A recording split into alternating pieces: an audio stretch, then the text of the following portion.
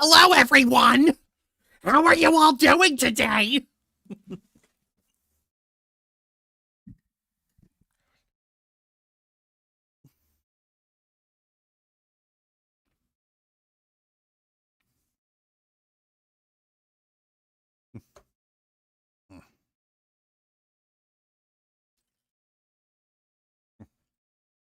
Hi, CD. Hi, good. Hi, doing good.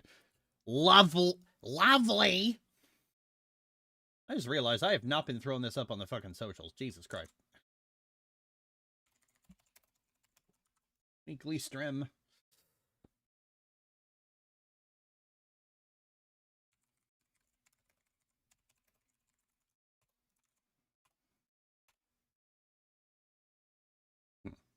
Replaying Kingdom Hearts. Oh, neat.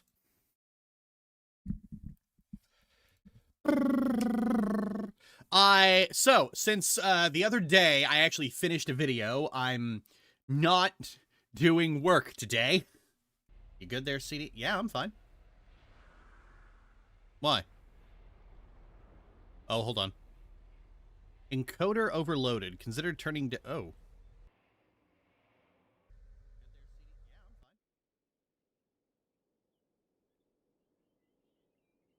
How the fuck is my encoder overloaded? That's so weird. Anyway.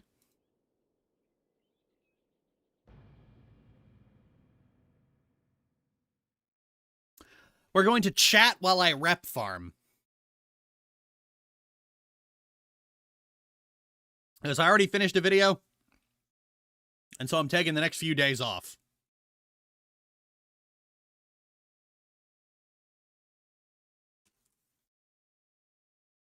fries go? Ah, there we are. What's an encoder? It's something that takes data and codes it into a video file.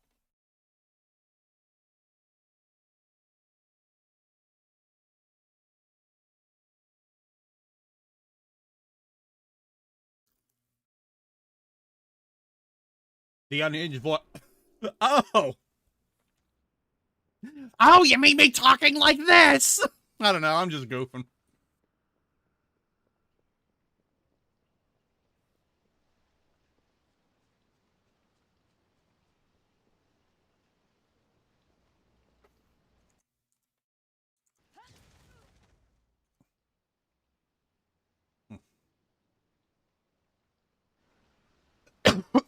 Oh, question.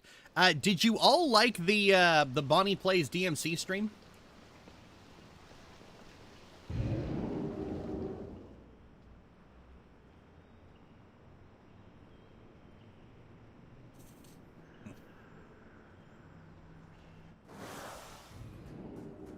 I didn't manage to catch it. The VOD's up, you could watch it.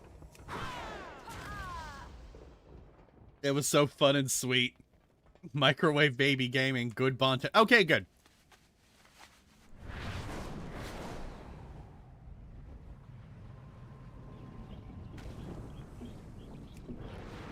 Oh, wait. I'm supposed to go to Zuldazar.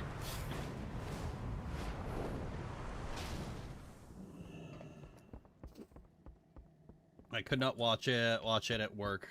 Well, like I said, the VOD's up, so. Yeah. McKay's still, finding her feet with, like, improving as the Bond, but.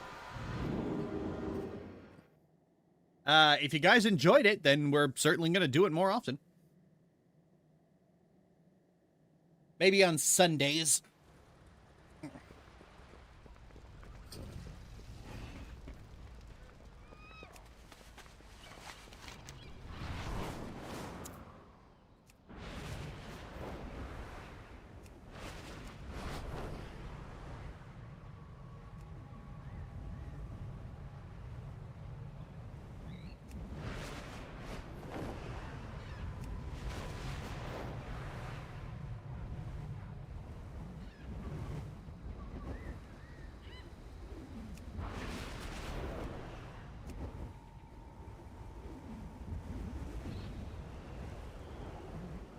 I do not know why my world quests are wiggling.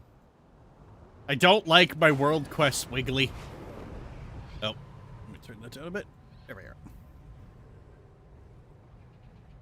Talanji's Expedition, Tortolan, Talanji, Talanji.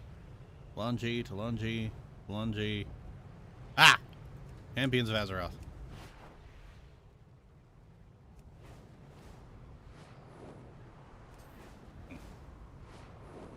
I just came in. Did I miss anything? No.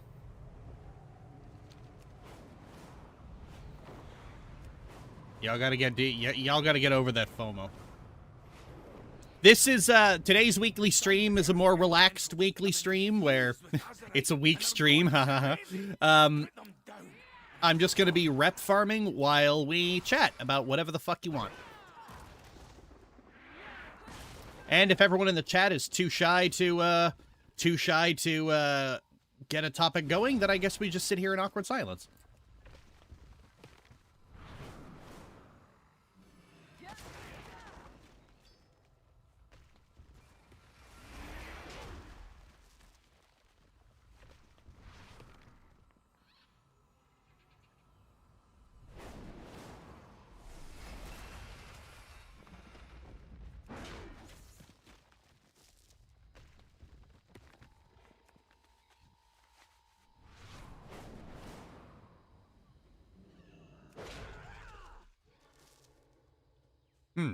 I am not absorbing the Azerite.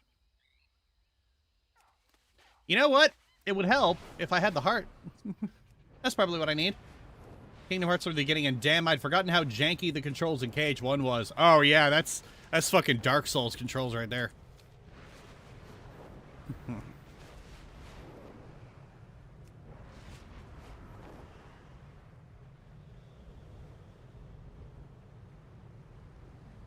What's the most enjoyable part of your job? Talking with people.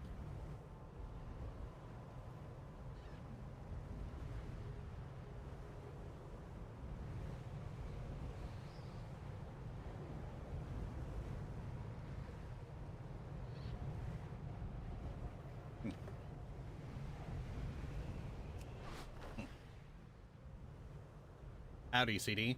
How do you feel about the Spider-Verse stuff? I think my favorite take on Spider-Man in a long time. I have only seen like 1.5 of the Spider-Verse movies. I saw Into the Spider-Verse, and I went to go see Across the Spider-Verse, and I actually walked out halfway through because it was giving me a headache. All the weird animation flexing stuff those movies do is just it really is just nightmare on my eyes. And which lower do you bargain with? There you are. Zandala forever.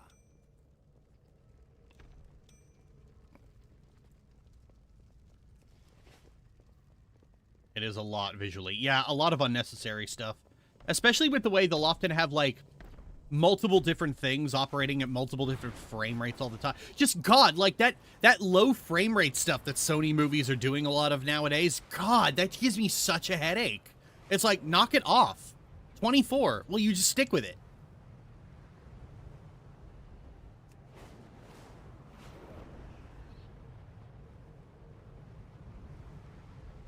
Why are you deliberately making your movie look like an anime that has a budget of like $3 and a goat?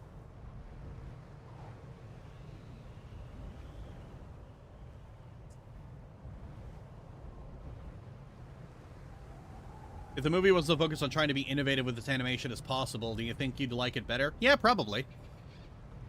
Some earth elementals have been infused with Azerite and are going crazy. Put them down and absorb the Azerite. There we go.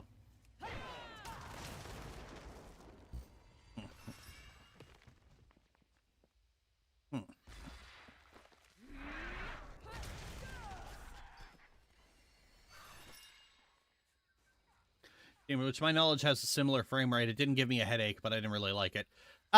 Like K-pop Demon Hunters, it still gave me a headache, but not as bad as Across the Spider-Verse because it's not flexing nearly as hard.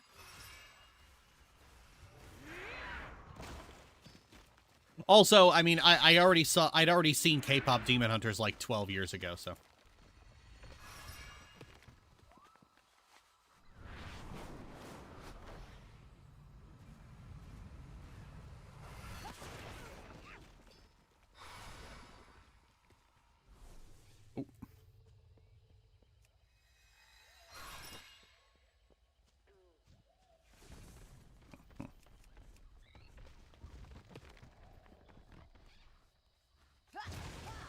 Gonna start heading at a goat when I'm describing budgets. That really tickles me.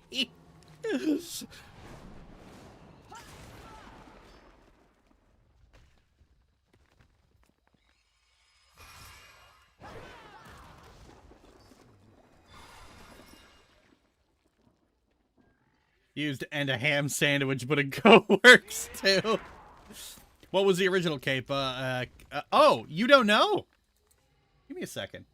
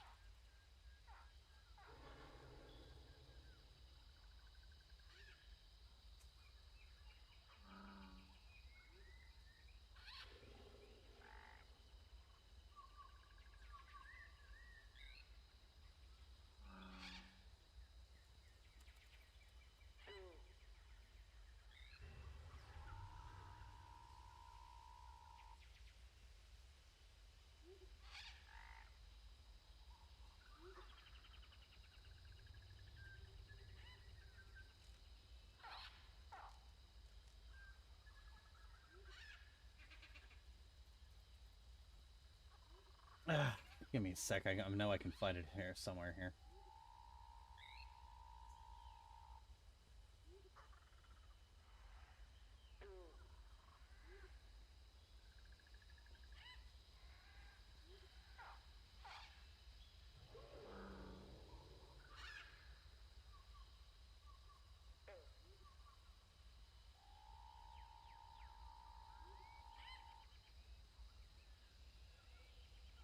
I can't find the one that made it fun. I can't find the one that made it funny. Anyway, it's like it's beat for beat, just Rainbow Rocks. Other people have pointed that out, but other people have been pointing that out for like months now. But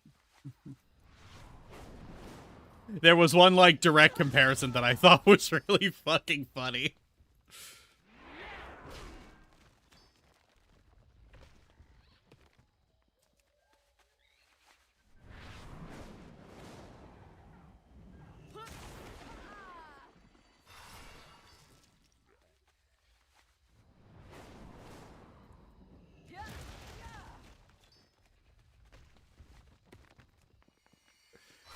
Shame that Azerite is driving the elements out of control. More reason for us to be putting an end to this.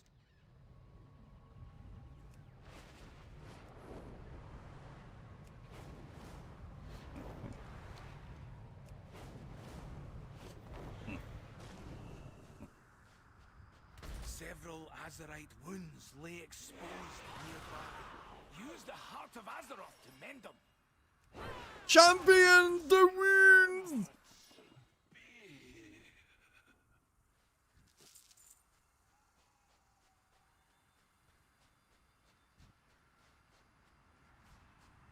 I love how the War Within opened with Magni being really fucking bitchy that Azeroth hadn't returned his texts for, like, years now. My little sister asked me to watch Rainbow Rocks with her yesterday. I didn't even realize. Aww.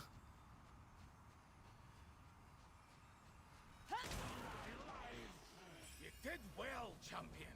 I can feel Azeroth recovering her strength, thanks to you.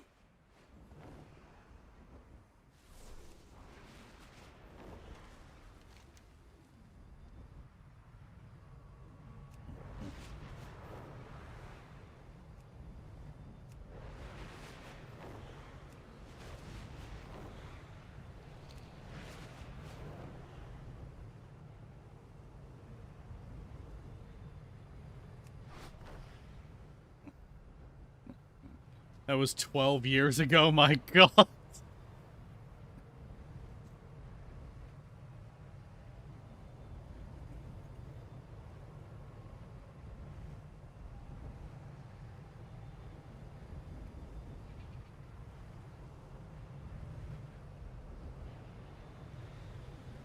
Several Azerite wounds lay exposed nearby.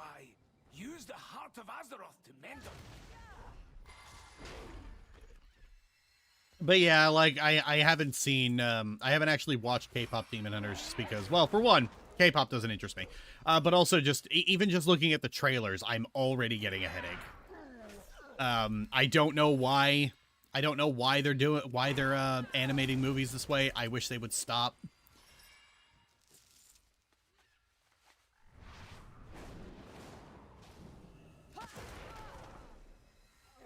See, like, for me, good animation is when I stop noticing it. Recovering her strength, thanks to you.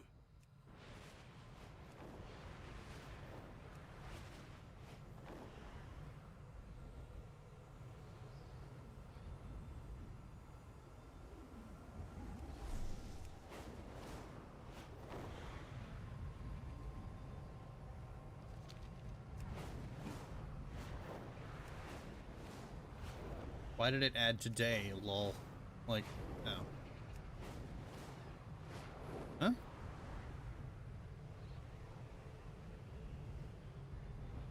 When she has bad days and then play games after. Aww.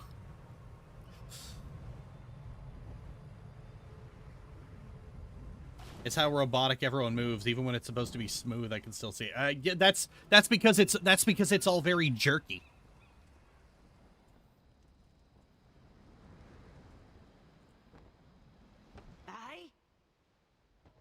Get moving!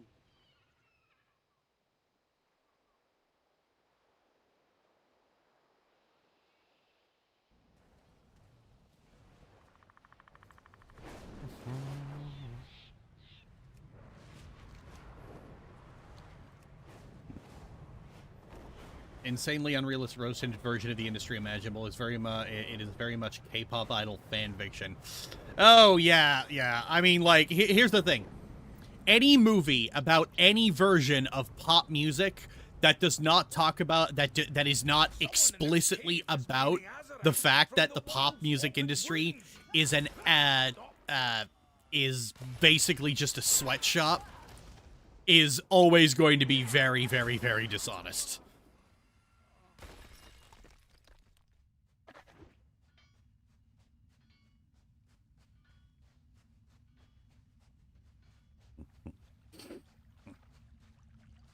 That goes for K-pop, that goes for J-pop, that goes for American pop, that goes for hip-hop, that goes for basically any genre of popular music. It is all a sweatshop.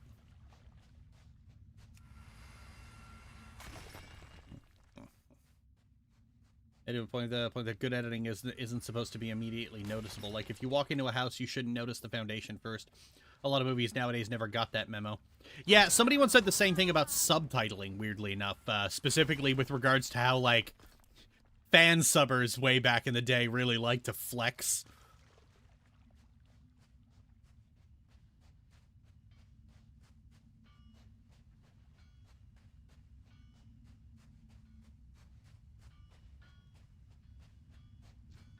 Unauthorized user.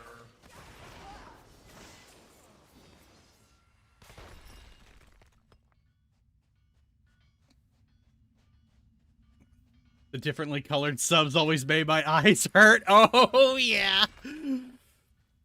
Blue background, just make them black or white like a normal person. Yeah, and, you know, just don't randomly don't leave stuff randomly untranslated.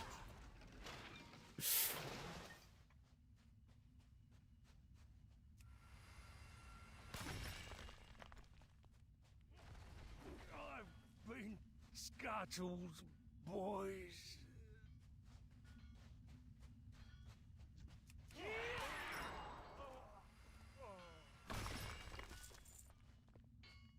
I die for my house.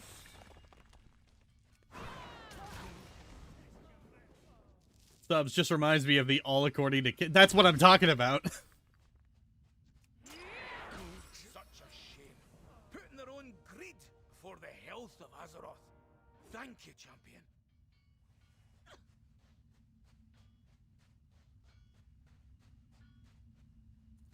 Ah, shit. How do I get out of here?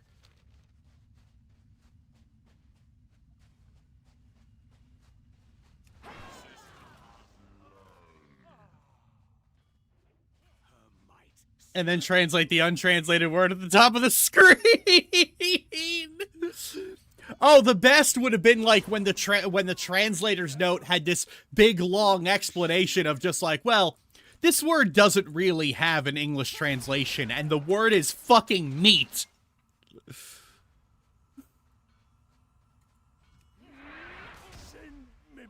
Like pork, beef, and chicken meat. This word doesn't really have a translation that captures the true meaning of it. Bro, it's fucking pork. Fuck off.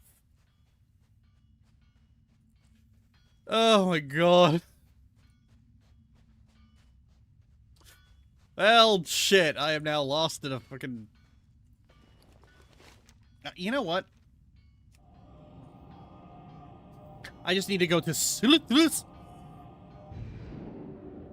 Fate has the lines that go like, people die when they are killed, and the archery class is full of archers. It's an untranslatable word. What's the gist of it? It means like best friend or confidant, then just say best friend, moron.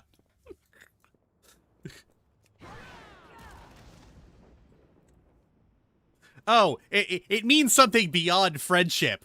Homoeroticism, then. That's the word the word you're looking for is homoeroticism.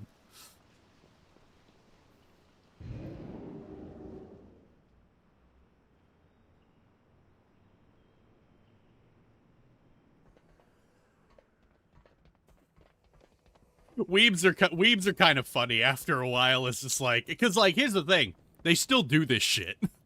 They still do this shit.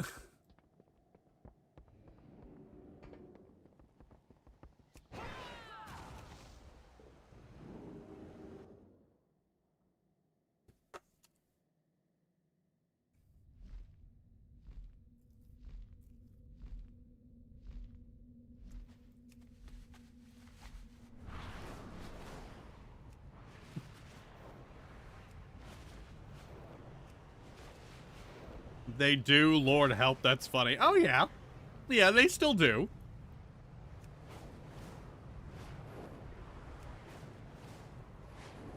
I had, there was a weeb once in my inbox talking about how, like, no, there really are untranslatable words, and he went on to explain one about, and gave this very overly long definition for it, and I was like, the word you're looking for is melancholy.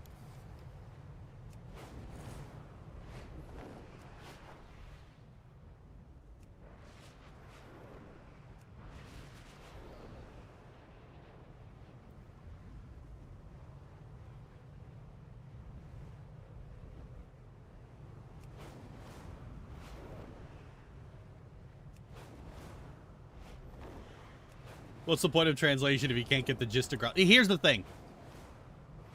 There's a reason you never see this done with any other language, and that's because weebs have this fucking image of themselves as being like really, really invested in other cultures. They like to view themselves as cultured. But because everything they know is just the most basic trivia, they have to act like Japan is this mystical, unknowable world, despite the fact that it is our closest ally and trading partner.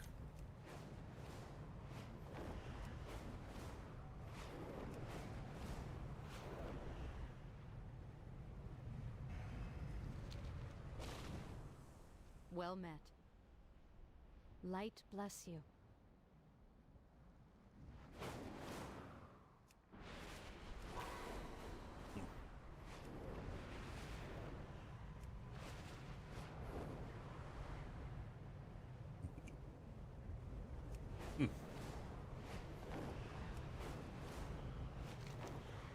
It is, like I said, it is funny at this point. It is genuinely fucking funny.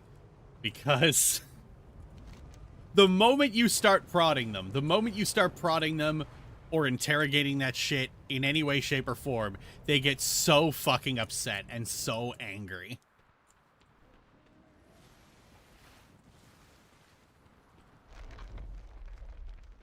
These stones have tales to tell.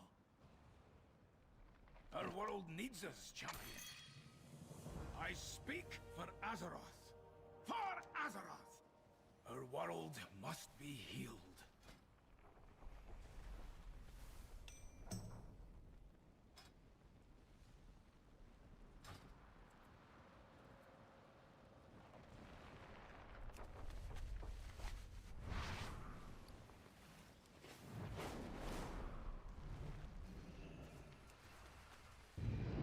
Good grasp of two languages, very few words are untranslatable. Usually it's turns of phrases that are the most difficult to get the point across. Yeah. But the thing is, like, we're talking about weebs, okay? The fucking patron saints of Orientalism.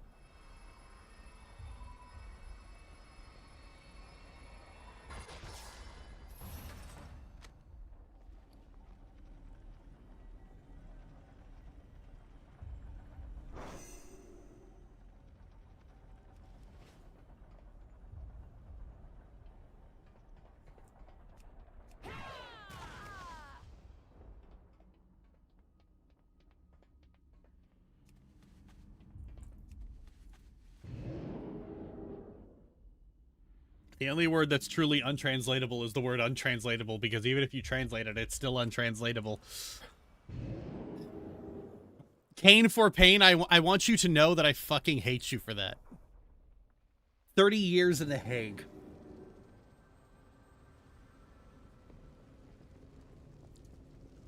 I banish you to the naughty list.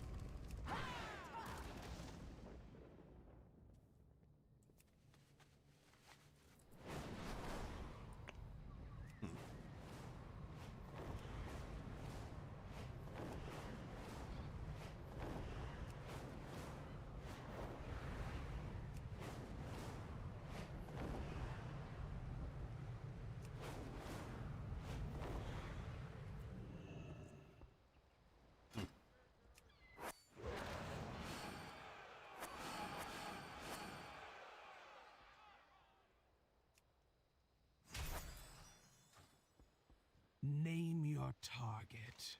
Make them pay. Let the hunt begin.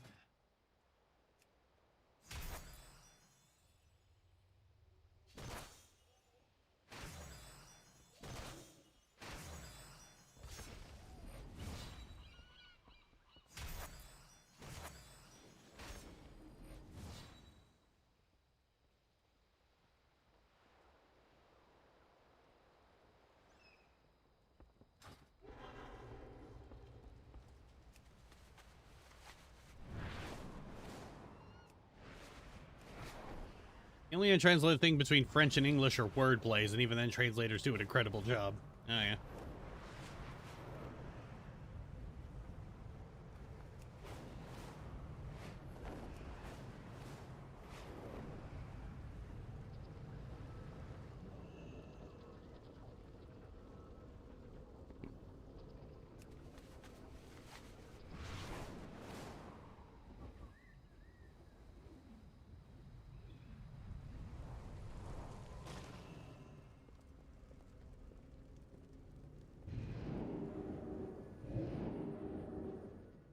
When weebs say they want to visit Japan, they just mean Tokyo. they just mean the shops in Tokyo.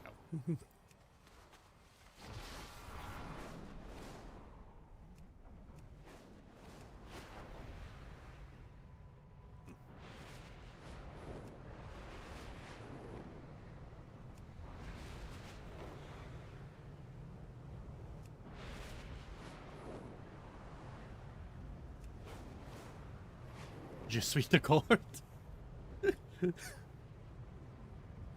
They also want to harass rural villagers and treat them like a playground for their fantasy. Oh. Oh, God. Why did you gave me a feeling of dread just thinking about that. Ugh.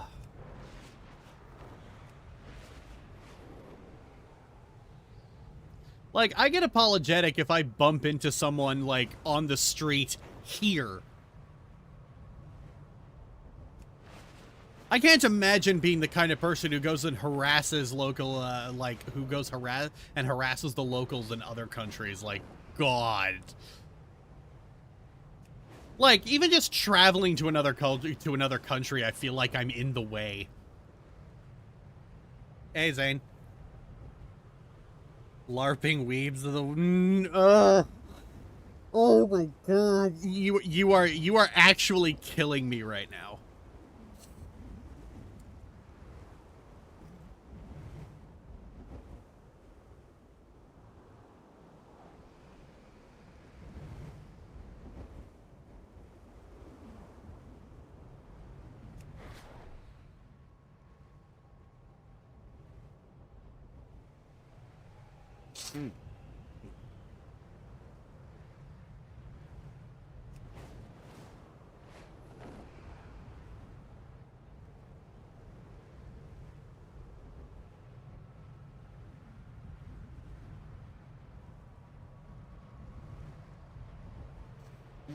Like when I met tourists from other countries stopping in Philly, it's always interesting to see them so excited for something I take for granted.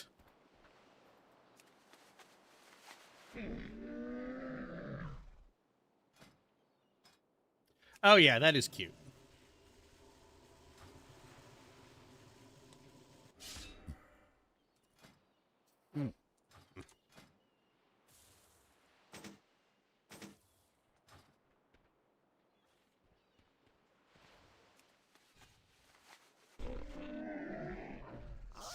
Just the thing, Wanderer.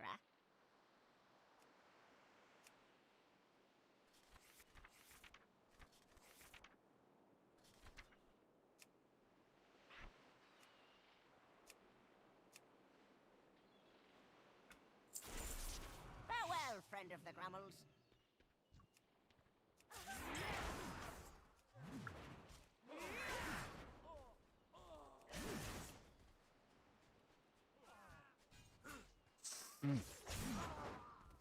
Thieves are the equivalent of foreigners going to the mid-2000s Disney California Adventure and saying they experience culture. Oh god, I hate that you're right. That is the most cursed metaphor.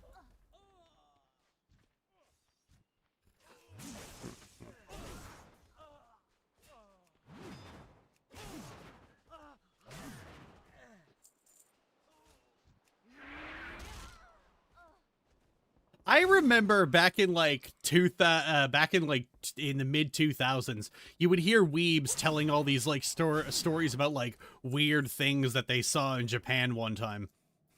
And like a couple years ago, I just went, I wonder where that came from. So I looked up some of them, and evidently it was just some shop owner putting a sticker on a vending machine to fuck with tourists.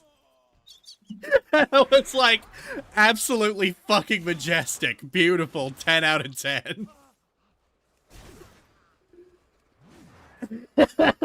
Oh god.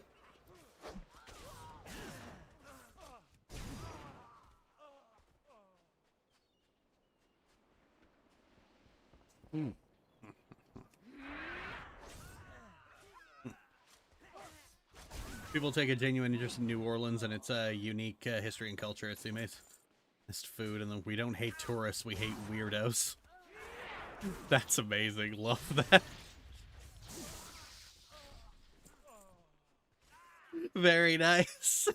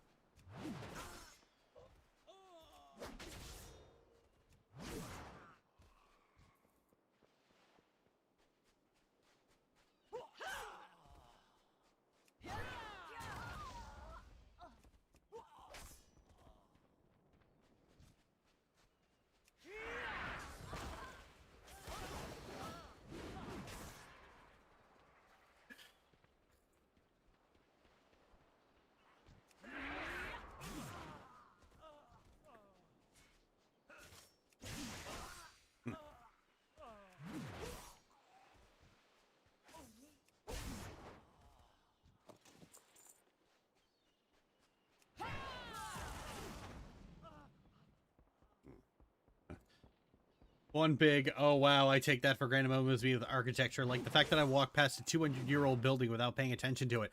Oh yeah, I live in like I said, I live in Halifax, where there's tons of old buildings from like the 1800s up to the 1930s, and all of them have like laws in place to preserve them. Now, the premier, Tim Houston, he wants to remove those historical building preservations so he can replace them with just like glass skyscrapers, like a fucking loser. But yeah, like those things are still in use today. Like they get modified for like modern heating and electrical systems, and just people still use them.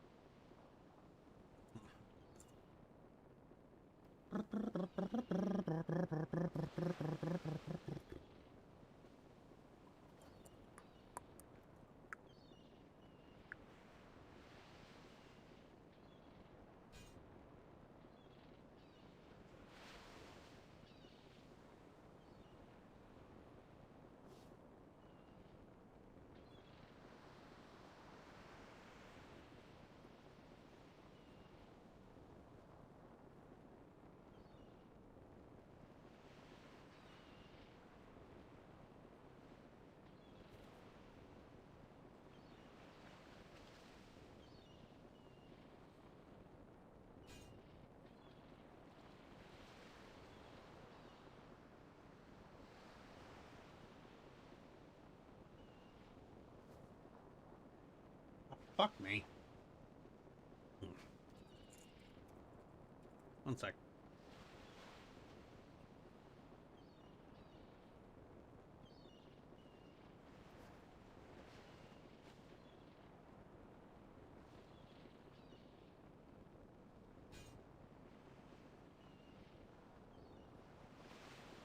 Here it is.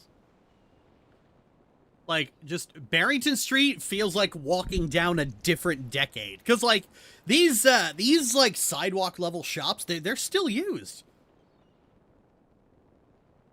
Let's see. Ooh, here's one.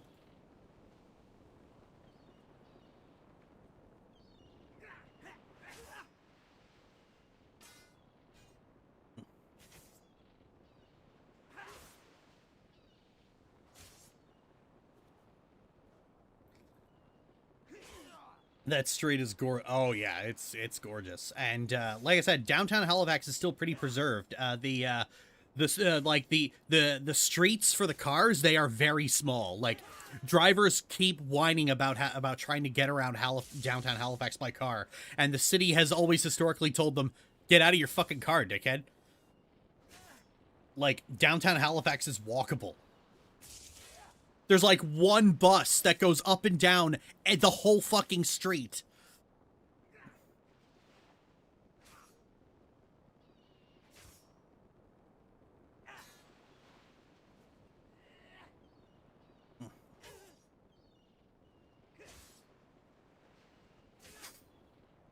Just look how colorful all this is.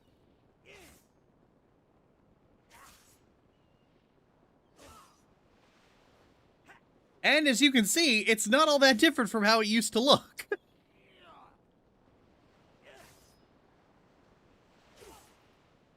It's just that, you know, the fucking tram line is gone. Halifax used to have a fucking tram line. They found it. They uncovered it when they were digging up the roads on Spring Garden.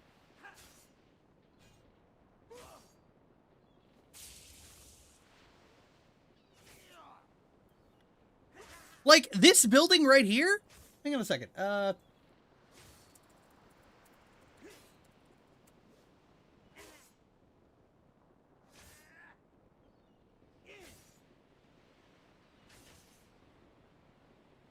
See if I can... I'm almost positive I can find that building.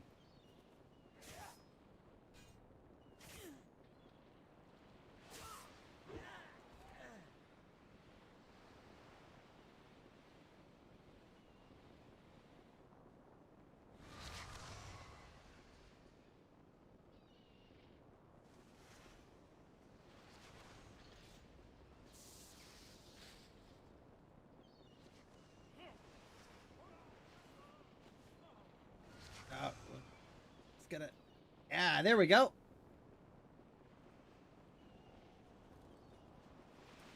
Or is that the same one? Oh, no, it's not.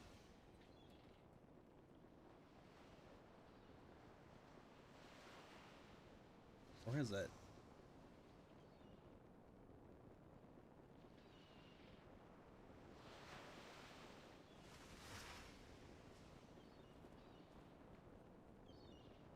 Oh yeah, there it is. It's been renovated a little bit, but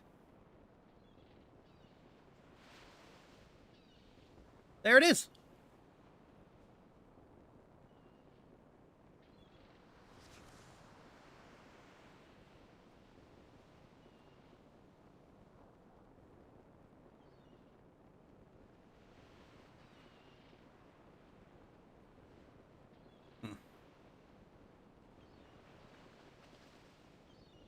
Now, the apothecary here, that's not there anymore. That closed down, but there's something else in there.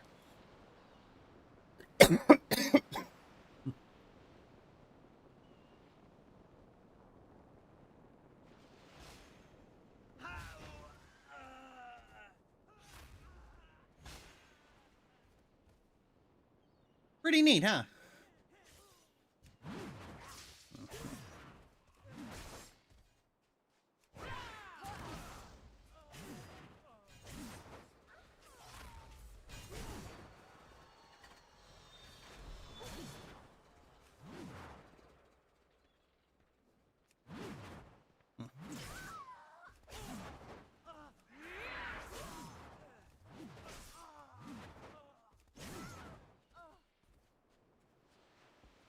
You live in a beautiful place. Oh, yeah. Nova Scotia's beautiful.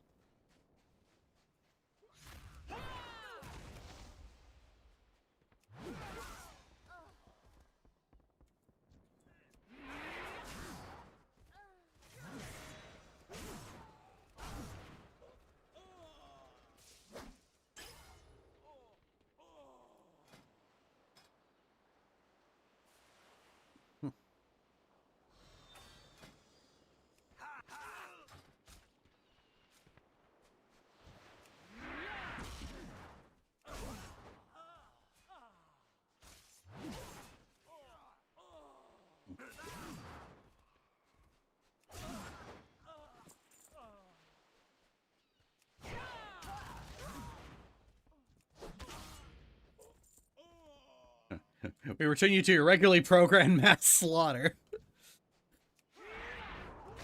Look, there's two things Onive is never going to miss. The chance to eat crunchy stew and the chance to kill a human. I mean, come on, her title now is the Manslayer.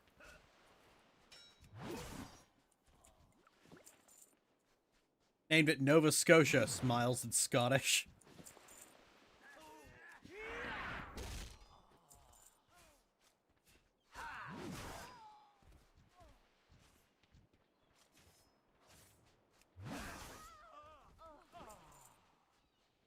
What game is this? World of Warcraft. Crunchy stew sounds impossible.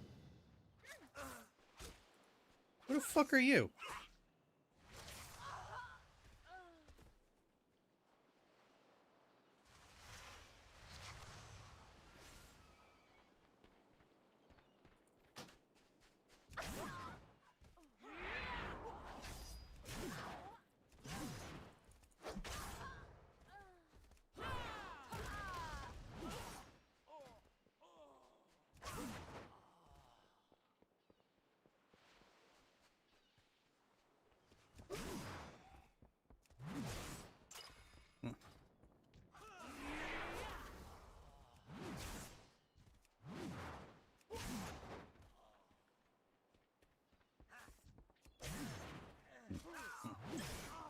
Crunchy stew, where was it? Crunchy stew sounds impossible.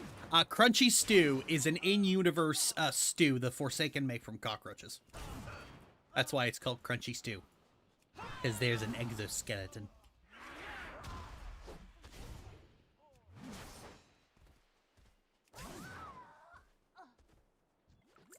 CD call is spiritually is what?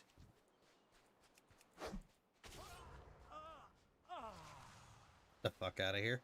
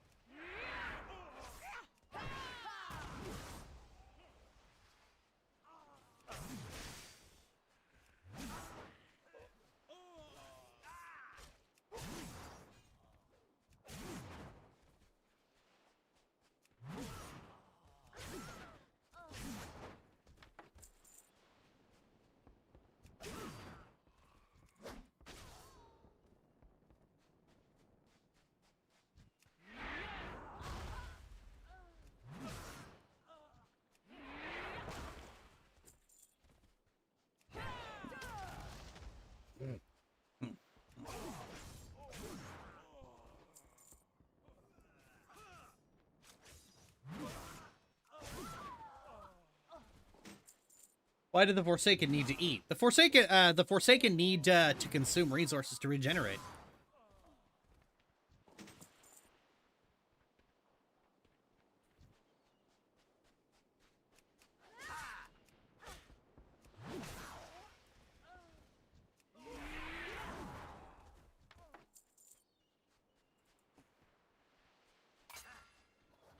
Ooh, actually. They redesigned the Unholy Death Knight, and it's so good!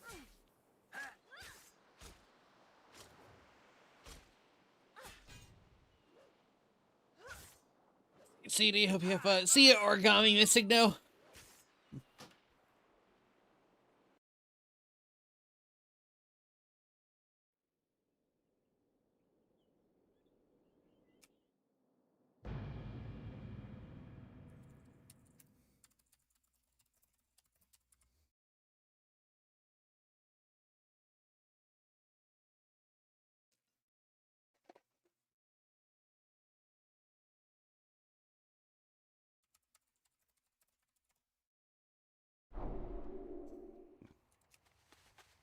All right, first things first.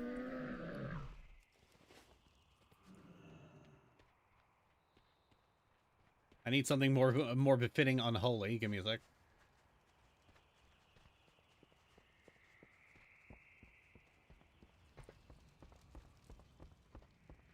Loktar.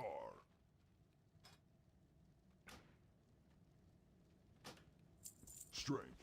Presentation, I love that sword. Thank you.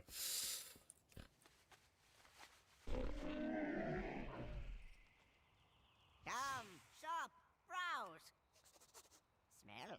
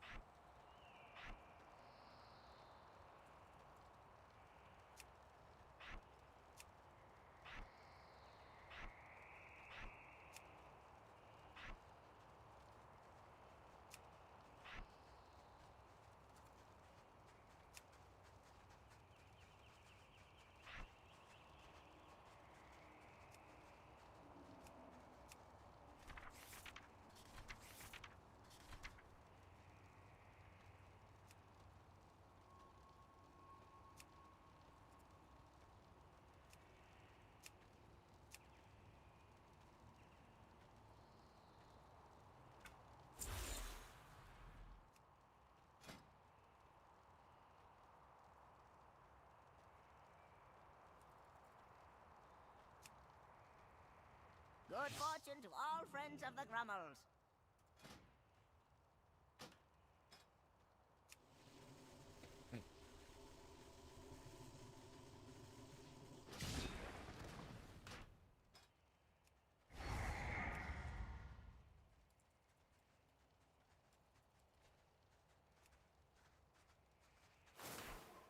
Okay, let's see. Icebound for you belong over there. Dark Transformation. Outbreak. Death Strike. Okay, let's see. Festering Strike. Where's Scourge Strike go?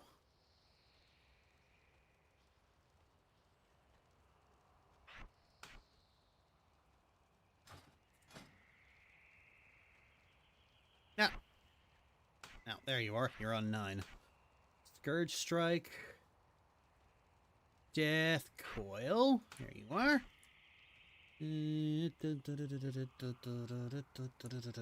Putrefy. Oh. There we go. Putrefy. Outbreak. And Epidemic. Corpse Exploder.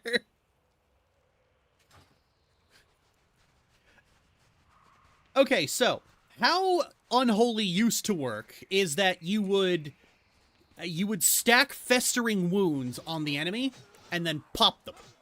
So Festering Wounds pop, and then you pop them with Scourge Strike. Festering Strike would put on a Festering Wound and then Scourge Strike would pop them.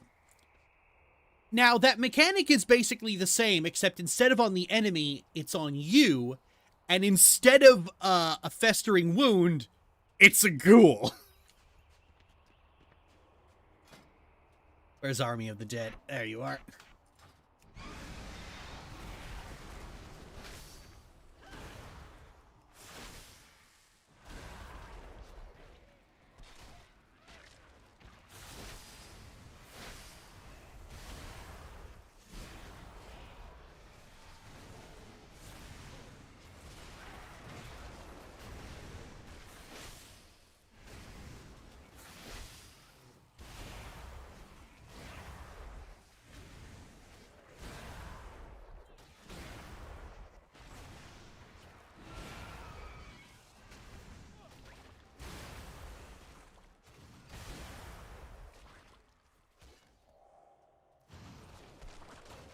One second.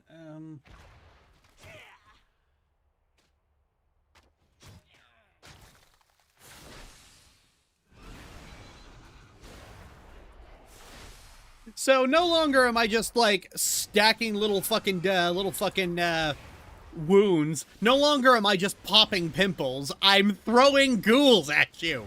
Which is, you know, it's funny. It's funny how, like, a Death Knight summoning a small army of ghouls is something that has been the Death Knight fantasy since Warcraft fucking 3, and it's only just now coming into the fucking game.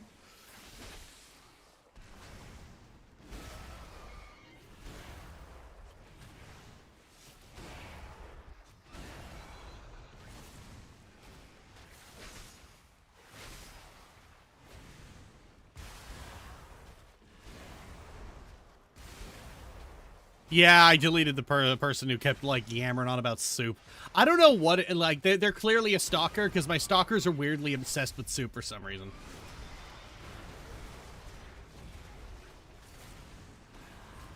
Say hello to all of my little friends.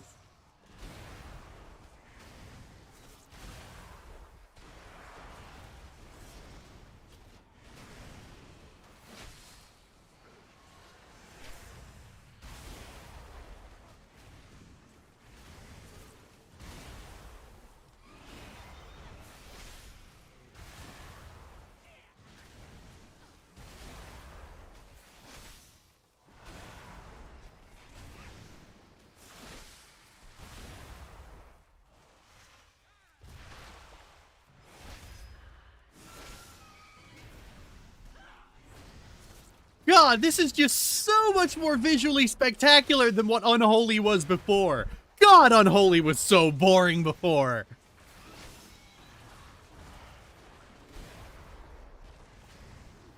And now I'm just throwing the undead at you. It's fucking amazing.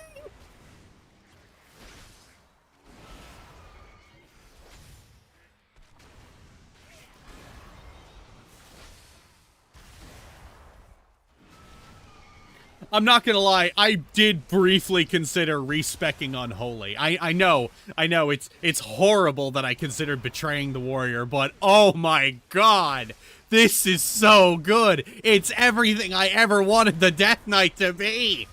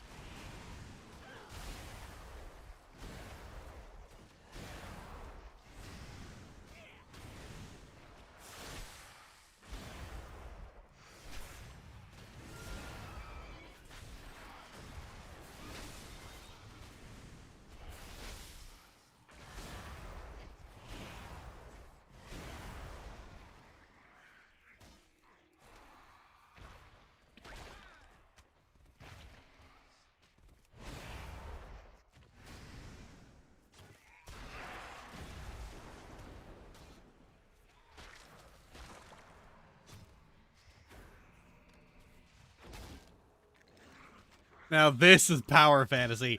Oh, you know what's really fun? One of my, this ability here, Putrefy. It was supposed to be like, this would make your oldest, this would make your lesser ghoul that has the lowest, the lowest time left. It would explode it. But then they decided, hey, hang on, that's boring. What if we made it so you just rip a ghoul out of the ground, yeet it at someone, and it blows up?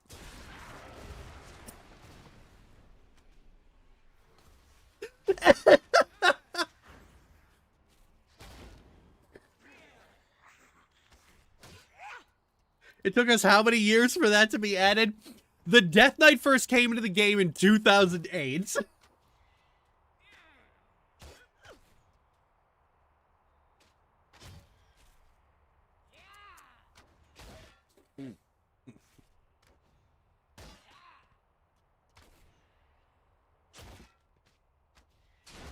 Yoink.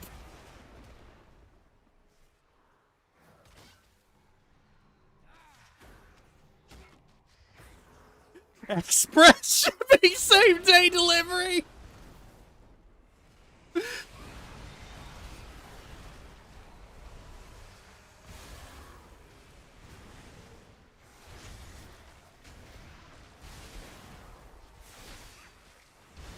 Now I am the Lich King.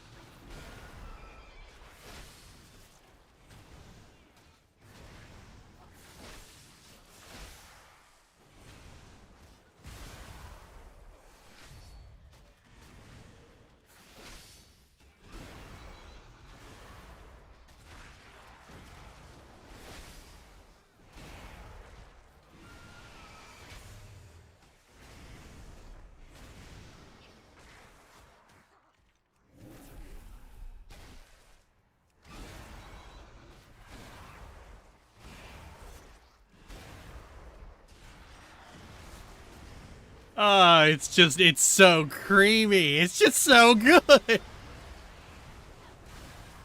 like the best part is Army of the Dead summons a bunch of the horsemen too.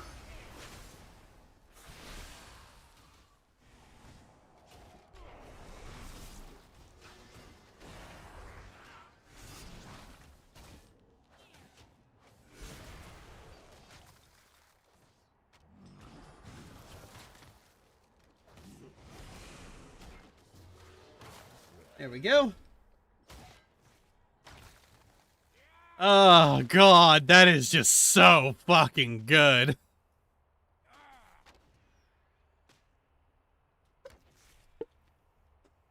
What an amazing glow up for the Unholy DK.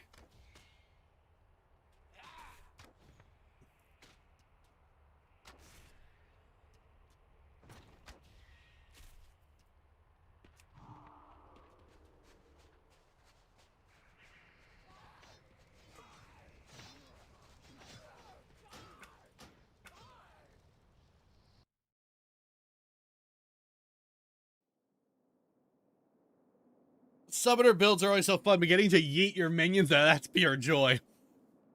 Imagine coming into existence as a brand new being for all of 2 seconds before you're thrown at someone to be a suicide bomber.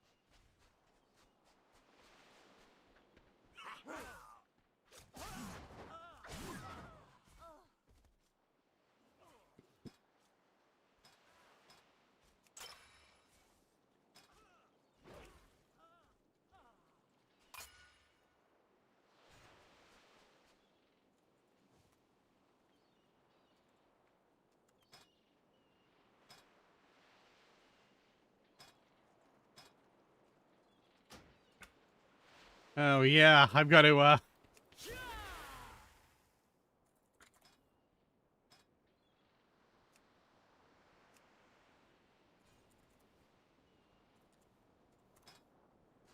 gotta really do something about, like, Furies Tell Me When, because holy shit, that does not work anymore. Can I have a game request? I'll hear you out.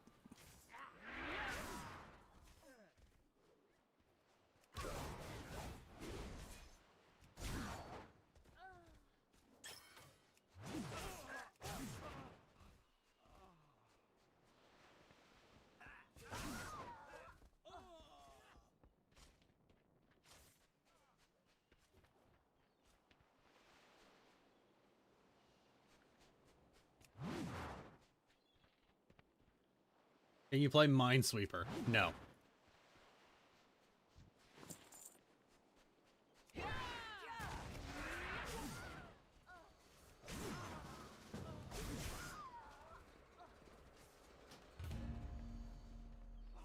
Oh.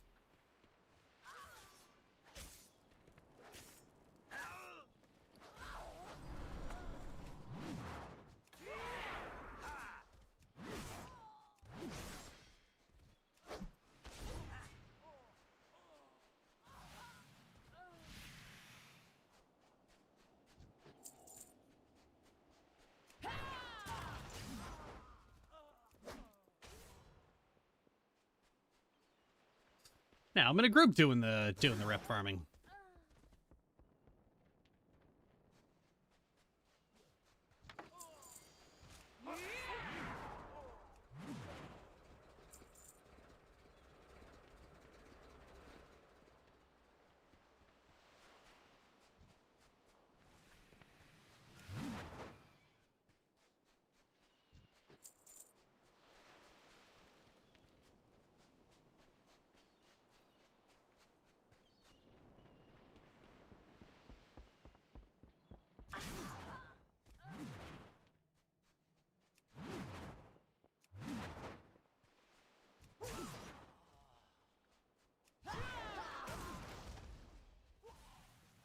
You still get rep from kills by other members of the group? Yep. Wouldn't be much of a social game if you couldn't group up to rep farm.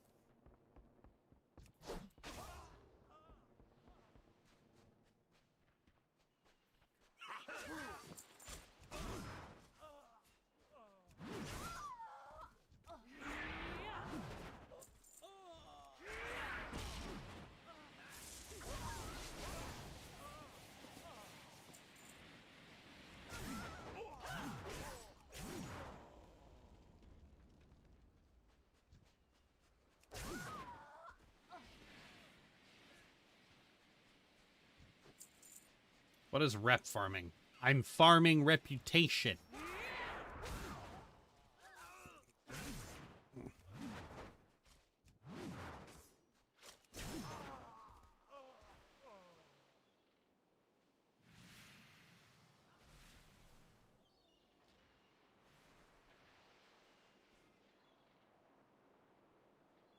All right, give me a second. I'm just going to...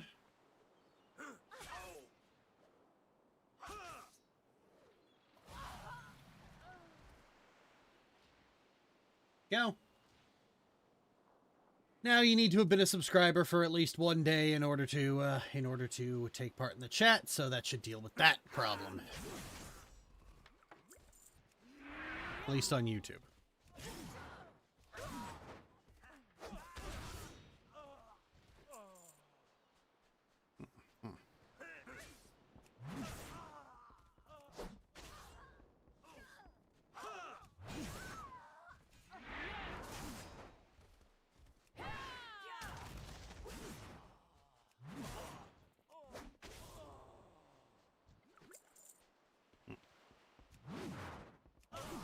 There we go. Anyway, what I've been doing here for the last little while is I'm going for what's called the Insane achievement. Insane in the Membrane. It is a long, painful, absolutely fucking nonsensical grind that in part involves dropping your reputation with 4 different factions down to the minimum hated and then building it back up again. And that's just one part of it. I need to get exalted with the Bloodsail Buccaneers, Ravenhold, the Darkmoon Fair, and the Steamweedle Cartel, which is 4 different cities.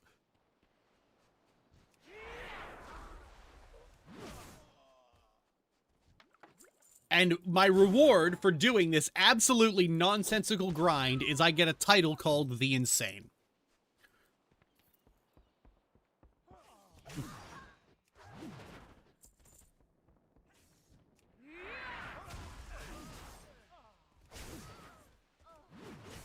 Why would you subject yourself to that? Because I want the Insane title. Come on, Anave the Insane? That'd be perfect.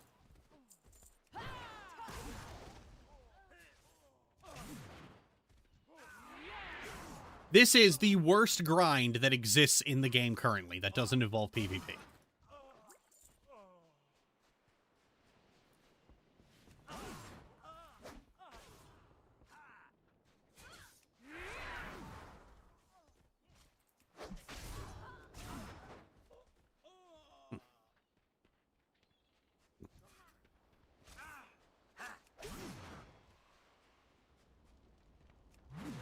For every single one of these pirates I kill, I gain 5 rep with Gadgetzan and 2.5 rep with the other goblin cities.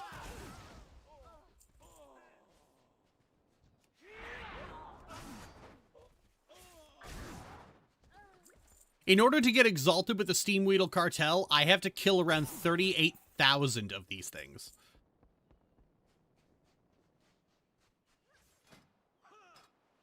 And if I come down here to my Everlook rep, which is 2843...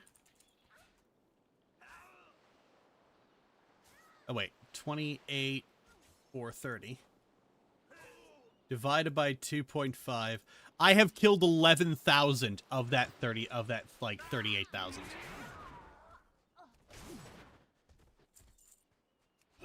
I am a third of the way through.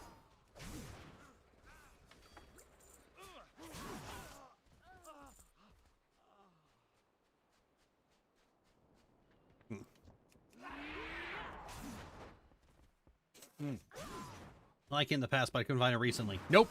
It's gone.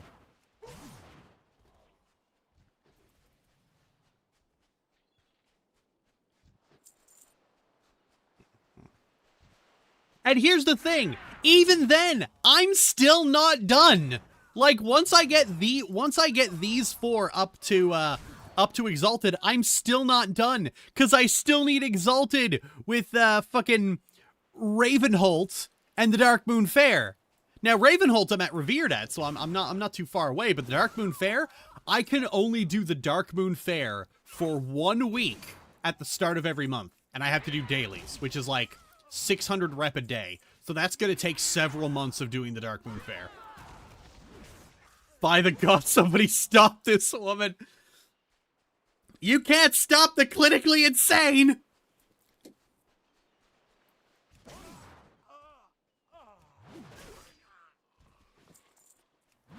And the best part is, anything that, like, the weekly event that raises your classic rep by 50% doesn't affect these.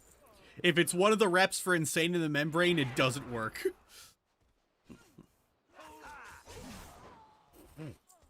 Now, there is a faster way to do this. There is a faster way to do the Steam Weedle Cartel portion. But it involves dropping my Bloodsail Buccaneers rep, and I want all of these, except for the Syndicate, to say Exalted. I didn't even need to get Exalted with Bloodsail, I just needed to get Honored. But I got Exalted anyway, because I'm insane like that.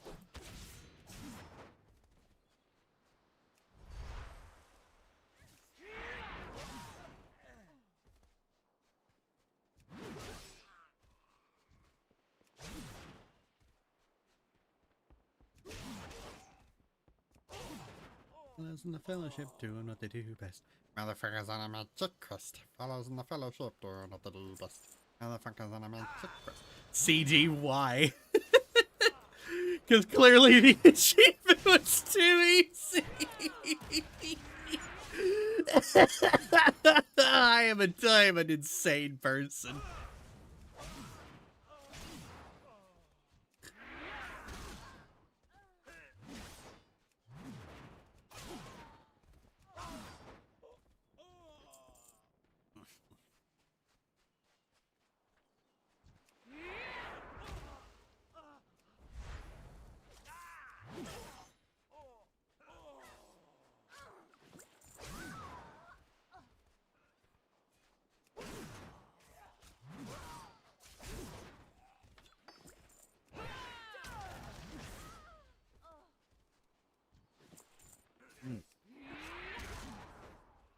CD's a mad one. We love to watch the grind. Oh, I wonder.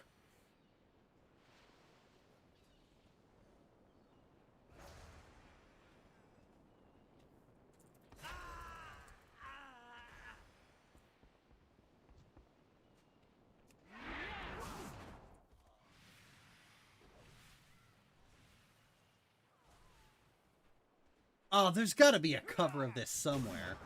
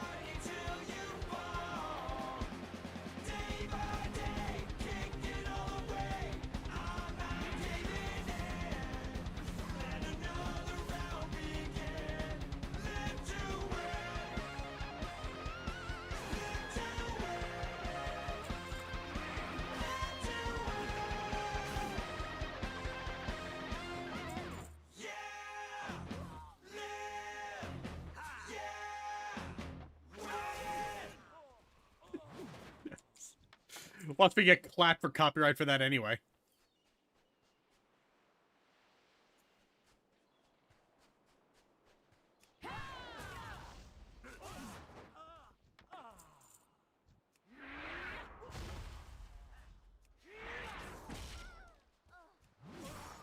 Funny about playing a song on Live to Win as its main line while watching one woman systematically and literally behead a pirate cartel.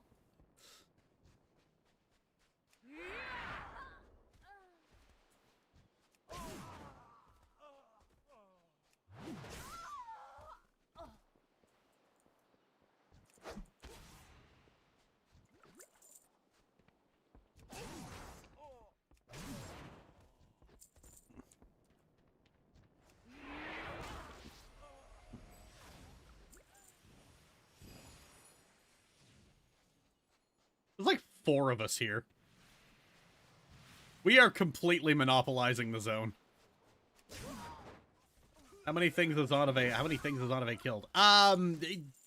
The statistic page doesn't seem to register all of my kills, but I know like Onave has killed at least like a couple million mobs since I first made the character.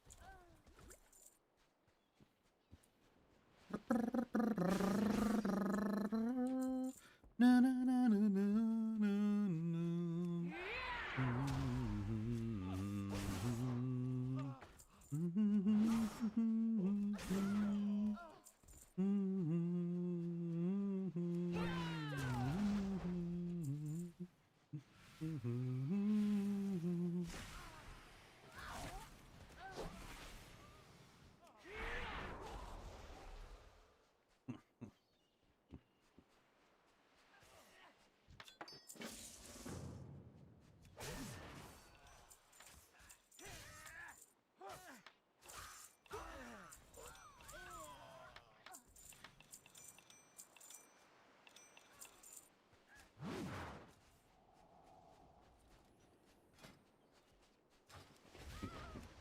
few million trying to break the Alliance's streak, I see.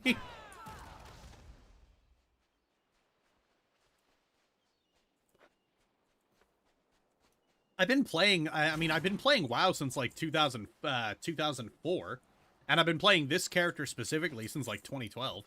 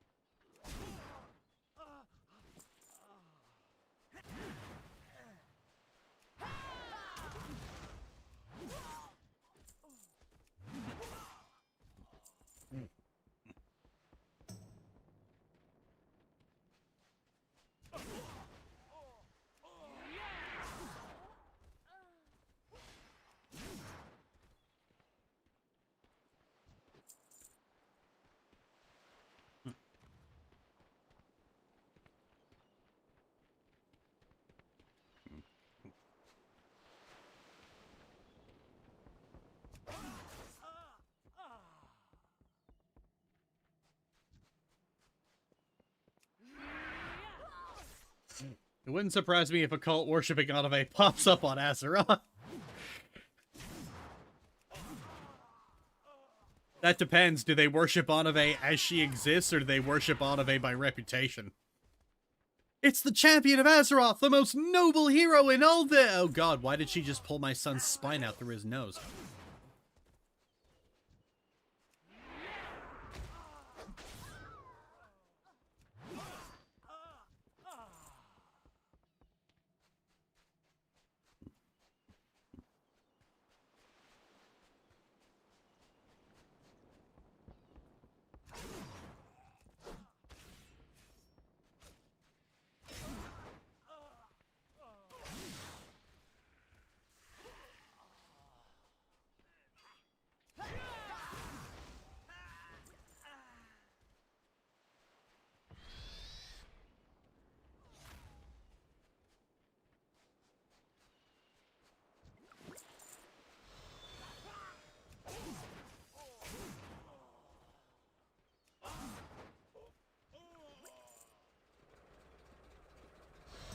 Did not have laughed as hard as I did.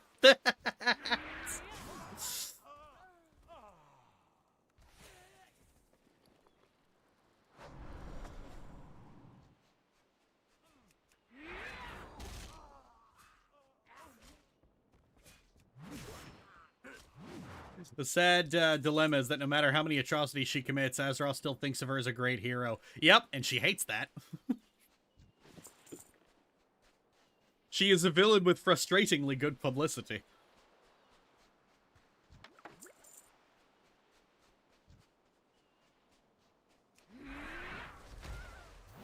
I wonder how possible it would be for me to just turn on, like, the fucking, static flying, go up, like, a fair decent amount so that I'm not immediately visible, and just sandbag off these guys.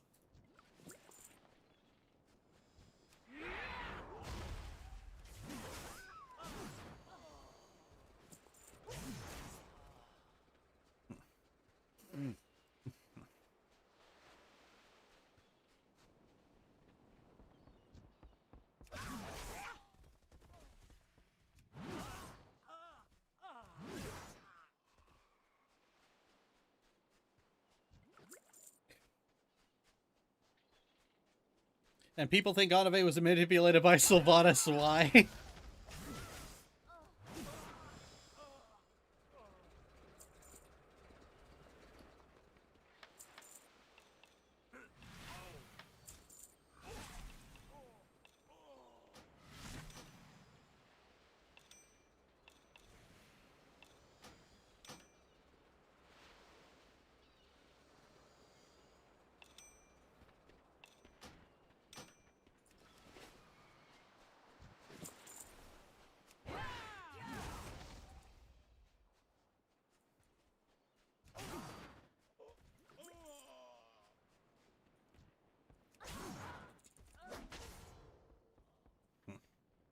I can cackle this hard, I'm gonna pop something.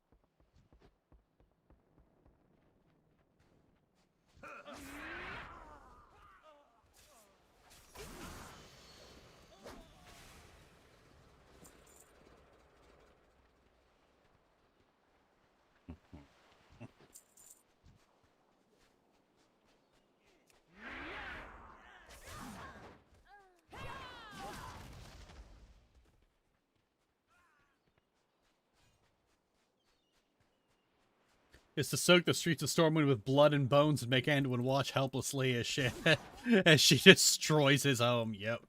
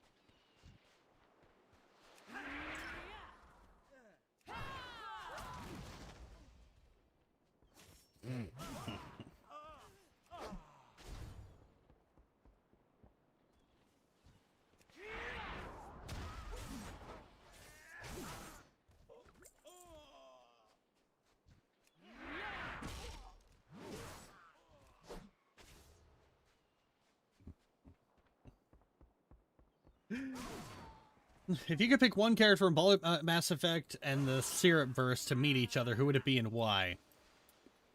Syrup and Imoen.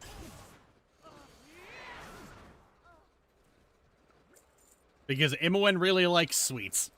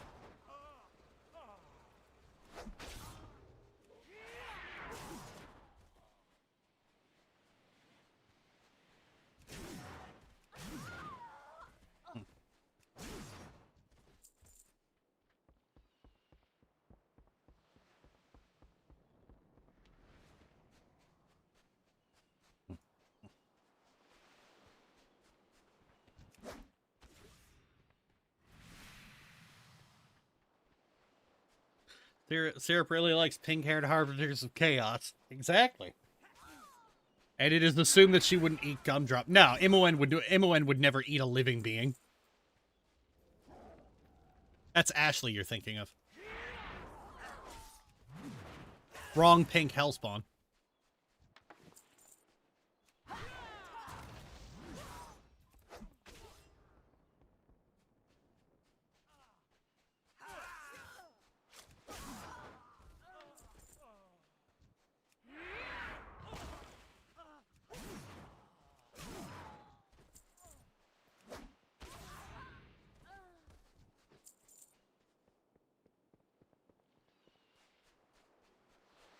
CD.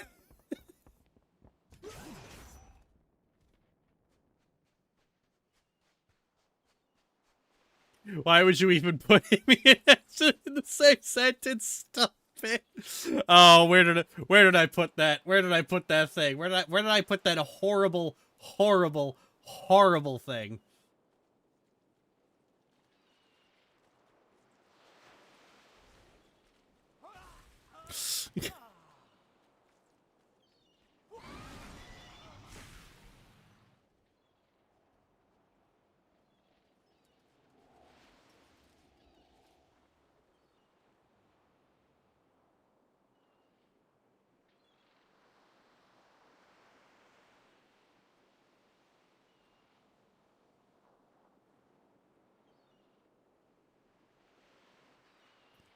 There we go.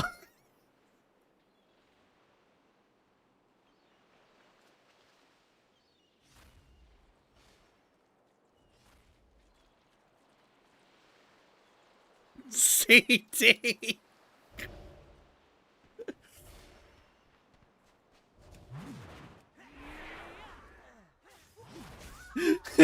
No.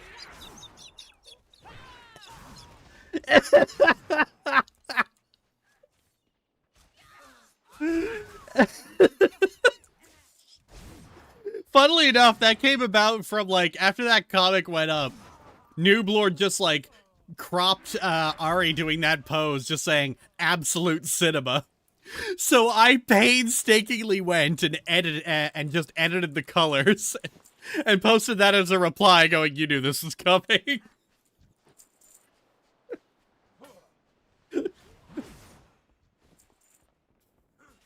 That's a crime.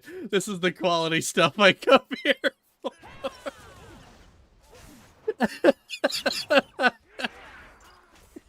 I am such a fucking menace.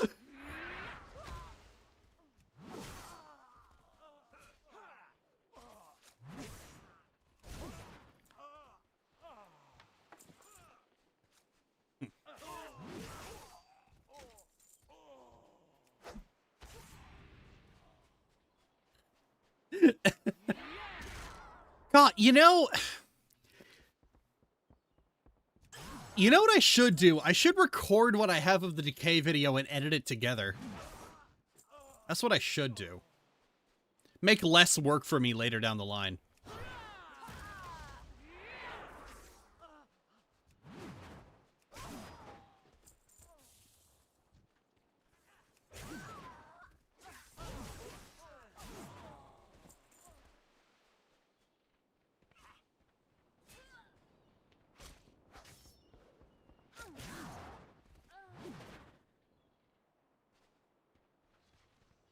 I can't believe the two big takeaways of that comic were peak fiction and Ari has big tits.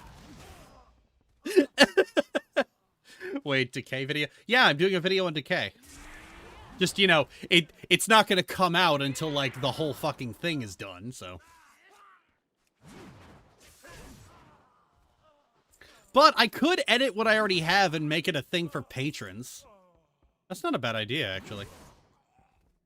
Alright, what time is it? It's about 5. Okay, so, what I'll do is, I'll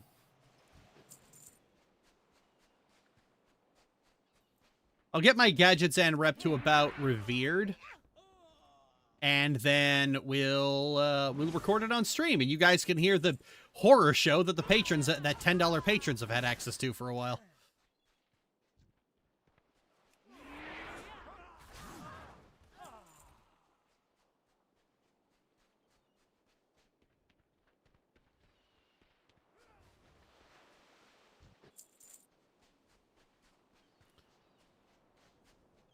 What's Decay? Oh, that's the the rest of Coffin of Andy and Lele. I'll grab my stuff.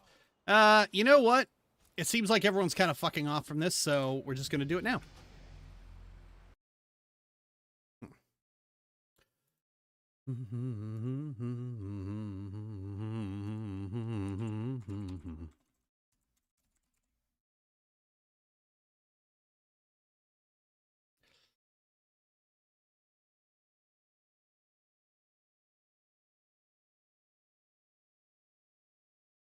Weren't you going to do a video on Baldur's Gate 3? I'm working on it.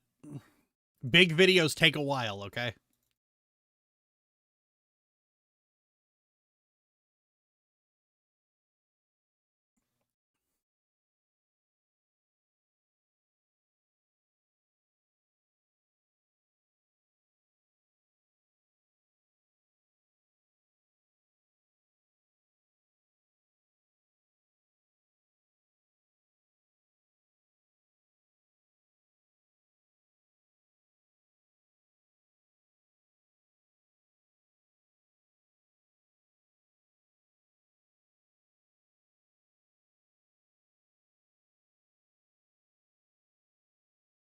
Is it going to be hours long? It's not going to be. I have no fucking idea, honestly. The half of the script I currently have done is 18,000 words. So remember, this is half of the recap section, which is admittedly about 3/4 of the video.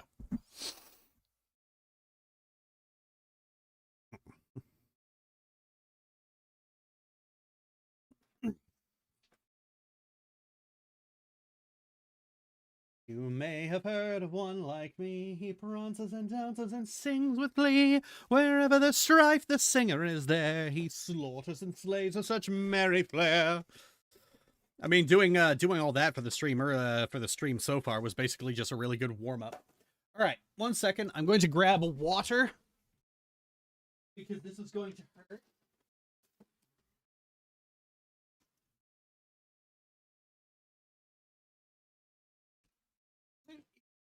Back there.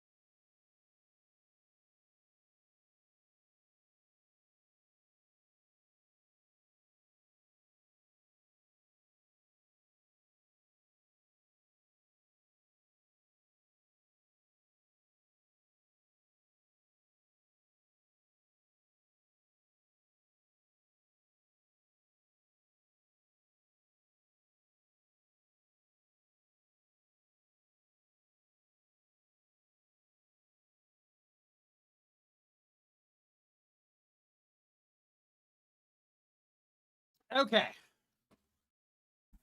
I am back. Who is ready for the horrors?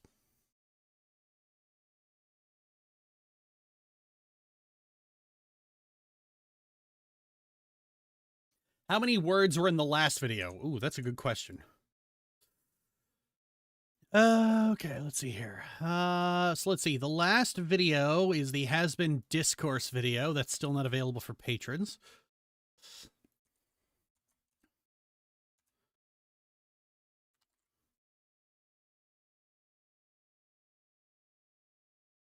That is about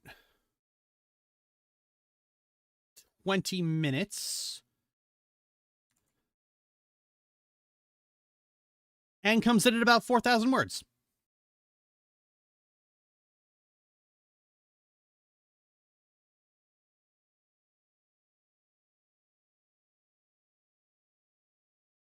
Now, granted, word count is not always accurate to length. There is variations. Okay, so. Oh, hold on.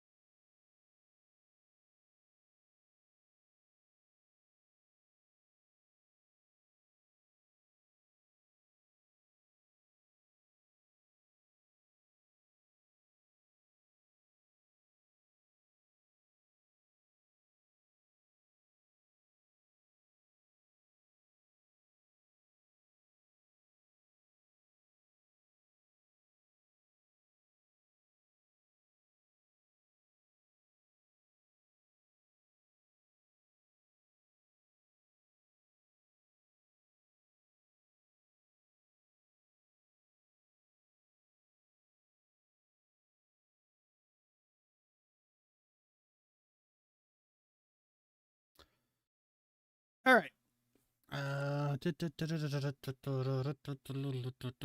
Okay, we're good.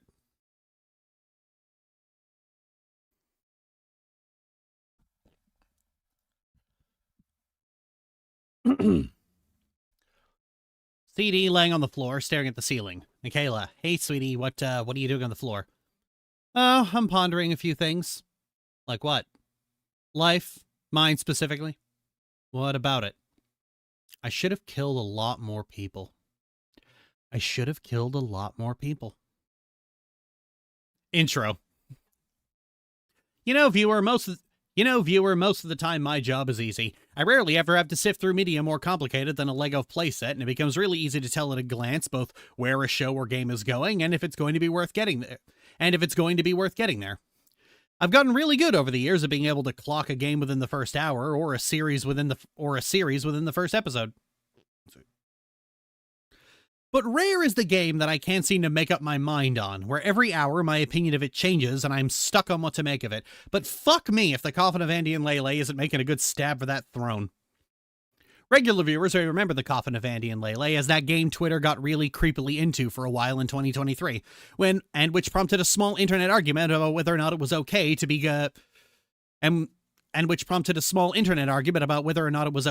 constantly incest posting in such a public forum. To answer the question, no, it's not okay, because posting on Twitter is never okay. To answer that question, no, it is not okay, because posting on Twitter is never okay.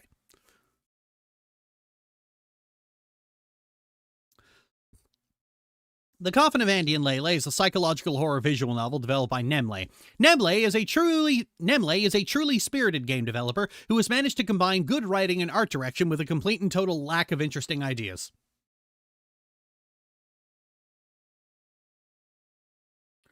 I'm going to show you guys some visual aids while I'm recording.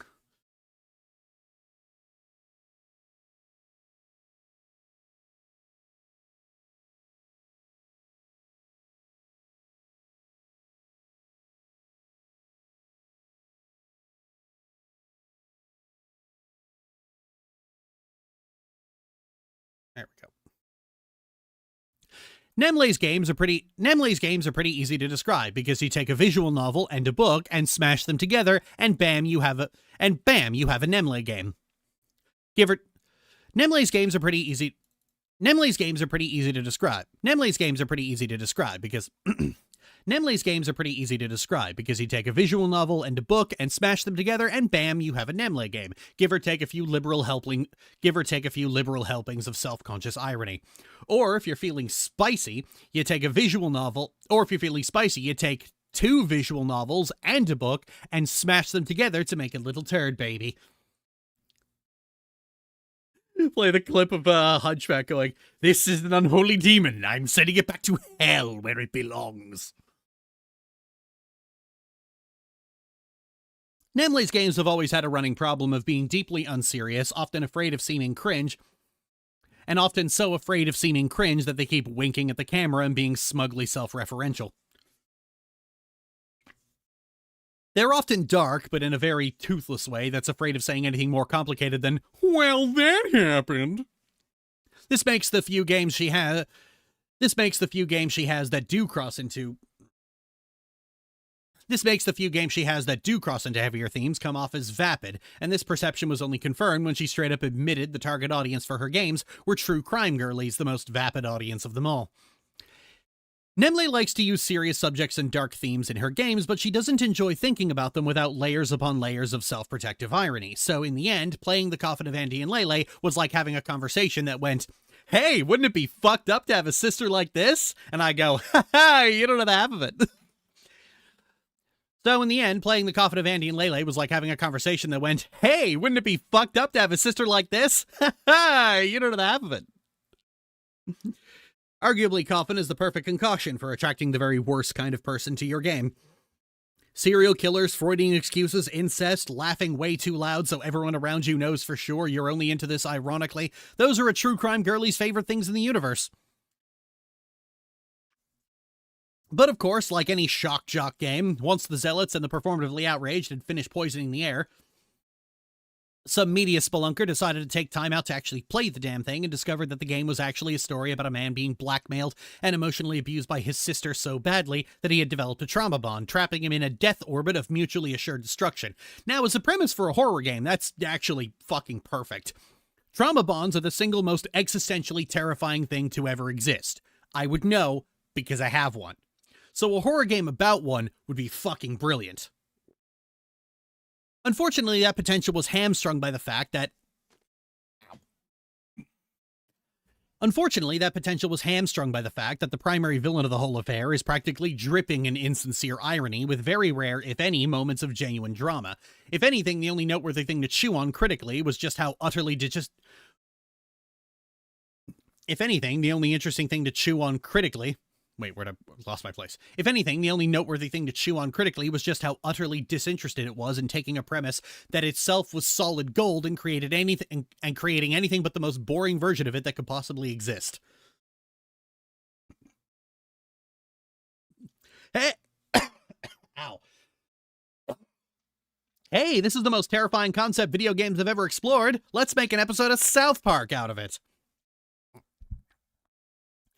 So with the new episode Decay finally out, I suppose we should put on the hazmat suit and wade back into the radioactive slurry. Quick recap for the last time. Andrew and Ashley are 2 siblings locked in quarantine in their apartments, with the warden refusing to give them any food. They witness their neighbor summon a demon and accidentally get himself killed, and in their desperation they butcher his corpse and eat him. They then go about trying to summon the demon themselves, and in the process kill both wardens and this bystander for good measure. But in all fairness, I mean, she kind of had it coming. I mean, Andrew was just standing there with a cleaver to her throat, and she had the gall to complain about it. Can't please anyone, I swear. But in all fairness, I mean, she kind of had it coming. I mean, Andrew was just standing there with a cleaver to her throat, and she had the gall to complain about it. Can't please anyone, I swear. In the process, it's revealed that Andrew and Ashley have an extremely dysfunctional relationship, with Ashley being violently possessive of her brother, and her brother having spent so much of his childhood isolated from others by her that he's grown unhealthily attached and formed a trauma bond. It's also revealed that the quarantine may have been an undercover organ harvesting racket, but honestly, that's not really important. 2 weeks later, after their escape, 2 weeks after their escape, the two of them are at a motel hiding from all the murders they've committed. When they learn their apartment is burned down and all the evidence is gone. That night, Ashley has a vision that they're being hunted by a hitman, and so they wake up and get the jump on him before deciding to go rob their abusive parents blind. On the way there, they have a fight about the fact that she keeps calling him by a childhood nickname, and he would very much like her to stop. They arrive at their parents' house just long enough to find their death certificates dated months before the fire and realize their parents took out fraudulent life insurance policies on them, cashed out on their presumed deaths. Their parents get home, they make nice for an entire meal, honestly a record for this fucking family, and Ashley starts coercing and cajoling Andrew into sacrificing their parents' souls to the demon in exchange for more psychic visions. Amidst all that, Andrew has a dream about how Ashley coerced him into locking one of her friends in a box and suffocating her to death because she committed the grave sin of having a crush on Andrew. And in Ashley's little world, only she's allowed to do that. Then, after they hide the body, Ashley blackmails Andrew with the threat of rattling him out for manslaughter. Ashley blackmails Andrew with the threat of ratting him out for manslaughter if he doesn't become her best friend and do anything she wants, to which Andrew reluctantly agrees. They wake up, Ashley forces the issue of killing the parents, and they sacrifice them to the demon. Depending on certain choices the player makes can put the story on one of two routes. The first, burial, involves Ashley trusting Andrew to watch their parents and Andrew not betraying her, leading to their relationship becoming more affectionate. Andrew becoming more numb to murder, and a prophetic vision of the two of them having sex in the near future, or not, if you took this door, like the coward you are. The second, decay, involves Andrew reflecting on how his life is basically fucked because of circumstances both within and beyond his control. When Ashley sacrifices their parents, she says to the demon, "I don't know why I keep him around, honestly," which pisses Andrew off because what was the point of all this if she's just going to be the same flighty, insecure bitch she always is? He becomes outright hostile to her, and Ashley has a vision of him eventually killing her. Of the two endings, Decay was set up to be the more interesting of the two, as it involves Andrew biting back against Ashley's abuse. However, Burial was the more popular with its fan base because, duh. And it seems Nemle agreed with that dichotomy, as Decay was the one she set about working, and it seems Nemle agreed with that dichotomy, as Decay was the one she set to work developing immediately after nuking her social media. Over a series of devlogs, she ended up answering the question of why make Decay first. Although unpleasant, true chaos and mayhem can only be achieved by unearthing the root cause of one's issues and addressing the underlying decay. And I'm going to take a moment to respectfully disagree with you there, Nemle. True chaos and mayhem will be achieved once this parasitic rodent has had her arms and legs chopped off and been thrown into the sewer. So let's see if we can make that happen.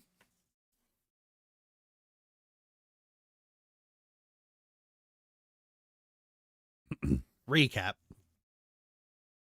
The episode opens in a black void dotted with red flowers, and the player is in control of a small, slightly evil ghost.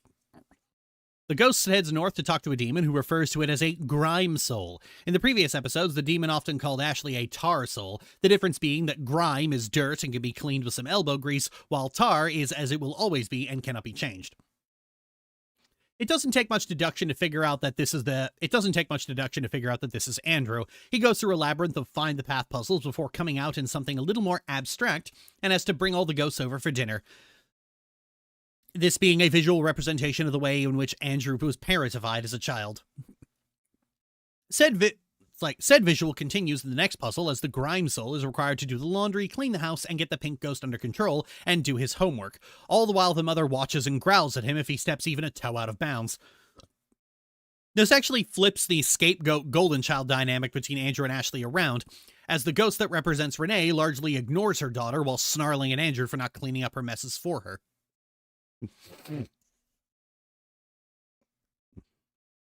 In previous episodes, it was assumed Andrew was the favored child while Ashley was neglected, leading to a straight-up Jocasta complex mod made for the game where Renee is characterized as an insufferable boy mom. This time, it's made abundantly clear that Andrew is the scapegoat, with Ashley's poor behavior getting him into trouble. There is no love in Renee's heart for her son.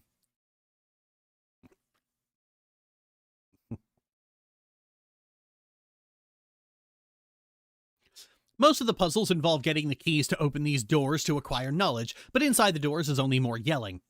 I know it's tedious, but just... Oh god,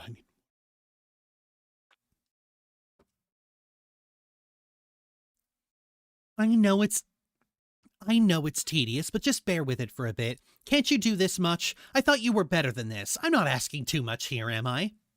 Look, just shut up and do as you're told. Since when were you this unreliable? Stop acting like the world owes you something. Oh, boo-hoo, poor you. Shut the fuck up, you spoiled little shit. You got no idea how good you've got it. You think I like this? Do you think this is what I wanted my life to be like? Every single day I go to work at a dead-end job, getting shit on left and right. I work my ass off to keep a roof over your heads and food on the table, and you can't even watch over your sister? Got knowledge.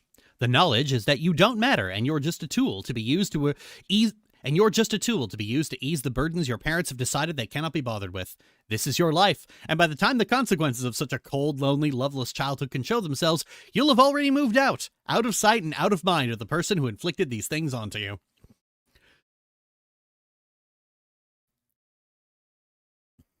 We cut back to Andrew's childhood, where he's acquired full marks on a test. He's quite proud of himself. Maybe you could really be going places, and maybe those places could be so far away you'd never have to come back.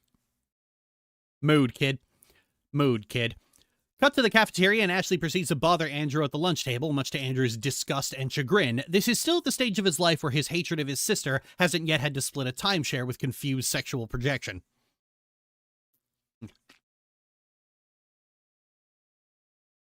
Back home, Andrew's trying to study, but his mother undermines that and proceeds to rant to her 7-year-old son about all the trouble she's having at work.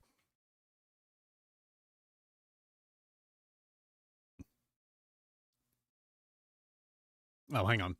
Back home, Andrew's trying to study, and his mother undermines that and proceeds to rant to her 10-year-old son about all the trouble she's having at work, which is a totally normal parenting thing to do and not completely messed up at all. Ashley comes home and starts a fight and doesn't want to go off on a trip to see her grandparents, throws her shoes, and runs off. Deciding that parenting is a cringe thing for gaylords, Renee tasks Andrew with getting Ashley ready, and the next half hour of gameplay is one long string of Andrew trying to study, Ashley getting in the way of that, and his mother telling him to just get over it as she freely allows Ashley to run roughshod over him as long as he keeps her quiet. This whole sequence is oppressively bleak. In the last video, I remarked that Andrew could not be a more obvious abuse victim if he tried, and not only did a few people contest that point, that observation apparently breached containment and started an entire run of discourse, like dropping an anvil off a freeway overpass. Do I still have that image? Oh yeah, I do. This fucking thing.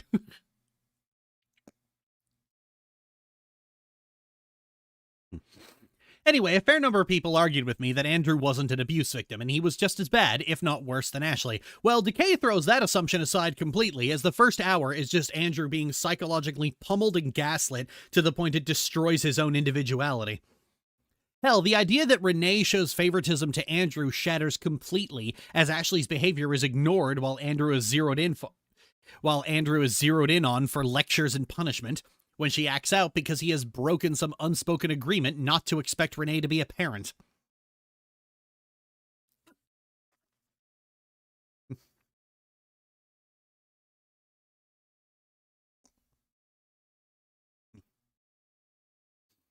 This is probably one of the most oppressively brutal depictions of emotional and psychological abuse I have ever seen.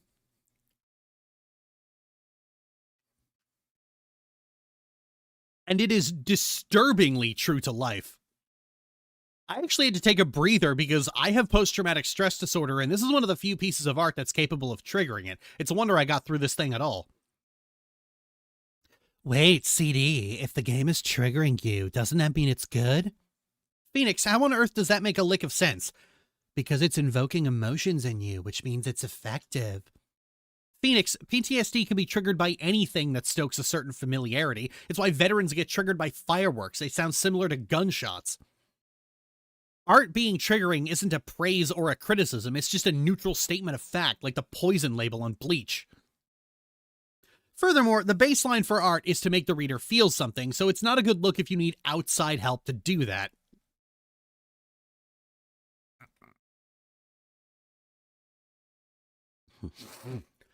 Anyway, while Andrew and Ashley are both neglected by their parents, Andrew is outright abused by them, and he's getting it from both barrels. Both Renee and Ashley treat him like a drone that's not allowed to have his own feelings, who only exist to placate them.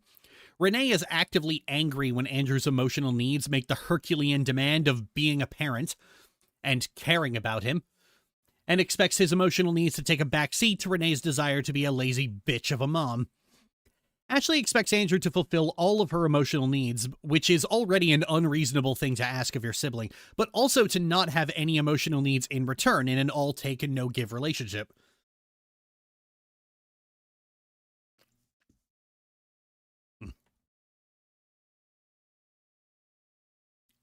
Ah, fuck.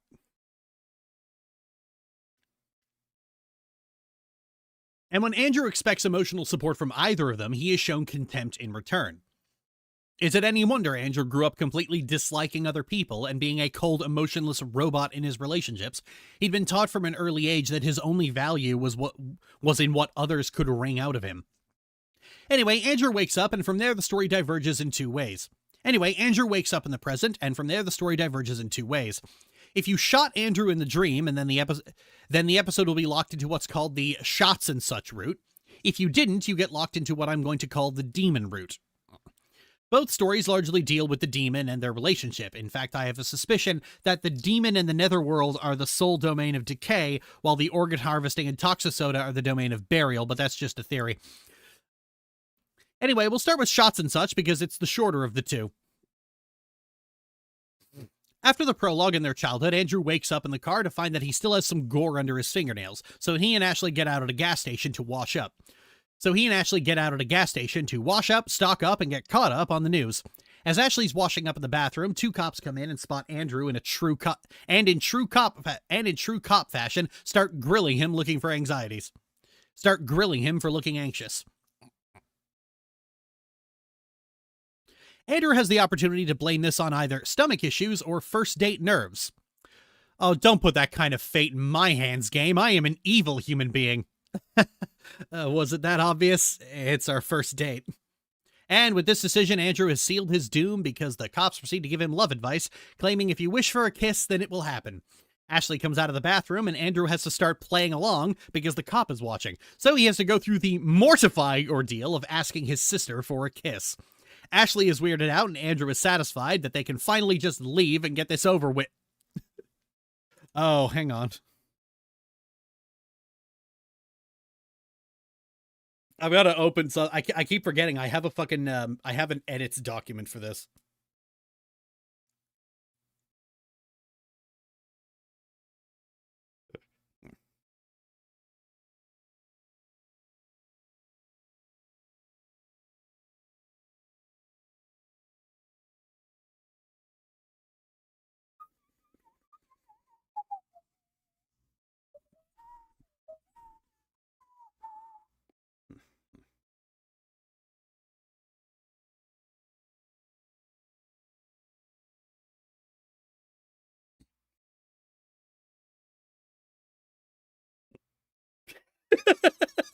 I'm shredding this.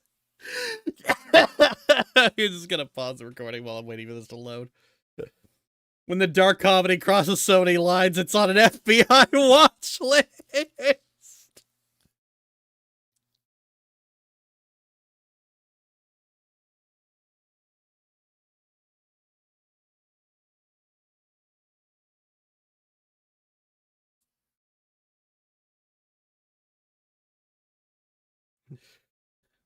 Nearly throw up at the nail thing. Stuff involving the nails on humans just grosses me out, and I don't know why. Oh, I've got a trigger about fingernails, funnily enough.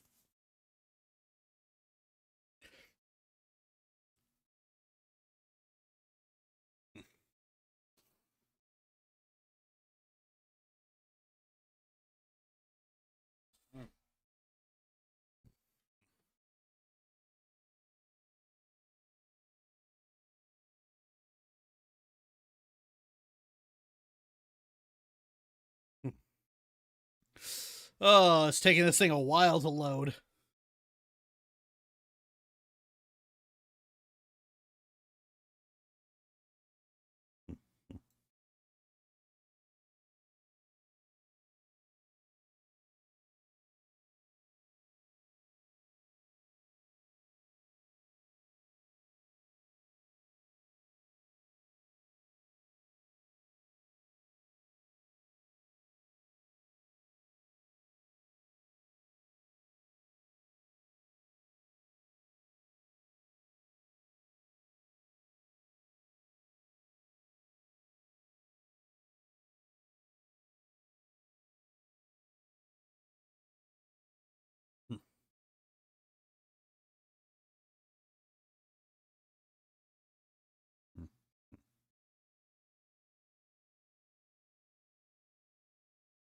Come on.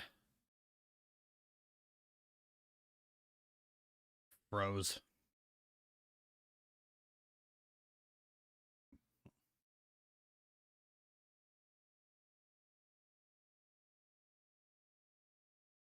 Whatever. 1308. Oh, you bitch. 2.5 Men. God, you play along like a monkey with a mandolin. Oh, wait. It's actually, like...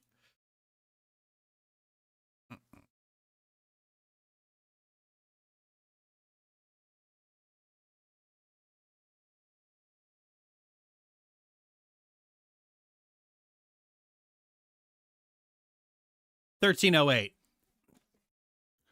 Oh, you bitch. 2.5 Men. God, you play along like a... God, you play along like a monkey with a mandolin. They leave, but with the cops watching, it's too risky to take the car right away, so they instead book it into the woods past a bunch of Gen 1 era strength puzzles. At the top of the hill, they wait for the cops to leave, and in the process, Andrew starts panicking about what they're supposed to do from here.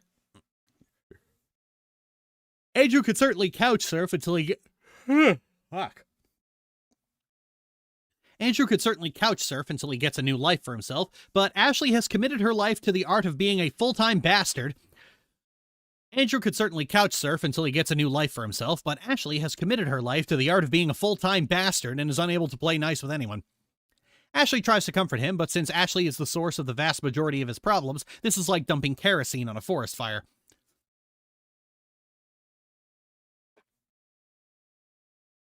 This sparks a series of arguments that, frankly, I can't be bothered going into specifics, because about half the content in this episode is these two bickering about the same few subjects, like what Tumblr thinks the quintessential sibling experience is.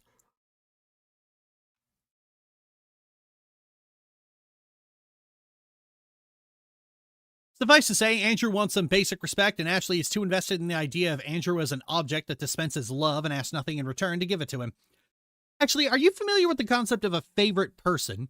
It's a flowery term to describe someone that a mentally ill person latches onto as the solution to all their unmet emotional needs.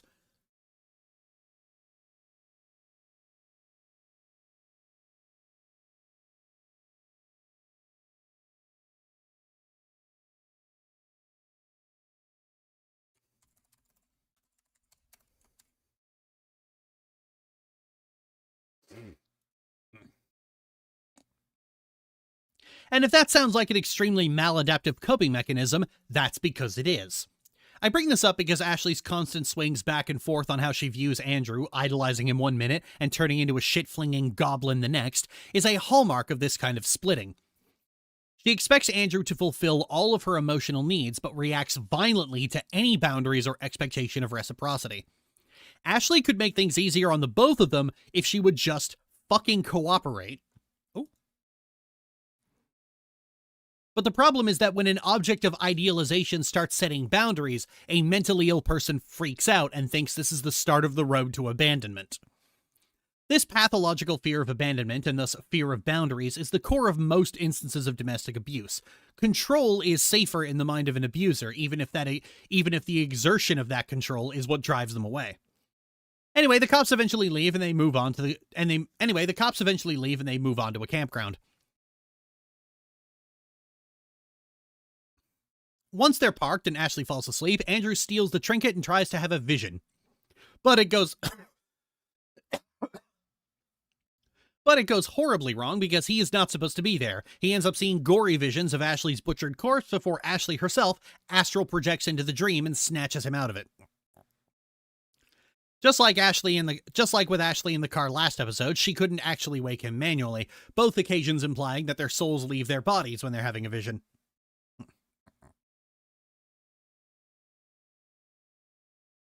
They have another fight. Ashley's mad that he stole the trinket and killed her in a vision. Andrew's mad that she's been an emotional vampire for their entire lives, demanding everything from him and always finding some way to be mad about it later. I'm sure they're both equally at fault for how this relationship is broken down.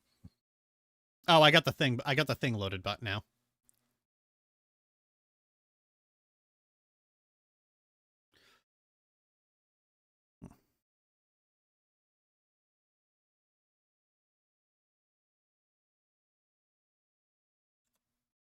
If it cannot...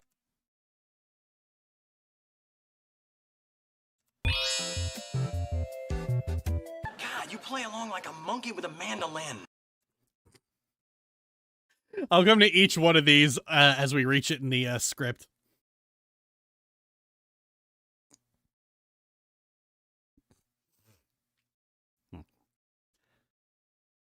Eventually, it makes it to a head where Ashley puts the cleaver to his throat and makes him choose if it's Andrew or Andy in the coffin. We'll cover what happens if you choose Andy later, but choosing Andrew makes Ashley upset and threaten him harder. Unfortunately, Ashley is a scrawny little twig of a woman, so that doesn't go over well. I can't begin to fathom why you'd think turning against me is a good idea. I can't begin to fathom why you'd think turning against me is a good idea. They get into another argument, and the most salient point made here is that Ashley's anxieties about Andrew killing her are self-fulfilling prophecies. There's basically nothing Andrew can do that will make Ashley stop being paranoid he'll run off chasing the nearest skirt, in spite of the fact that even when he was chasing skirts, she remained his priority. It's Ashley's abuse and tantrums and outbursts that makes Andrew hate her. Andrew can kill people for her, and it's never good enough, because it will never be good enough. They'd be fine if Ashley would stop being such an insecure cow and treated him with some respect, but abuse is inherently irrational. So irrational, in fact, that Ashley operates under the delusion that she can get away with calling him Andy again and gets backhanded for it, and like any abusive little stain on the wall, she immediately turns on the waterworks. I'm getting this weird sense of deja vu. Ashley immediately starts backpedaling, saying she'll behave from now on, but Andrew isn't having it. Talk is cheap, after all. Their fight, however, is mercifully interrupted by campers asking where to pay the parking, and as they leave, the two get a devious idea. Time to charge the trinket? Time to charge the trinket? Ah, you know I can't say no to a family value pack. Oh, don't say it like that! No, don't say it like that! No, don't say it like that! Andrew and Ashley make it up to the camping family and introduce themselves. Andrew says that Ashley is his cousin. Both the parents are quite unnerved because they thought the two of them were having sex in the car. I am sure putting this man... Andrew says that Andrew introduces Ashley as his cousin, and both the parents are quite unnerved because they thought the two of them were having sex in the car. Man, I sure am putting this man in an alarming number of situations. Realizing this, Andrew hastily backpedals and says they're just friends, playing off as a dumb joke. With their cover saved and trust in their new victims established, they can start preparing that... Oh, please, you prudes, what the hell is it to you if he was balls deep at his cousin? You know, 5 minutes. I just want 5 minutes where you aren't you. Just pretend to be an otter. People love otters. Just pretend to be an otter. People love otters.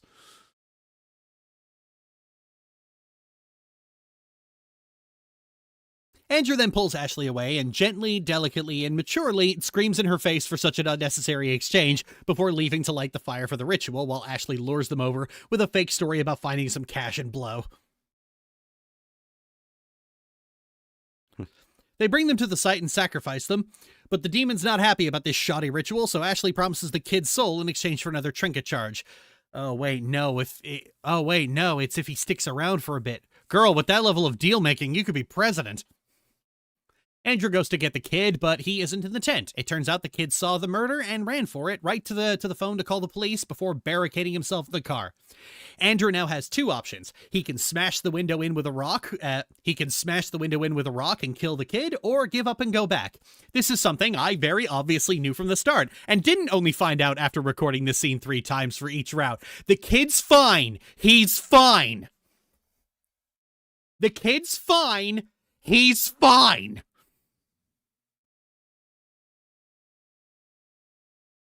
Andrew heads back to tell Ashley about his screw-up, only to find Ashley and the demon roasting marshmallows over one of the comatose parents. Of course, leaving them untouched would have left them in a mystery coma with no leads back to them, but Ashley popped out of the womb deciding to cause problems on purpose. Also, are those new boots? They argue, and Ashley insists that eating people gives her power, and she's not even being symbolic, she's completely serious. Really, Andrew? You want to fuck this bitch? You could shove it in her ear and hear a knocking sound. Really, Andrew? You want to fuck this bitch? You could shove it in her ear and you would hear a knocking sound.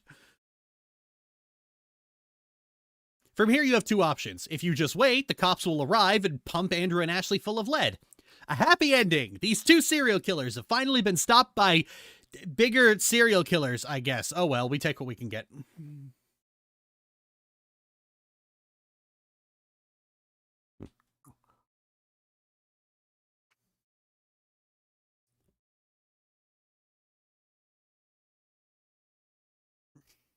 Anyway, if you didn't space out, the demon offers to take you into his realm in exchange for additional souls of the police.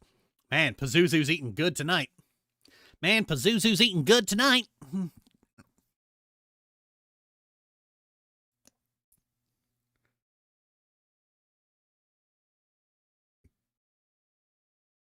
Anyway, oh wait. From here, the story diverges. If you happen to choose Andy over Andrew, Andrew has a complete mental breakdown over the fact that Ashley, no matter what he does, will never show him any respect or even just go along with a plan in the first place. This leads to one of three moments that actually managed to get a reaction out of me other than contempt. Andrew just straight up asks her why she thinks it's okay to hurt him. Ashley's evasive about it because, quite frankly, she probably doesn't even know why she does it. Like most abusers, Ashley is extremely insecure and believes herself to be an unlovable monster. And she's not wrong. Abusers are often terrified that their loved ones will leave them and become controlling and possessive to ensure that they don't. Of course, this ends up being a self-fulfilling prophecy because the controlling and possessive behavior is why their loved ones leave them. This is the #1 root source of abusive behavior: absolute and total fear of abandonment. People often point out in discussions of these two characters that Andrew is just as attached to Ashley as she is to him, usually to try and counter claims that Andrew is an abuse victim, which is like trying to counter a punch with your face. The victim being emotionally attached to their abuser, why, that's never happened before, except for literally every single case of domestic abuse ever seen ever.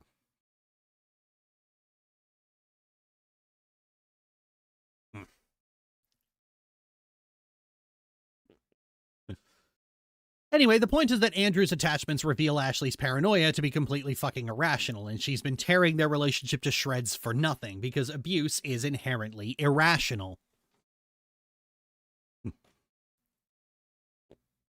Ashley has been trying to make Andy and Lele be a duo that lasts forever, and she probably would have gotten it if it wasn't for her complete and total disregard of him as a person. Ashley's always coveted her brother more like an object than as a person with wants and needs of his own. This time around, Andrew just gives up. His will is finally broken and he just surrenders. They go through the puzzles from the dream and wind up at the demon. The demon refuses to let Andrew into his realm, only Ashley, but Ashley makes a bargain that if he does anything to screw it up, the demon can have his soul. This is a horrendous betrayal, but in typical Ashley fashion, it's little more than a chain to keep him obedient and passive, and to not start a fight with her again. Ashley takes a job collecting souls for the demon, while Andrew sits there in the demon realm, simply waiting until Ashley decides she's in the mood to play. It's a bleak, miserable existence where Andrew doesn't even get to be a person at all. Ashley has won. Ashley has finally won. Anyway, that sucks. Let's get right back to shots and such. If you picked Andrew, then he'll have an epiphany where he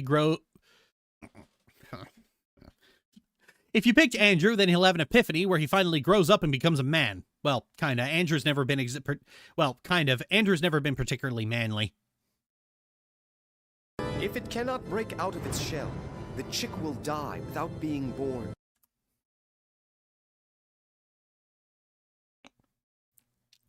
So this time Ashley tries to laugh off the massive problem she just caused, and it turns into another argument about who fucked up more. And it's obviously Ashley because she killed someone when they were supposed to leave them comatose.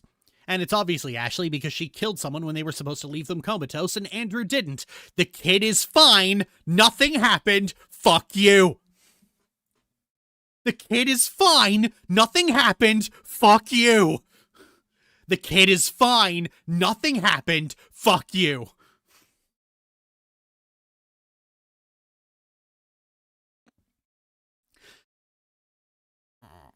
Anyway, the argument gets more intense. Yada, yada, yada. Ashley rapes Andrew while he's oh, wait, hang on. I skipped a step. Anyway, the argument gets more intense. Yada, yada, yada. Ashley rapes Andrew while he's oh, hang on. I think that was one too many yada, yadas.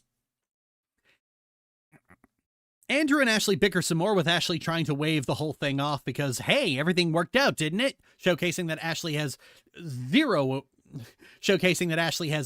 awareness of the world around her unless a woman gets within showcasing that Ashley has zero awareness of the world around her unless a woman gets within Andrew's postal code.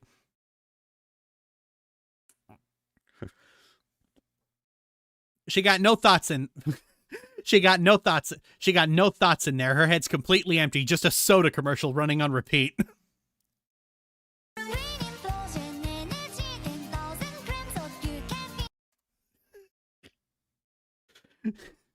She got no thoughts in there. Her head's completely empty, just a soda commercial running on repeat.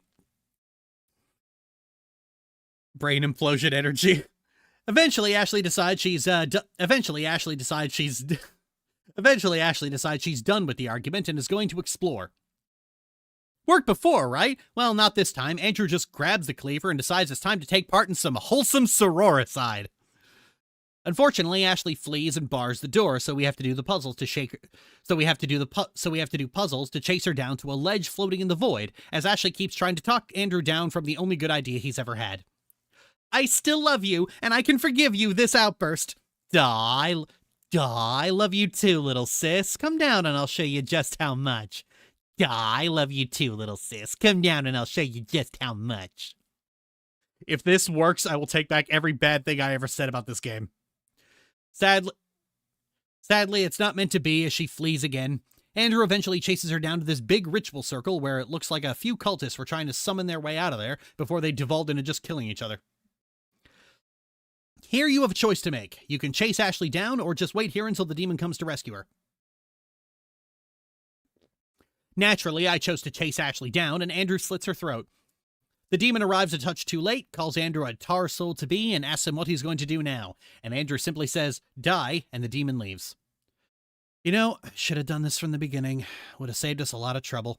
Well, now I want to see the branch where he just puts Ashley in the box all those years ago. That'd be fucking sweet.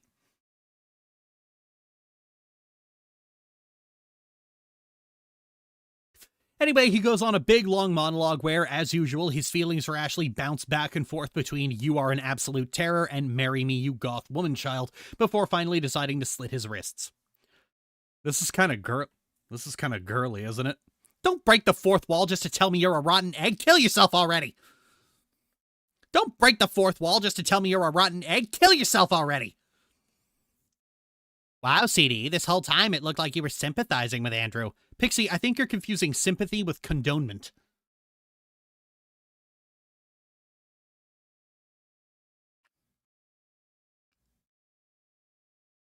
For as much as Andrew's problems as a child aren't really his fault, and he is the textbook product of enmeshment, as an adult, he is completely aware of the fact that Ashley is a Cadbury's fruit nutcase, and their relationship is about as healthy as a McRib doused in chocolate. And yet he decides that it's easier to just play people-pleaser than actually doing anything about it, like fucking leave. Sure, leaving your abuser is difficult, but most abuse victims don't become abusers themselves, but most abuse victims don't become abusers themselves or serial killers. When discussing Andrew and Ashley's character, I tend to focus on the psychological aspect of their unhealthy relationship, to a degree that makes it seem like I don't think Andrew really does anything wrong, and that's because it's the only way to wring anything interesting out of this game. Abusive relationships, trauma bonds, and enmeshment are things that terrify me, but they're also things that I've studied extensively, and this is so far the only game that I get to make use of that knowledge. But the part where both characters have become cannibal serial killers never really struck me as authentic character work. It always struck me as an authorial fixation. If I took the time to factor Andrew's crimes into any analysis of his character, it would just lead to me repeating the phrase, and then Nemle loses the plot as she chases another true crime trope.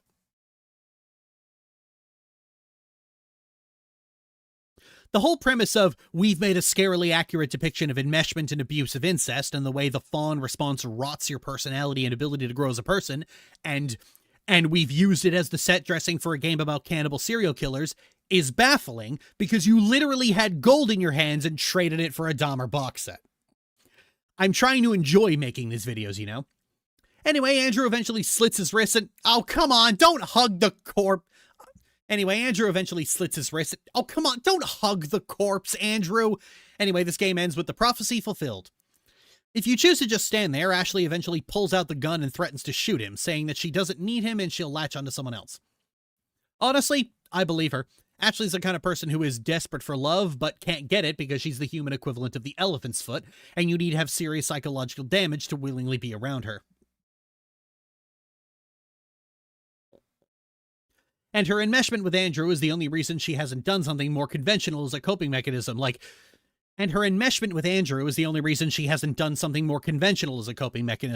chasing older men or pedojacketing musicians for Twitter clout or...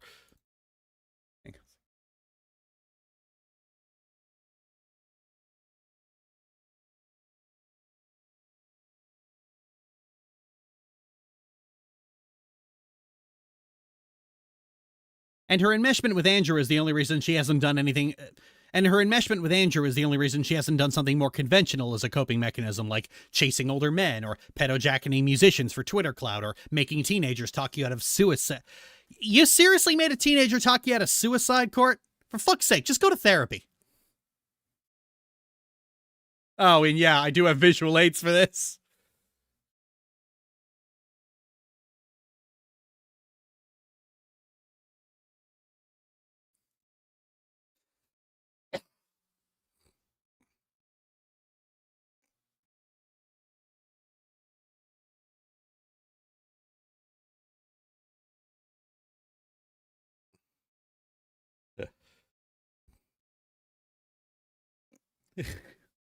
And her enmeshment with Andrew is the only reason she hasn't done something more conventional as a coping mechanism, like chasing older men, or pedojacketing musicians for Twitter clout, or making teenagers talk you out of suicide. You seriously made a teenager talk you out of suicide, Court? For fuck's sake, just go to therapy. For fuck's sake, will you just go to therapy? For fuck's sake, just go to therapy. Ashley, of course, can't actually bring herself to shoot him, and the demon intervenes by removing Andrew's soul from his body, showing that he is now an unhatched tar soul. More on that later. It's weird that the point where he goes from grime soul to tar soul is trying to kill someone who's had it coming for a while.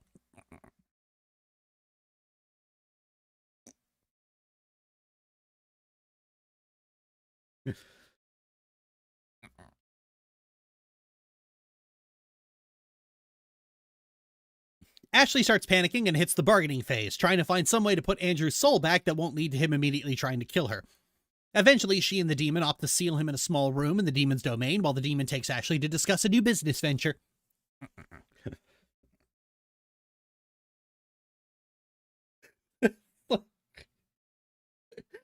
Come, Tar Soul. Let me tell you about NFTs. Eventually, Andrew wakes up and... One sec, someone pinged me on my phone. Pinging me.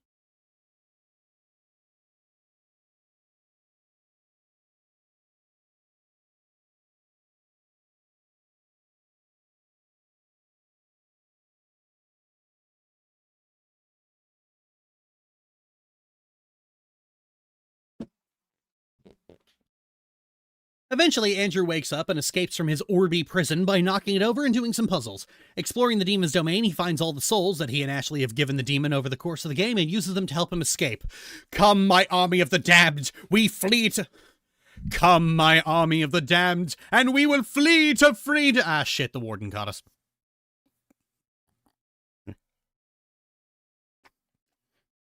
The demon wants to kill Andrew while Ashley begs for him to be spared. It's clear both here and in other routes that the demon is trying every trick in the book to get Ashley to give up on Andrew, because Andrew is about the only person who could probably prevent the demon from completely ensnaring Ashley's soul.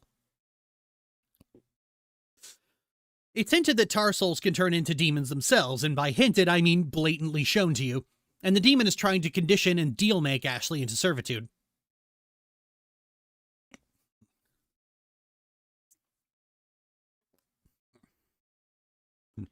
I'd probably feel bad for her if this wasn't a rod she made for her own back. After enough cajoling, the demon agrees to spare Andrew, but will not allow them into his realm anymore. Andrew refuses, so the demon removes his soul and Ashley takes him to an apartment in the human realm and chains him to the radiator. We now reach the longest and, if I'm being honest, most monotonous part of the episode, which is 90 minutes of these two flitting between arguing and bickering in between bouts of puzzles. Ashley leaves to go do work for the demon, leaving Andrew to figure out how the hell he's going to get out of here, and in the process finds out the apartment belongs to Carl Kultman, who is currently lying comatose on the bathroom floor. So, you must be Carl. Nice to meet you. So, you must be Carl. Nice to meet you. Carl says nothing. I like Carl. I like the cut of his jib. Andrew decides to call someone to help him. The police? Well, that'd be a bad idea. His parents are dead. What about his friends? Actually, wait, does Andrew even have friends? Well, he had a best friend in high school, Friend B, and I can tell from that moniker that Friend B did all the heavy lifting in that relationship. Actually, wait, if he had a Friend B, who was Friend A? Oh, wait, that's Ashley, wasn't it?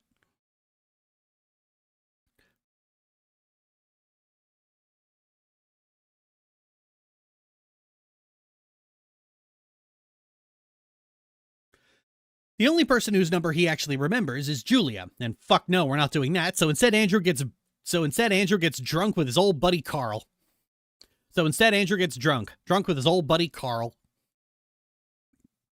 Andrew wakes up sometime later to Ashley giving him tobacco and rollers. I assume as some kind of peace offering. Andrew, completely drunk, is not pleased by this. The demon has apparently lost all patience with Ashley and is just ordering her to get it more souls.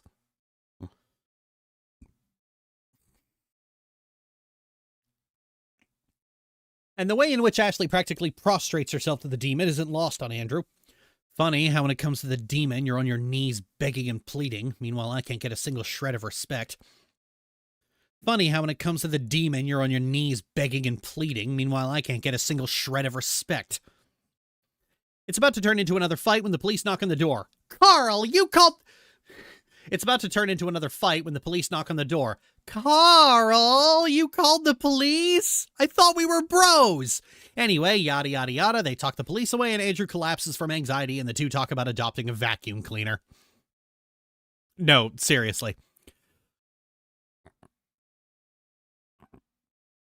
Andrew falls asleep again and wakes up to Ashley crying in the bathroom. Andrew falls asleep again and wakes up to Ashley crying in the bedroom. She had another vision about Andrew killing her and asks why he wants to kill her so badly. I don't know, Ashley. Why don't you try listening to the lone single point he's been repeating over and over and over and over and over again, and you might have your answer. Andrew, for reasons I'm sure we'll have scientists arguing for decades, seemed to express remorse for trying to kill her twice. Are you seeing this shit, Carl? Are you seeing this shit, Carl? You seeing this shit, Carl? Ashley breaks down into tears from feeling helpless to avoid the visions where Andrew kills her. And are you kidding me with this shit? I know Ashley's dumb, but Andrew has been literally screaming at you the reason he keeps trying to kill you. It's because you are a socially inept raccoon of a person who can't stop making things worse on your fickle whims. Just stop. Just fucking stop. Ashley wants to go back to where they were Andy and Lele, and they were happy together, and then has to get a firm wake-up call that Andrew wasn't happy, and he only ever grew fond of her because of Stockholm Syndrome. He says the last time he felt any happiness with her was when they joked about jumping off the balcony, because it was a rare moment where Ashley wasn't being completely self-absorbed. The two start having a moment, but it's ruined instantly once Andrew asks to be unchained and Ashley 180s, refuses, and storms back into her room. What the hell was that? What the hell was that? She squeezes out a couple tears and suddenly I'm ready to overlook everything she's ever put me through? Is that all it takes to draw me back in? Yes, Andrew, it is. She turns on the waterworks and you cave because fawning is how you've survived all this. Carl agrees with me, right, Carl?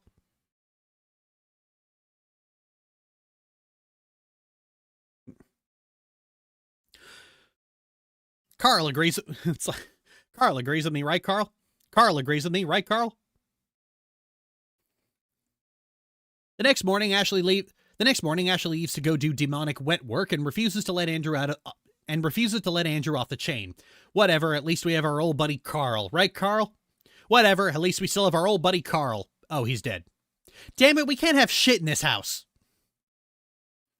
Well, we can't leave him here, so instead Andrew shoves him in the fridge. There we go. Here, why don't you just hold that, and perfect. Just hang tight right there, Carl. The phone rings almost instantly, and when Andrew picks it up, it's Julia. Shit, this might be how you get out of these chains. Well, almost. In the process of asking for help, Julia turns things toward their relationship and how it failed. Really? Now? Can't we have this conversation later?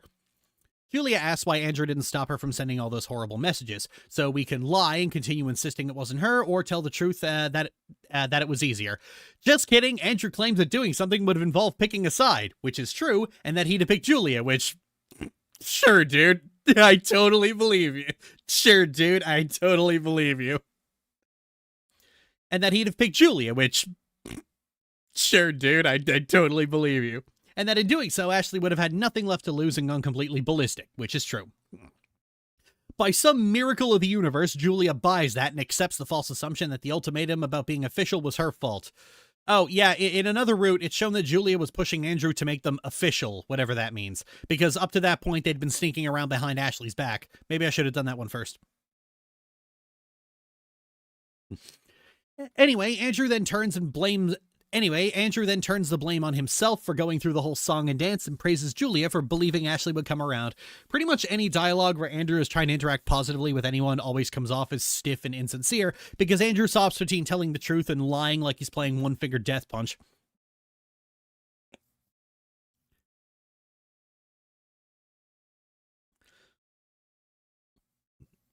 But he isn't wrong about the fact that Julia is a precious cinnamon roll who is too good for this garbage grayscale world. Then Julia asks if Andrew and Ashley are intimate. Jesus Christ, Julia. You don't just ask someone that question. God, are you hearing this, Carl? To the game's credit, I sincerely had no idea which answer was the bad one to take. Both seemed like they'd blow up in Andrew's face. Fuck it, go big or go home. Wow, that worked. With Julia both placated and gaslit to high hell, she arrives with some bolt cutters and drops them through the mail slot, and we are free. Chandler. Hello, sweet pants!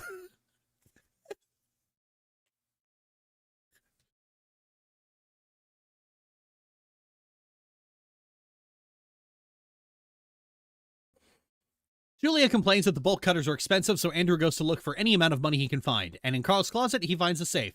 Guessing the code instantly, the safe holds Carl's wallet and his ID.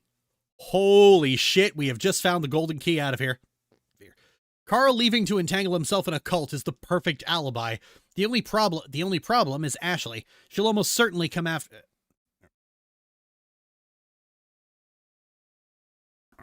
The only problem is Ashley. She'll almost certainly come after Andrew if he leaves, but then again, she's already chained herself to the demon, who certainly won't help her find Andrew again. Well, shit, dude, this might be the perfect out. Good for him, right, Carl? Julia comes in asking for something to drink, and Andrew momentarily forgets about Carl. Seriously, dude, he's like the only one who's got your back. I mean, I sure don't. I'm your court-appointed psychiatrist, and has to rush to stop Julia from finding the dead body in the fridge. Instead, he offers to take Julia out for something to drink, where he also pays her back for the bolt cutters. Now faced with the task of finding a foot in the door to get a new life started, Andrew tries to cajole Julia into getting back together, but Julia won't bite. After some pushing, she explains that while they were together, Andrew largely just smiled and nodded through their entire relationship, never really being interested in anything or putting any effort into it. Just shut up and do what Julia wants. She says she wants someone to grow with, not a servant who agrees to everything but doesn't put his heart into anything. For his part, Andrew seems genuinely confused by this. While Andrew largely went through the motions with his relationship with Julia to dispel rumors he was sleeping with his sister, and his behavior reeks of his extreme disinterest in her, it's worth pointing out that shut up and do what you're told has been the status quo with pretty much all the women in his life. Julia suggests it's how he's used to acting with Ashley, which is partially true, but it also goes back as far as his mother. This is the fawn response. He's a people pleaser, trying to keep people happy enough that they aren't screaming at him while letting the resentment bubble and fester. and he does this largely because trying to reason with his mother or Ashley was never worth it, so he takes that into his relationships going forward. In Julia's case, Andrew was never interested in their relationship, but I mean, Andrew isn't really interested in anything, if we're being honest. His whole life was solely dedicated to raising Ashley and keeping his mother from screaming at him, and his own wants and desires never really mattered. It's interesting how Andrew has dedicated so much of his time to trying to appear normal, and yet is completely unaware of the fact that everyone can tell that he isn't. The whole conversation is very awkward in the best way, and I think it's probably my favorite moment in the game. Actually, no, scratch that. My favorite moment is coming up later. Julia bids Andrew goodbye, making it very clear they aren't going to see each other again. I see.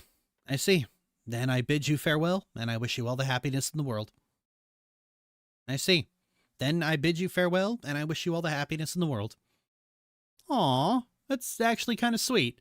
I kind of like that they have an amicable goodbye. Sure, Andrew's largely putting on an act, but actually, no, scratch that. I'm not even going to qualify it. Let's just appreciate that nothing bad happened to Julia and both of them got closure.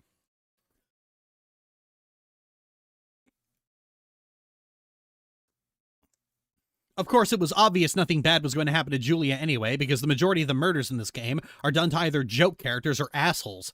Like, the only ones for whom this isn't the case are the two campers, the lady from room 302, and Nina. What about the kid, CD? The kid is fine! I told you he's fucking fine! Nothing happened! The kid is fine! I told you he's fucking fine! Nothing happened!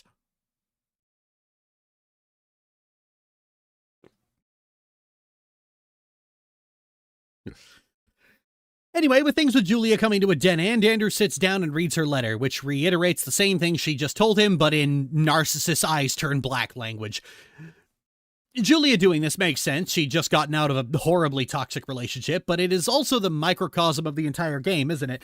Bouncing back and forth between an accurate portrayal of abuse, trauma bonding, and the fawn response, and then pop psychology true crime garbage. Whatever.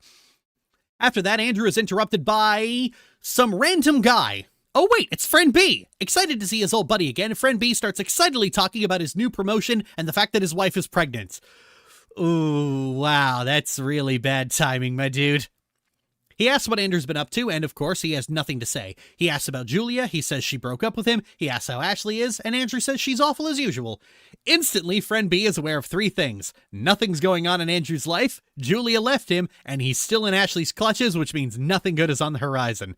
That look on his face makes it clear he is now regretting bragging about all the good things going on in his life to a friend who's in the most dire of straits.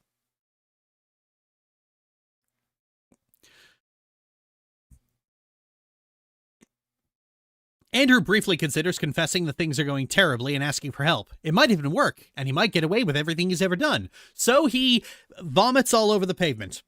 The fuck's the point of that? The fuck is the point of any of this? I'm so tired. Ugh. Rather than try any of that, he asks his friend for a 20 and he obliges. No problem, dude. Just take care of yourself, all right? You know, Friend B is a real one. We stand Friend B in this house. I want nothing but good things for Friend B. Anyway, with a fresh 20 in hand, Andrew heads into the shop to get some booze to drink his I'm sorry, what the fuck? I'm sorry, what the fuck? Okay, I guess the shop was Atelier Sweets. Fucking syrup jump scare, Jesus Christ. This, for the record, in the video itself, this is a gaslight edit. Gumdrop asks if he's okay, and Andrew asks if they sell alcohol, to which Gumdrop directs him to Syrup, who sells him a case of mead. Honestly, mead makes the most sense for Syrup to sell. After getting the mead, Gumdrop hopes he has a good day and that whatever horrors are burning his soul are swiftly dispatched. You've always wondered what the exact opposite of Ashley is, and this talking gummy bear might just be it. That might just be the highest compliment Andrew's ever paid anyone. Well, that was weird. Anyway, out of heaven and back into purgatory. And where the fuck were you? You know what? That peaked, but I'm going to leave it peaking. I changed my mind. Can we go back to Atelier Sweets, please? For the record, I do actually have that footage. Where is it?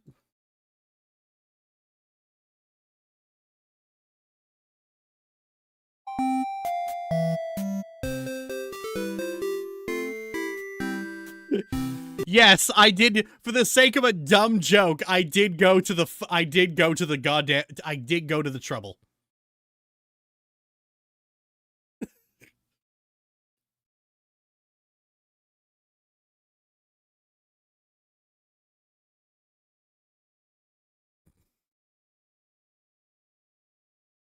Do you guys want to see how fucking awful this is?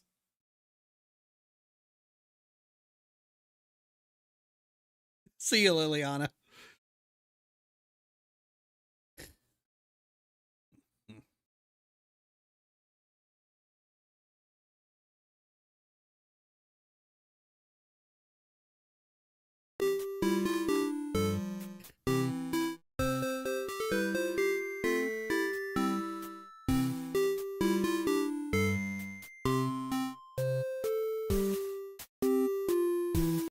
The only reason I did this is because I got so goddamn bored writing this. I was like, I need to put something stupid in here or I'm never going to get this video done.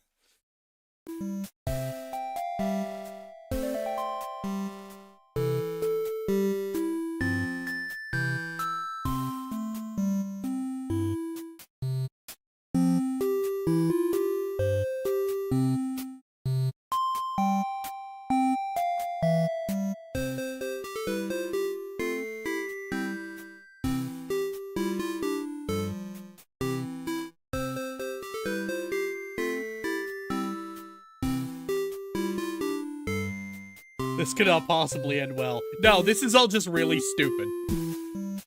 The whole joke here is that this is just really dumb, and I just put this in here because it's dumb.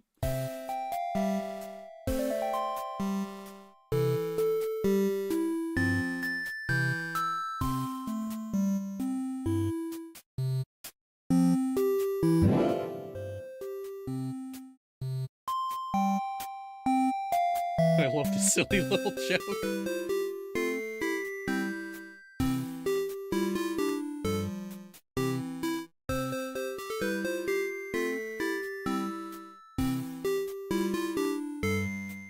I need this to genuinely mess with someone.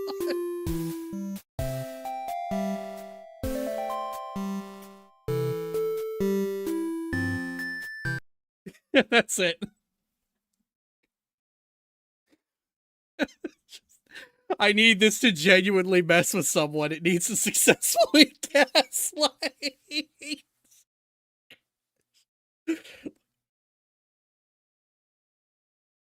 He never talked to the... He did.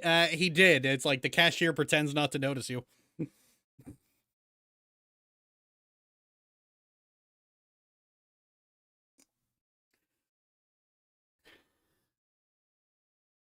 I changed my mind. Can we go back to Atelier Suites, please? They argue and Andrew just lights up and has a drink. Clearly not even bothering to entertain Ashley's bullshit anymore. Good for him. They start talking about Andrew's smoking habits, and he says he started smoking to deal with the stress. And Ashley wonders if it actually helps. Andrew offers her one. She says no. He offers to split. She says no. Then he offers to shotgun it. Wait, no, Andrew, don't do it. Ah, you stupid son of a bitch. Wait, no, Andrew, don't do it. Ah, you stupid son of a bitch.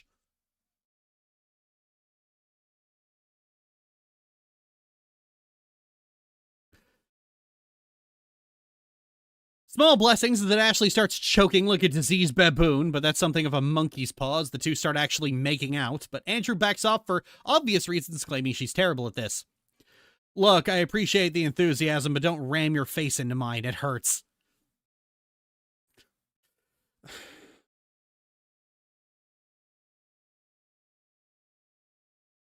I don't want to read this line out loud.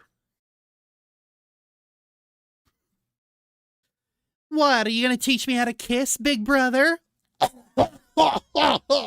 Send her to an El Salvadorian gulag.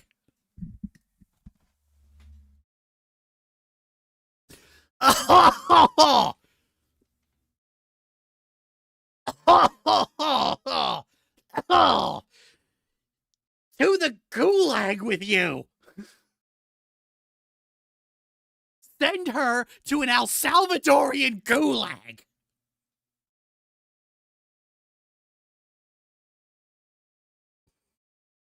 Andrew is immediately grossed out, and Ashley doesn't see what the big deal is. Look, it's bad enough people call their partners daddy. Don't make it worse. Carl agrees with me, right, Carl? Look, it's bad enough that people call their partners daddy. You don't need to make it worse. Carl agrees with me, right, Carl?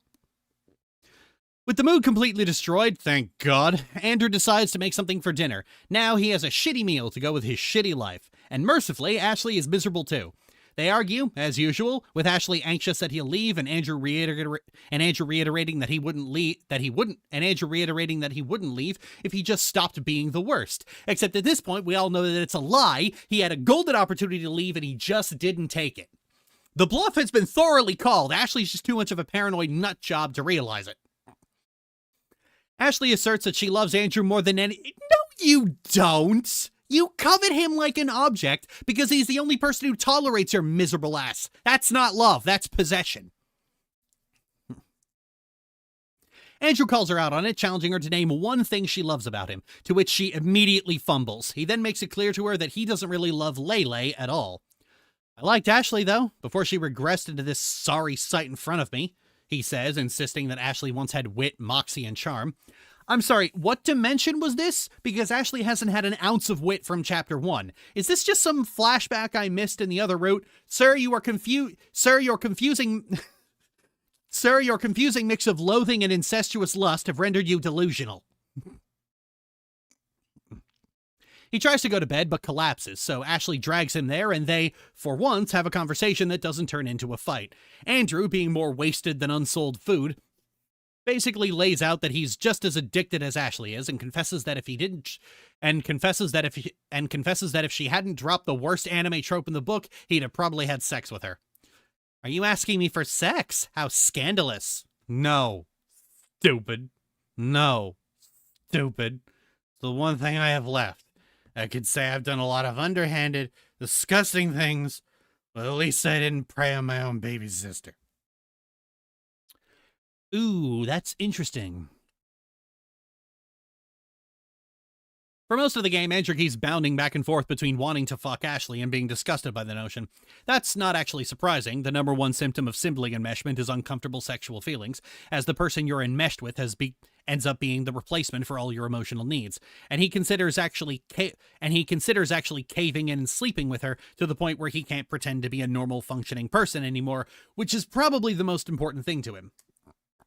Man, these two need therapy on opposite ends.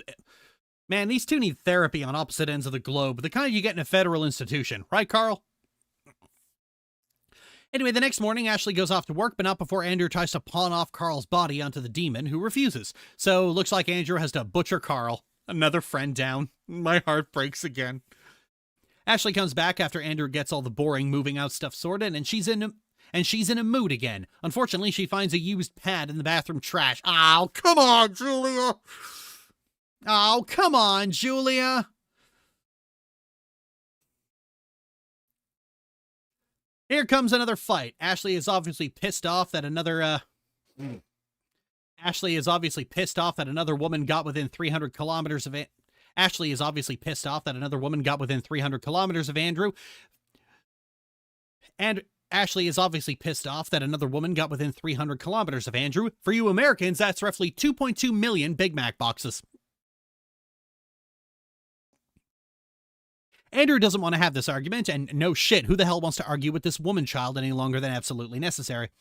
Ashley is under the impression that he left to get his dick wet, and Andrew decides to let her keep believing that, and Ashley says she wants Andrew to start putting her first. This proves to be the tipping point, you can tell because Dark Bell starts playing, because putting Ashley first has been literally all he has done since she was born. And he has nothing left to give her, to which Ashley demands that he kill Julia. Oh, come on, Nemle. Julia's like one of the only good characters you have in this game. You already put her through enough hell. Why do you gotta do her dirty like that? No. Holy shit. Holy shit, I can't believe he actually did it. Andrew points out that killing people for Ashley's sake has literally never worked. She always finds some reason to go right back to being hyper insecure anyway. It ultimately ends up being pointless, as he has to disengage, but it doesn't work. You can click all the buttons you want, but Andrew cannot stop himself. Ashley seems to think that because Andrew is bigger, meaner, and uglier than Ashley seems to think that because Andrew is bigger, meaner, and uglier than Ashley seems to think that because Andrew is bigger than her, that makes her behavior not a big deal. Andrew, at this point, has actively wanted and tried to kill Ashley, but Ashley's never really been above threatening him with death in the first place, or physically assaulting him. But that's apparently lesser or not as bad as when Andrew does it. We're going to get into this a little later, but Ashley's attitude toward her own abusive behavior mirrors what the fan base for this game thinks of her behavior. Anyway, Ashley decides to hit Andrew over his insults, which makes sense. Everyone knows that if you've seen visions of the future where someone tries to kill you, the rational and level-headed thing to do is provoke them. This turns out to be the last straw, and after nearly 8 hours of this nonsense, we get treated to the best thing this game should ever we get treated to the best thing this game could ever show us. Ashley finally getting what's coming to her. Where did I put?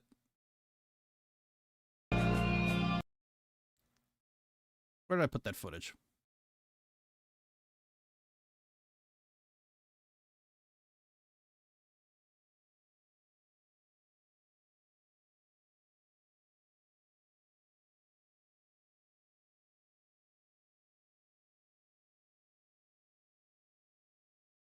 Literally the best moment in the whole game.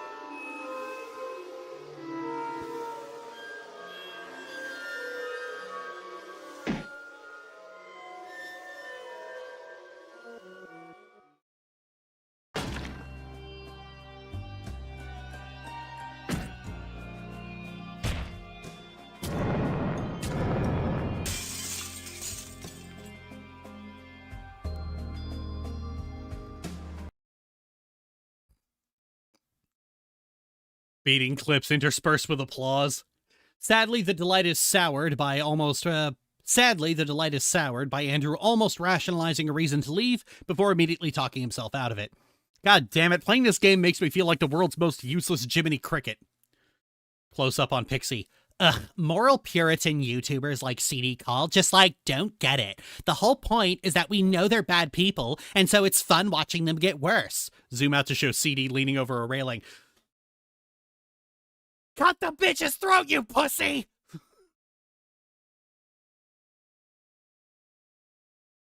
Man, my neighbors are gonna be like, what the fuck is she doing down there? Andrew tells Ashley to give him one reason not to just end her right then and there, a question to which Ashley completely stalls on.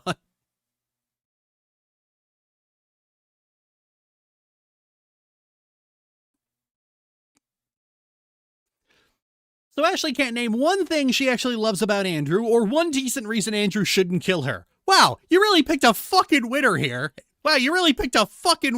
Andrew. She ultimately settles on her ability to bake. That's it? That's your lifeline? That's it? Oh. So Ashley can't name one thing she actually loves about Andrew, or one decent reason Andrew shouldn't kill her. Wow, you really picked a fucking winner here, Andrew. She ultimately settles on her ability to bake. That's it? That's your lifeline? He's already tasted your cooking.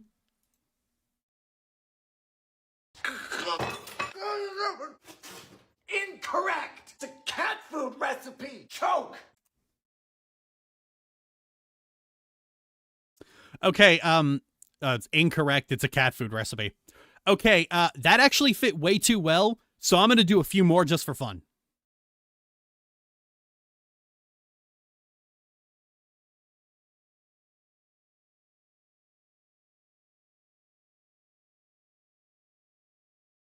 There's something deviant about this. Nothing says the holidays like ambiguous meat. Welcome to the world. It's awful. Now we seal and shake vigorously, preferably to kill whatever demon we've summoned. This is personal now. You swung first. Honey, would you like Earl Grey or pork? I'll take a divorce. You know, it's not bad. It just vaguely tastes like a felony. My man looks like he does taxes for fun. Thought this was a joke. Turns out Turns out I'm the joke. Easy does it. Wouldn't want to ruin a disaster. This is disgusting. Oh, hold on. That's wrong.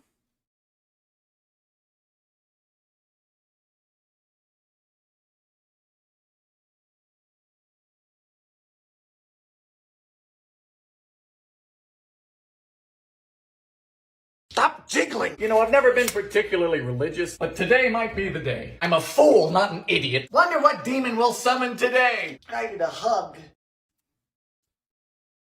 Stop jiggling! You know, I've never been particularly religious, but today might be the day. I'm a fool, not an idiot. Wonder what demon will summon today. I need a hug. I think this bit here is my favorite. You know, I've never been particularly religious, but today might be the day.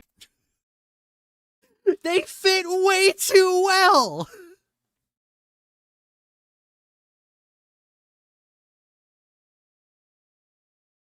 Montage. Andrew goes to bed and then has a dream where he is literally chained to Ashley as she cradles his, for lack of a better word, cage in her arms. God, all those eyes watching you. Ugh. I'll give credit where it's due. The visual metaphor in this game sure is effective at conveying suffocating dread. Like most dream puzzles, Andrew runs around trying to plant flowers to make his escape, with Ashley growing angrier the more he tries to get free. Okay, that's everything planted. Where do I get water? Okay, that's everything planted. Where do I get water? Zoom in on Ashley's eye. Wow, that worked. The next puzzle puts me in a dark void with my good buddy Carl. Carl, it's just you and me again. You know, Andrew, I really feel like you could have made it work with Carl. Where's that mod? After carefully hiding Carl in as many places as possible, Andrew wakes up piss drunk, lamenting how his life came to this point. Well, Andrew, I feel like the tipping point was when you murdered a girl just so your sister would stop crying. I mean, any sane older brother would have shoved her in the box and locked it because this one is clearly defective and should be returned to God before the warranty runs out. Any sane older brother would have shoved her in the box and locked it because this one is clearly defective and should be returned to God before the warranty runs out.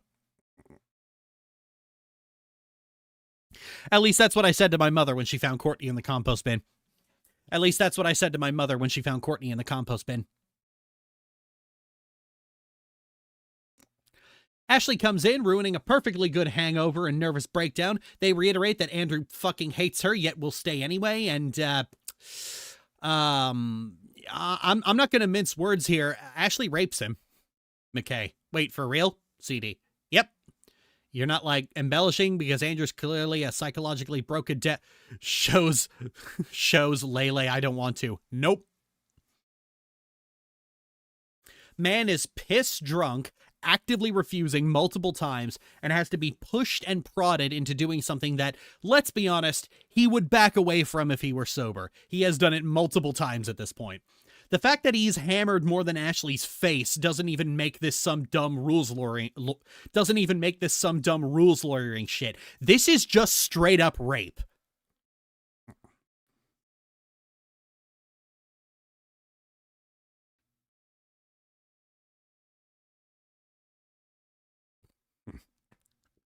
Mercifully, Nemle doesn't seem to be twisted enough to make us sit through a graphic sexual assault scene, and it eventually cuts straight to black before cutting out entirely. But, you know what? Given everything in this game, this is going to sound crazy coming out of my mouth, but I don't think this was necessary. Nemle, you have made it perfectly fucking clear how deeply dysfunctional and unhealthy this relationship is. I don't think it needed drunk rape to be added onto the pile. This seems like something added almost entirely because the main plot soared completely over the fanbase's head, and they seem to be deluding themselves into thinking that a quote-unquote happy ending involves Andrew and Ashley having sex and making their relationship romantic, something the game has been hammering home would be the worst possible outcome. So on some level, it feels like Nemle is actively angry that her own fans didn't get it. Many other scenes seem to be made this way more on the... Many other scenes seem to be made this way. More on that later. Today you wake up with your head and your heart heavy as lead. Oh, and your soul is burned to charcoal, but that's neither here nor there. Jesus fucking Christ. It's like... Today you wake up with your head and your heart heavy as lead. No, and your soul is burned to charcoal, but that's neither here nor there. Today you wake up with your head and your heart heavy as lead. Oh, and your soul is burned to charcoal, but that's neither here nor there. Jesus fucking Christ. There's a disgusting lump sleeping next to you. It doesn't care for you. It only cares for itself. Oh hey, the narration stopped being irreverent. Andrew briefly considers killing Ashley with the gun, but let's be honest, if he was going to do that, he'd have done it 6 arguments ago. Instead, he heads outside and steps on the ring he'd bent upon. Then we're given the option to drop it or hold on to it.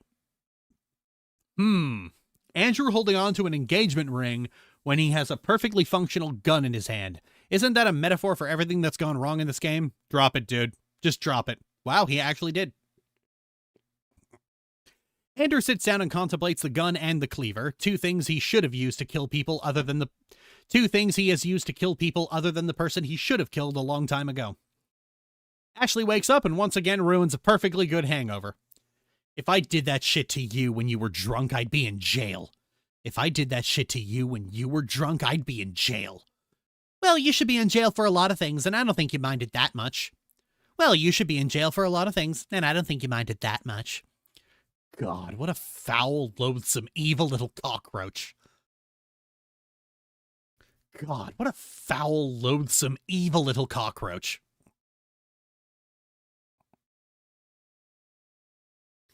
Anyway, they argue again, Ashley hits him again, and Andrew grabs the gun and puts it to her head.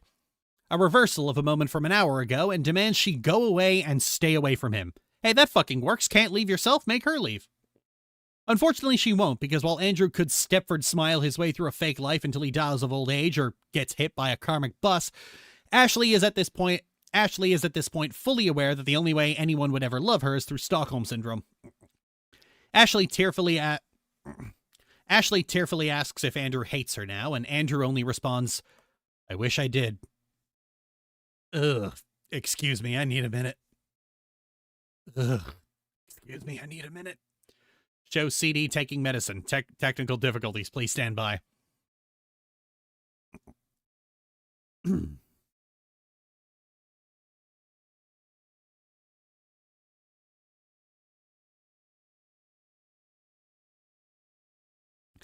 Anyway, Ashley then asks if he wants to jump off the balcony with her, the first good idea she's had this entire game.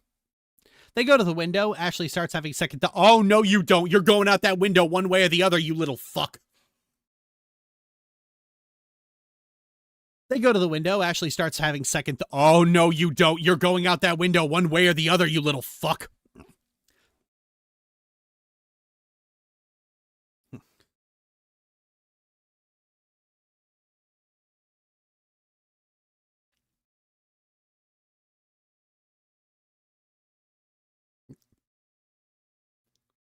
Down on the street, they see some children on a field trip and decide to leave this world the exact same way they came in.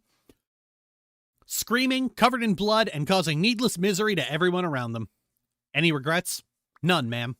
Any regrets? None, ma'am. Glad to hear it. Then it kicks us back to the title screen. McKay. Huh. Well, that was a horrible 3 hours, but at least it's over now, right? CD, smiling. Right?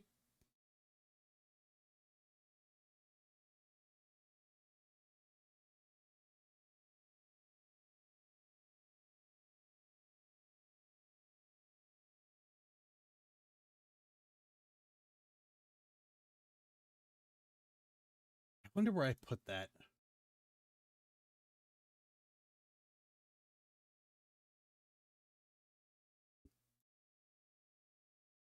Ah, here you are. Okay. So it's like, well, that was horrible, but at least it's over now, right?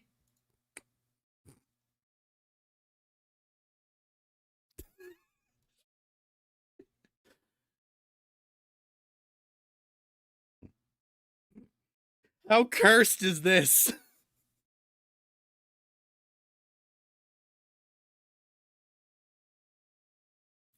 Beautifully haunting. Why?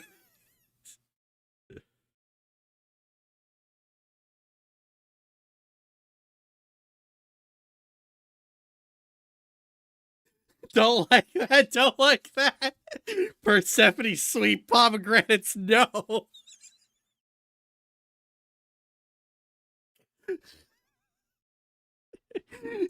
How amazing is it that just giving the puppet a mouth is that horrifying?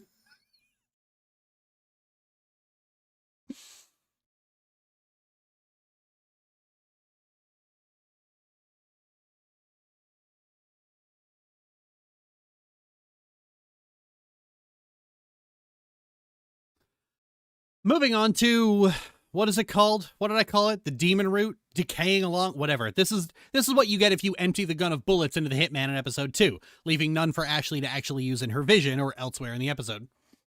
Or it might just be not shooting Andrew in the vision. I could decompile the game and open the project file to check, but that's more work than I'm willing to do.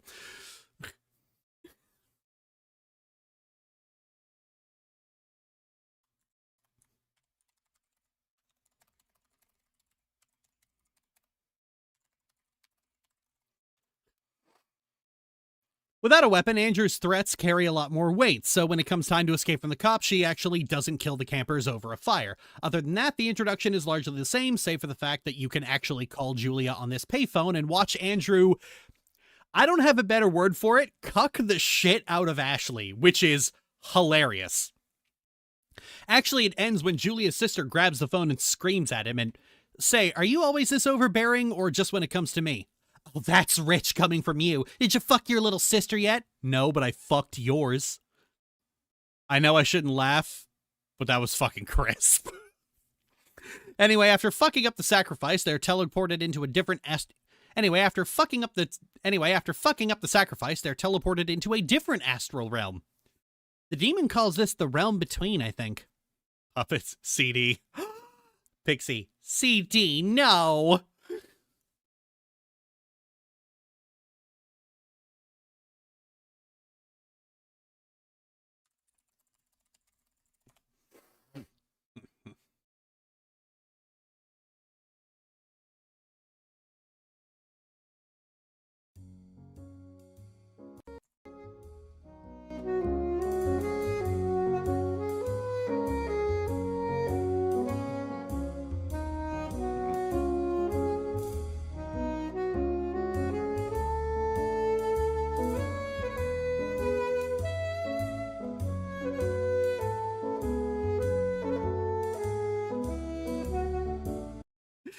What? Oh, it's the Traverse Town theme, because Traverse Town is in the realm between. Got back to the game, the music was replaced with Jazz Traverse Town. The two of them progress through puzzles that I'm almost positive are straining RPG Maker to its fucking limit, and also my patience. Decay has so far had some of the most obtuse puzzles I've seen in a game like this. Admittedly, I'm not good at puzzles, but some of these can go fuck themselves with the rusty railroad spike. In between the puzzle solving, the two stop to take a rest. Ashley thinks, "Hey, we could stay here," to which Andrew says, "There's no food, water, places to get clothes, clean ourselves, or seek medical attention. No, we can't stay here, you stupid fuck." I may be paraphrasing a bit.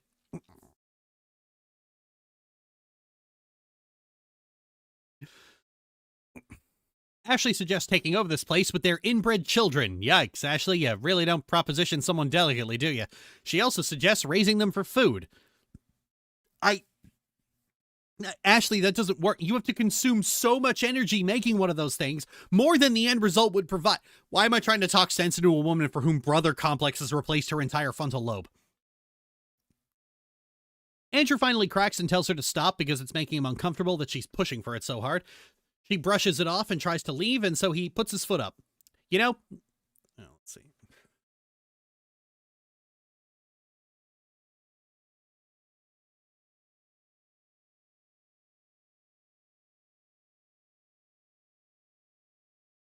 You know, out of context, this is the most sibling image ever drawn. Then again, so are all of these.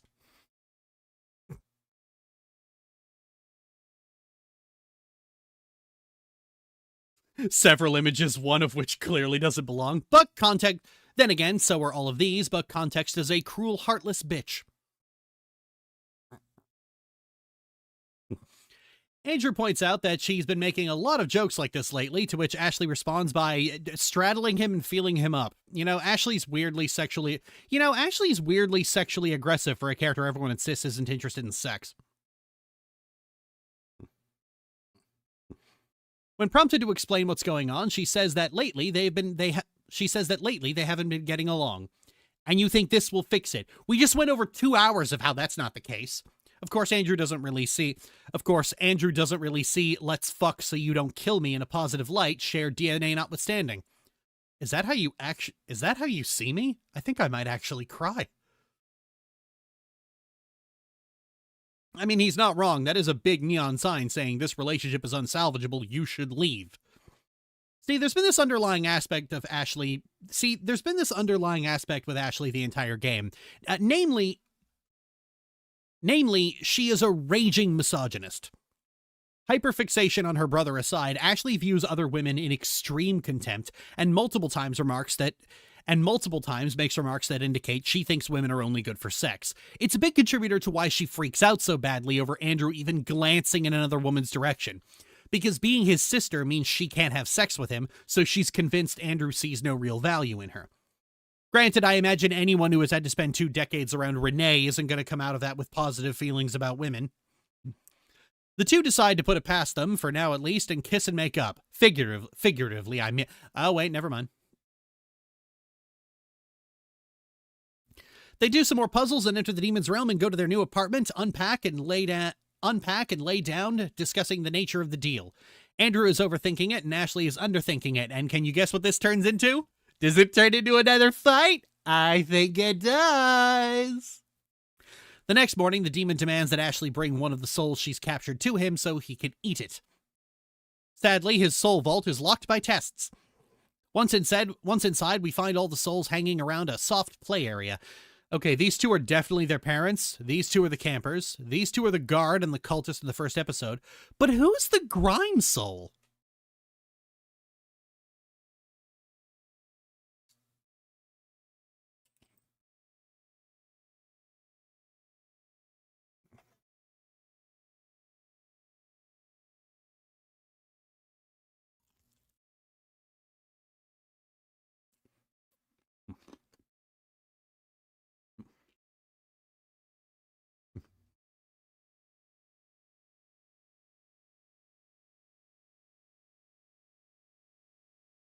Sorry, I haven't eaten all day. Anyway, in order to grab a soul, they lure it over with flowers before trapping it in a bottle. It turns out to be the warden. Andrew is surprised at how clean his soul is, given he was involved in an underground organ harvesting ring, to which the demon says, "The only soul your morals affect is your own." Okay, let me see if I have this right. A normal soul is someone who acts completely within their own moral compass. A grime soul is someone who acts outside their moral compass and feels guilty about it. And a tar soul is someone without a moral compass who does horrible things unapologetically. And between grime soul and tar soul is someone who does horrible things unapologetically, but hasn't gone far enough to go the rest of the way.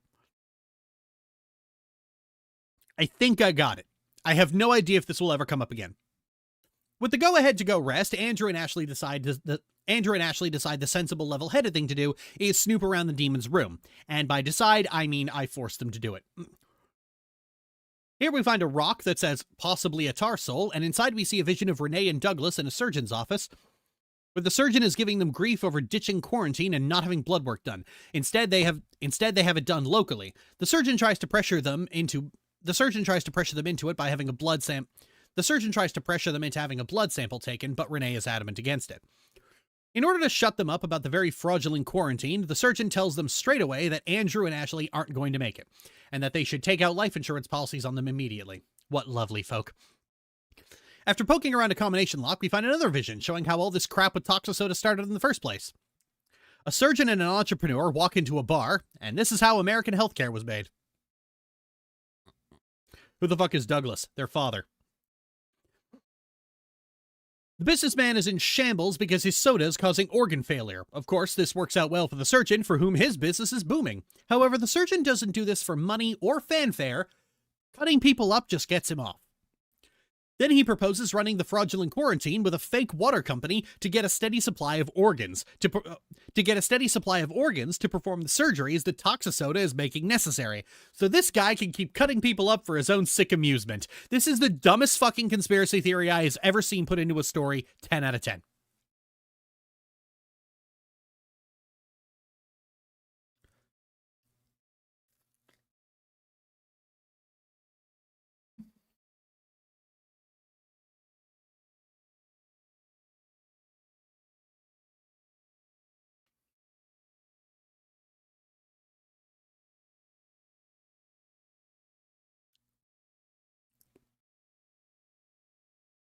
Ashley suggests killing the both of them. Ashley suggests that they should kill the both of them. Wow, a murder that actually does some good. You feeling okay, Ashley? Andrew passes on it, more interested in how the demon seems to be looking for tar souls. It's implied elsewhere that tar souls actually hatch into demons eventually.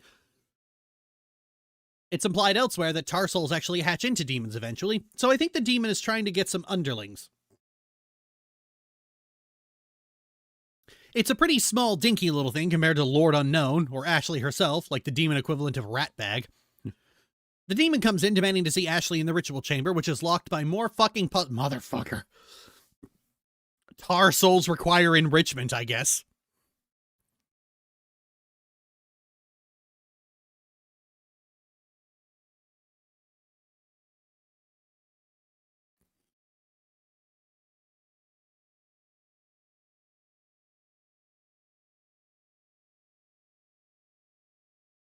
Let's just give my voice a break at the moment. It's been an hour and a half.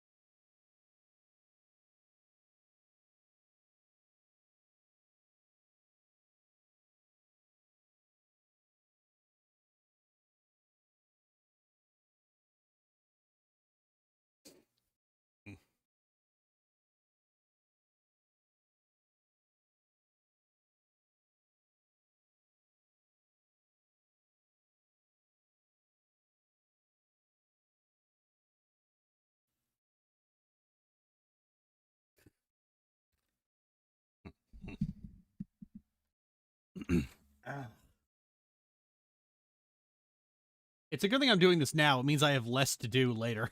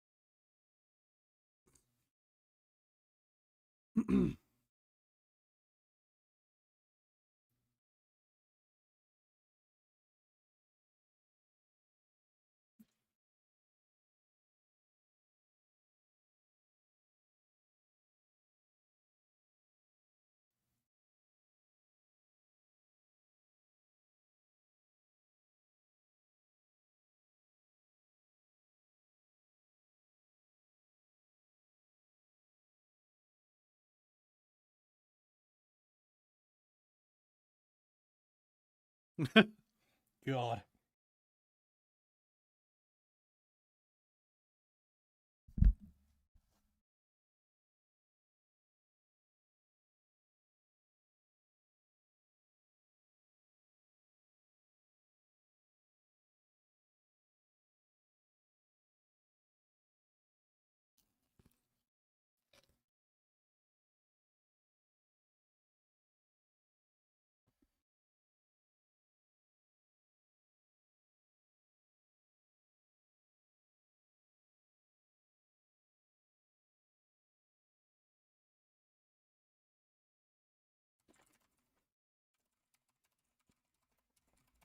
How are you guys enjoying this nightmare?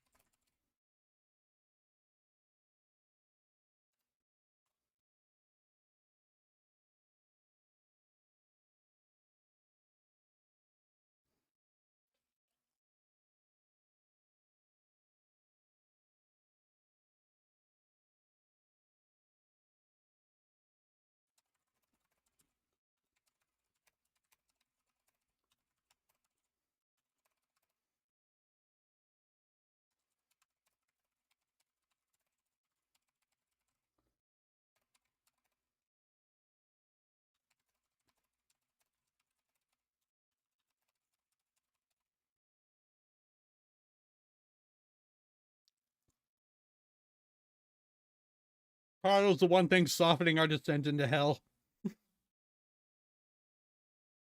You are definitely making it better, Canada lady.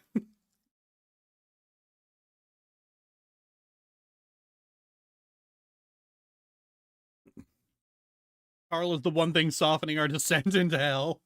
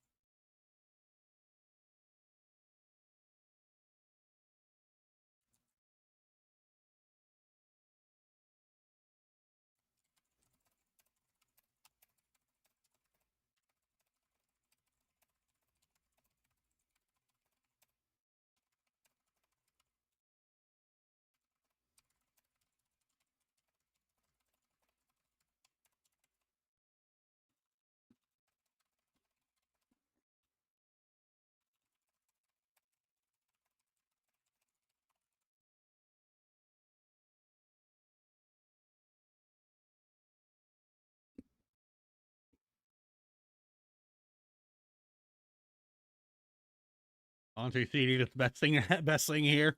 Had a pretty shit day today, so I'm glad you decided to do this. Thank you. I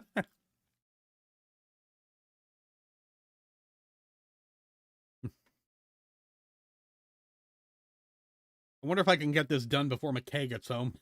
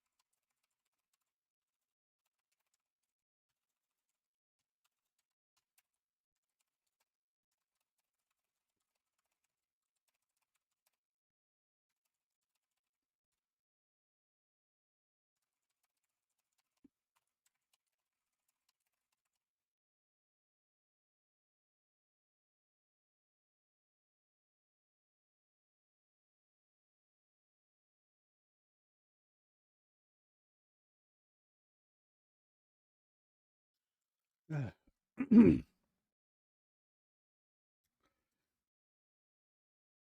best parts are all the take that's against Ashley's entire existence.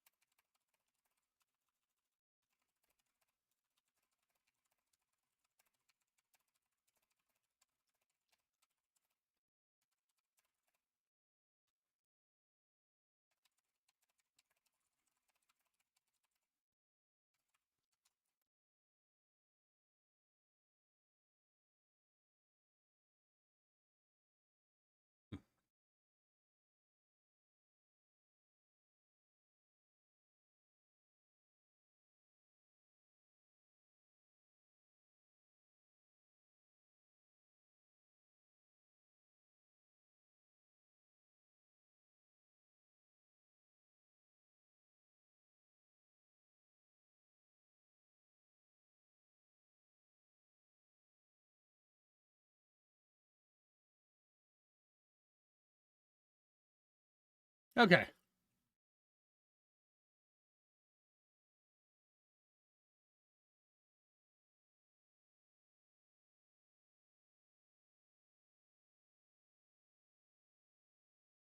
All right, let's get back to it.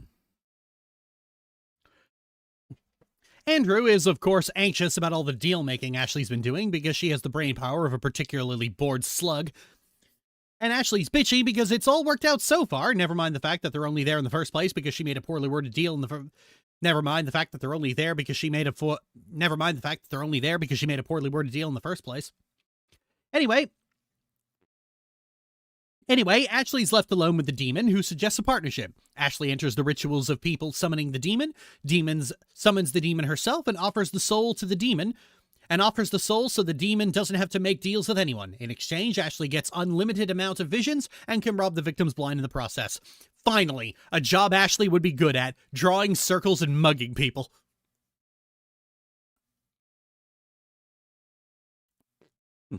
The demon even questions why Ashley is so attached to Andrew in the first place, since Grime souls are useless as a source of power. Well, you see, Mr. Entity, have you ever had a gerbil you don't really like but enjoy having as a decoration for an otherwise barren bedroom? They finally get into a fruitful vision where the summoner trips over her own words, letting Ashley re-summon the demon and offer the summoner and 2 bystanders outside, leaving the summoner's boyfriend to look after the guinea pig. Ashley can excuse murder, grand larceny, cannibalism, and incest, but she draws the line at animal cruelty.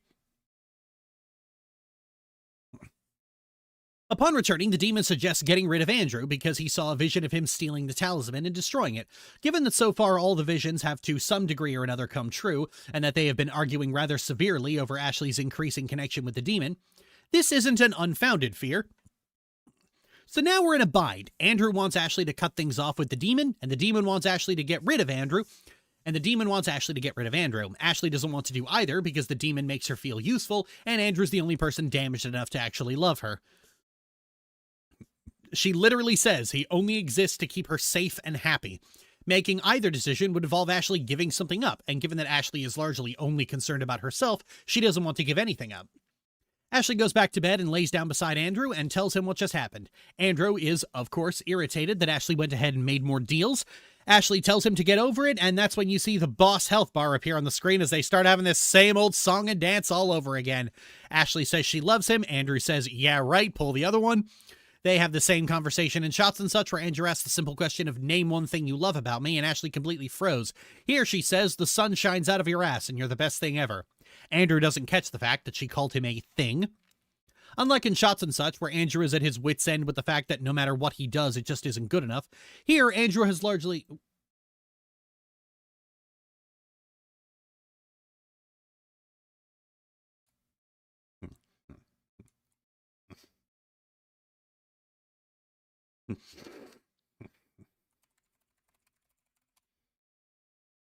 One second.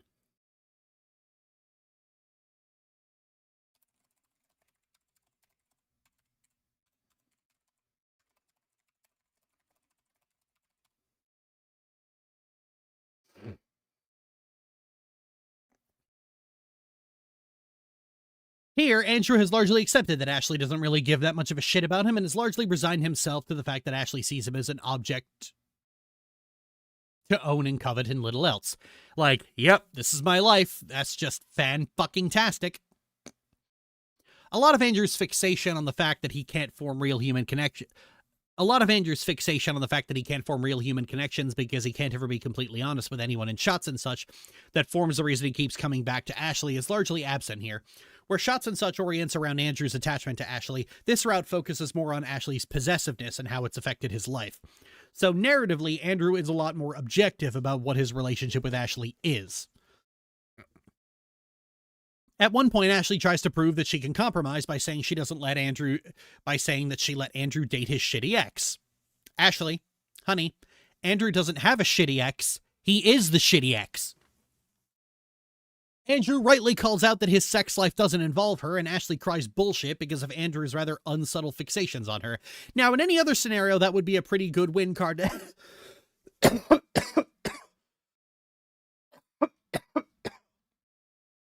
Now, in any other situation, that would be a pretty good win card to have. Unfortunately, the shit for brains sick fuck that asked me to inbreed with her the other day? I didn't ask that, and anyway, it was a joke. Get over it. I didn't ask that, and anyway, it was a joke. Get over it. Well, which is it, Ashley? Did it not happen, or was it a joke? Andrew then asks the laser-guided question of, so why'd you grab my dick then? And that causes Ashley to break. Call Andrew a Jedi Master because that was some spectacular deflection. Actually, wait, no, it'd be Sith Lord, wouldn't it? No, he's a knight with a crappy thesis.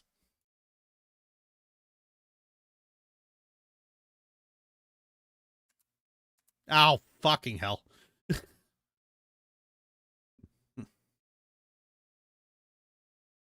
That's supposed to say, I have a doctorate in Darth Plagueis the Wise studies.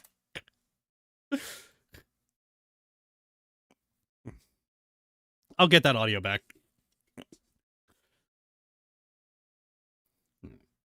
You are a fucking idiot. No shit, narrator. I'm willingly playing this piece of shit when I could be doing something productive. While he's sleeping in the soul den, the demon comes and gives him a simple task. Collect 5 souls from the realm between.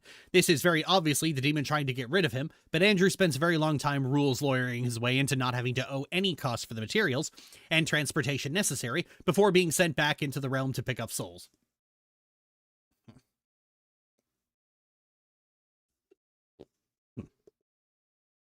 He manages to collect only 1, as despite his rules lawyering, the demon never mentioned looking for specific souls, and thus cast him into the realm between to search in perpetuity.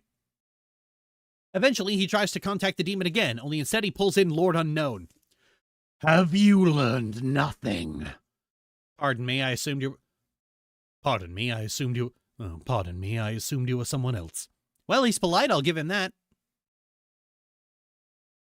He doesn't remember Andrew, and it seems Andrew doesn't remember him either, but Lord Unknown assumes they must have met because he wouldn't be able to call for him.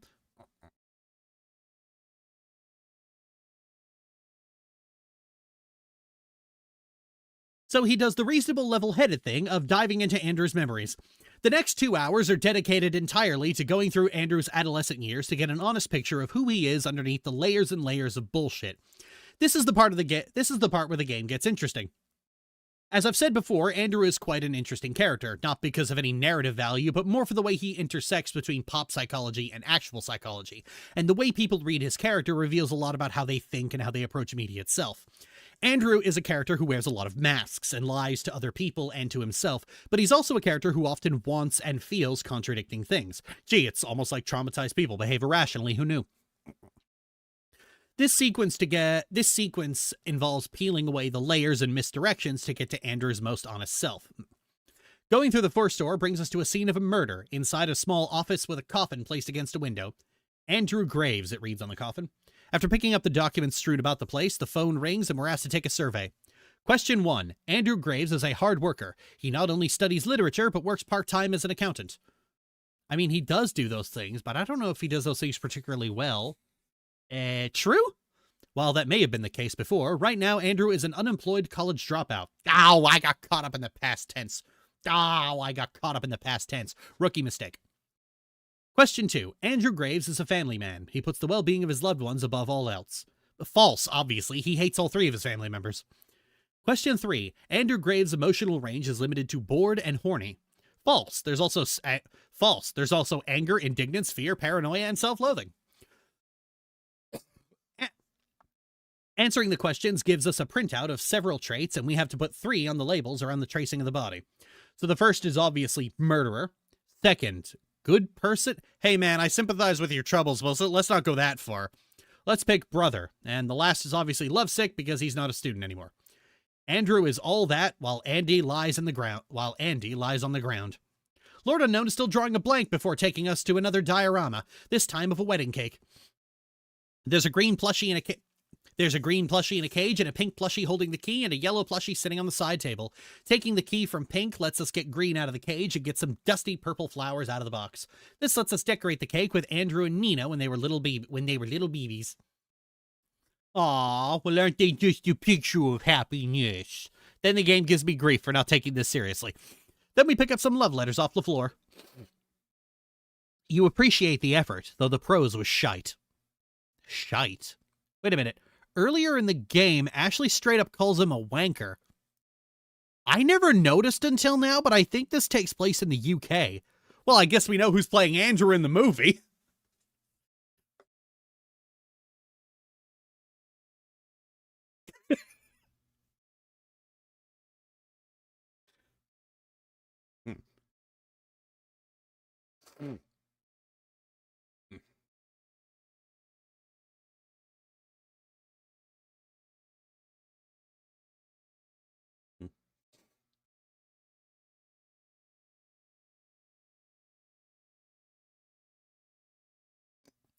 Anyway. Anyway, we cover all the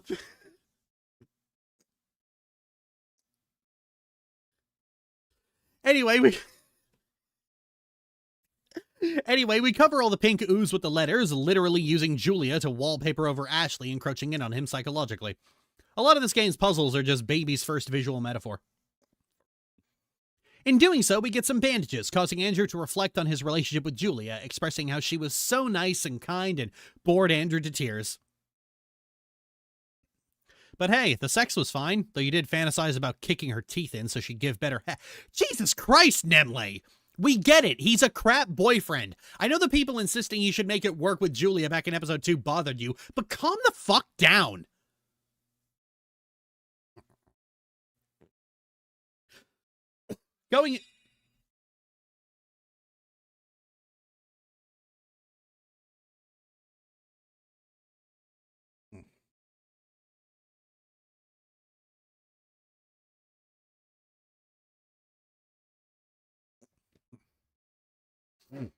Going into the next story, walk through some more of Baby's first vision.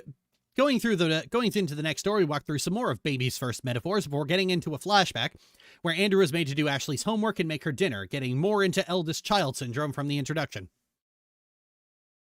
Apparently, Ashley got suspended because she bit another child. Andrew starts wondering if his raising of Ashley is what fucked her up, which brings to mind what I said earlier about Andrew's status as an unreliable narrator, itself being unreliable. It's not his fault that Ashley's fucked up. He was a kid. He wasn't supposed to be raising her in the first place. He's sitting here apologizing for something that wasn't even supposed to be his responsibility.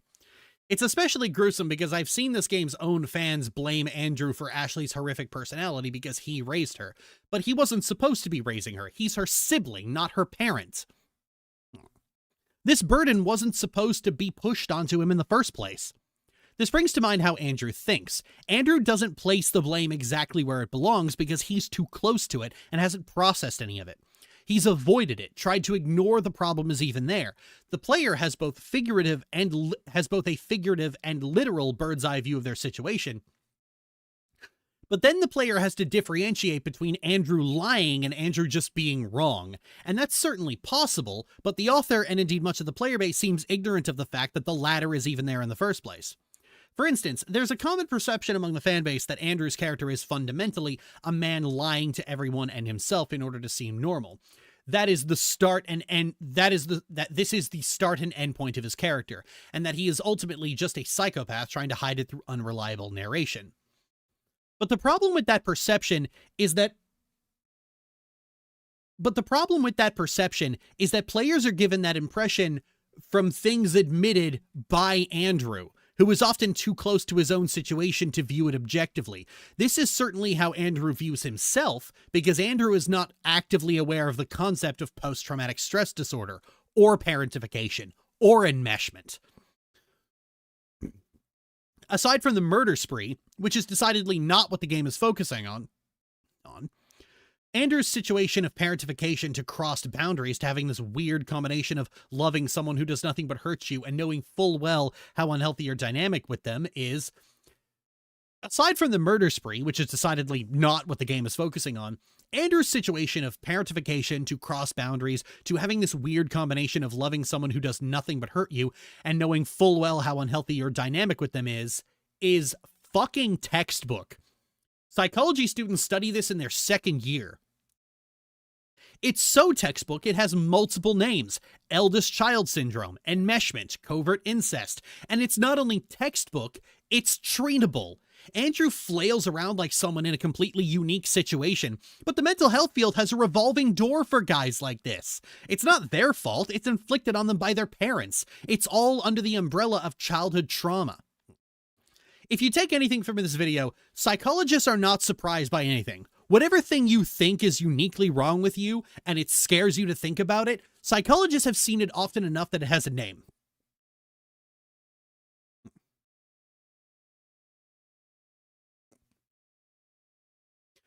The chance that you are patient zero for anything is like being struck by lightning twice while being attacked by a shark on the same day you win the lottery, just before hell freezes over and J.K. Rowling renounces her transphobia.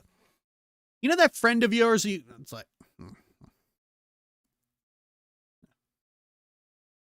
Lord Unknown seems to recognize him now and expresses, Lord Unknown seems to recognize him now and expresses confusion that he's still just a grime soul, and that he expected him to have hatched by now. So instead, he sends us to do more homework puzzles. This time, we're putting on a play. Main character, wretched liar's tale, words spun like silk, truth does fail. Each syllable a tangled snare, deception's cloak their only wear. Well, that's obviously Andrew, so I have to put him there at some point. Judgmental jerk, their words precise, with piercing gaze they do entice, though scornful tongue may cause dismay that... Oh, hang on. Main character, wretched liar's tale, words spun like silk, truth does fail, each syllable a tangled snare, deception's cloak their only wear. Well, that's obviously Andrew, so I have to put him there at some point. Judgmental jerk, their words precise, with piercing gaze they do entice, though scornful tongue may cause dismay, their discernment guides the way. Fiddling with the mannequins, I can make one that looks like an absolute douchebag, so that goes there. Obnoxious protege, a gem in jest, annoying charm they do possess, beneath the noise a sight to see, in antics wild they roam carefree. Carefree, well that's obviously Ashley. Going into the casting room, there are far too many Ashleys in here. Look game, one Ashley is too many, but I guess we gotta find the real one. Actually, now that I think about it, maybe I'm unreasonable. Fake, get in the fucking sack. Fake, get in the fucking sack. Fake, get in the fucking sack. I'm incredibly passionate about microbiology. What about you? I'm passionate about you getting in this sack, doppelganger. I will always prioritize your happiness over mine. Seeing you smile is enough for me. You know what'll make me smile? You getting in this fucking sack, imposter. Ew, who are you? Don't talk to me. I won't talk. I'll just put you in the sack. Stop overthinking everything. We'll be fine. Ah, there's the Antichrist we know and... Anyway, that's Ashley sorted. Ah, there's the Antichrist we know and... Anyway, that's Ashley sorted. Sidekick with a playful grin, games their joy where they begin. Through twists and turns they find their glee in laughter and camaraderie. Okay, there's nothing left. Is it Julia? Do I grab one of the ghosts of the... Wait, games, hang on. Wait, games? Hang on, that's me, isn't it? Yep, there's a player mannequin. Look at you watching this man's psyche crumble like the voyeur you are. We then cut to a classroom where Andrew is talking to two other classmates before Ashley barges in, jumps into his lap, and complains about how some girls are blocking the vending machine.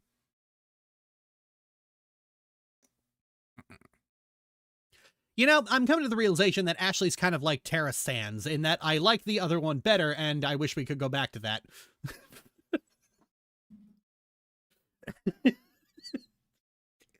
What a tortured fucking metaphor.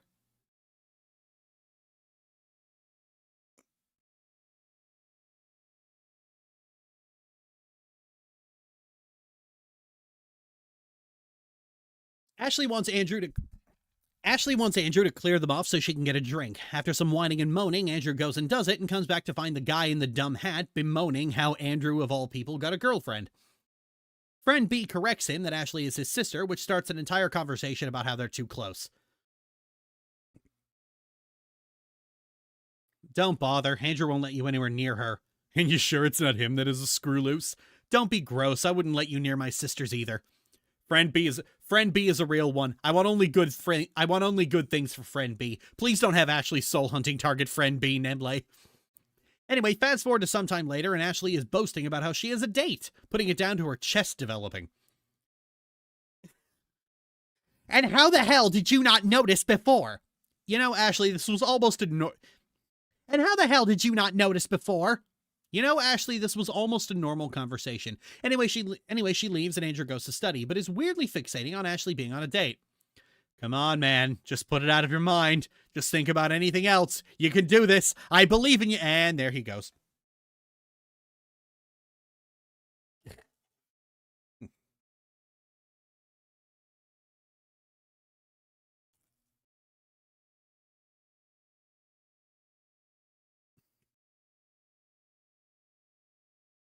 Friend B is actually the one who got away.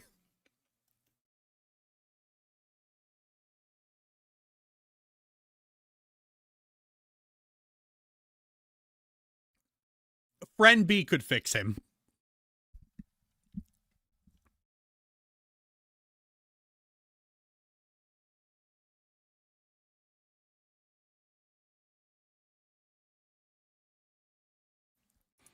Luckily, Ashley is already home before he can make an ass of himself. Friend B is the twigs to Ashley's senbei. Luckily, Ashley's already home before he can make an ass of himself. She stood the guy up and didn't even want to go in the first place. She apparently only did because boys are all her friends talk about and she just doesn't get it. Hey, Nemle, no, don't ace code the psychopath. This entire game, she has been on some premium, uncut, heterosexual bullshit.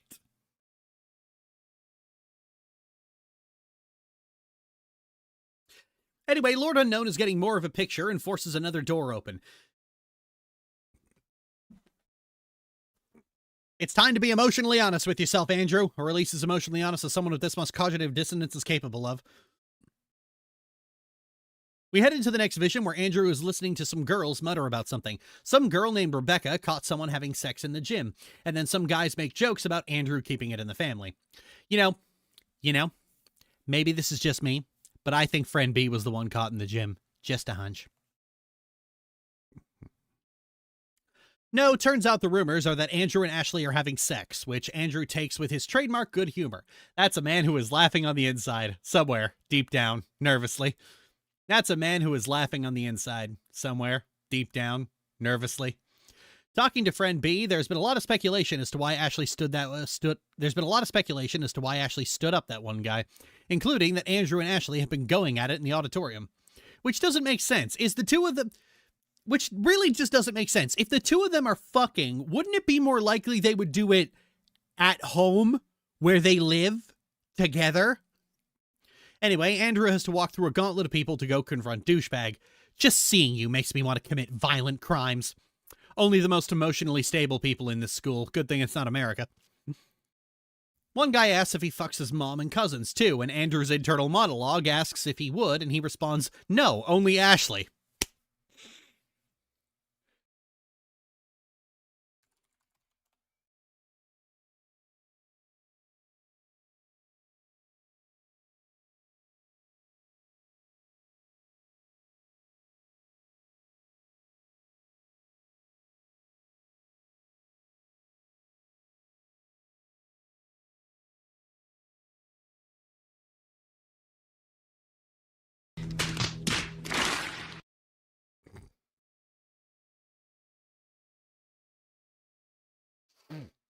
Facepalm meme. He goes to confront this guy, only to find that he didn't even start it. He heard it from the girls in Ashley's class, who heard it from Ashley. Ashley started spreading rumors about her and Andrew, up to and including, at one point, alleging that Andrew had been raping her since she was a baby. Puppet cut. Pixie raises hand. CD. Don't. Pixie slowly lowers hand.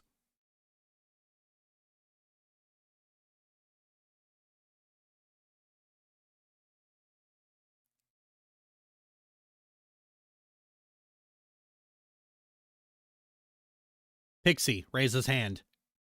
Don't. Pixie slowly lowers hand. Getting out of the classroom, he runs into Julia, who tries to comfort him with the idea that a lot of people probably don't believe the rumors before walking off very embarrassed. Aw, she's adorable. She's so undeserving of what's about to happen.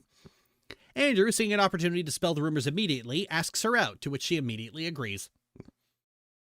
We're then brought to a movement puzzle where Andrew has to avoid eyes while grabbing yellow rabbits, signifying trying to have a secret relationship out of Ashley's piercing, unblinking gaze. I have to say, it perfectly captures the precariousness of moving around out of your abuser's sight. Eventually, you run into blue eyes that show how Andrew dating Julia is actually having an effect on the rumors. Some people won't accept it because they want the rumors to be true, and in some cases, the rumors have only gotten worse, but in a lot of cases, others are shutting that shit down. So Andrew, you proved the rumors weren't true, and people believed it? That must be nice. So Andrew, you proved the rumors about you and your sister weren't true, and people believed it? That must be nice.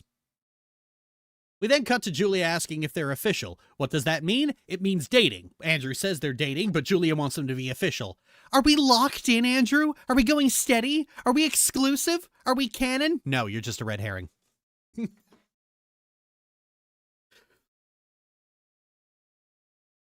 The real anxiety is about telling Ashley, because Ashley will blow a fucking gasket and probably try to hijack a passenger plane. Unfortunately, she comes home with Julia having already told her, and she is livid.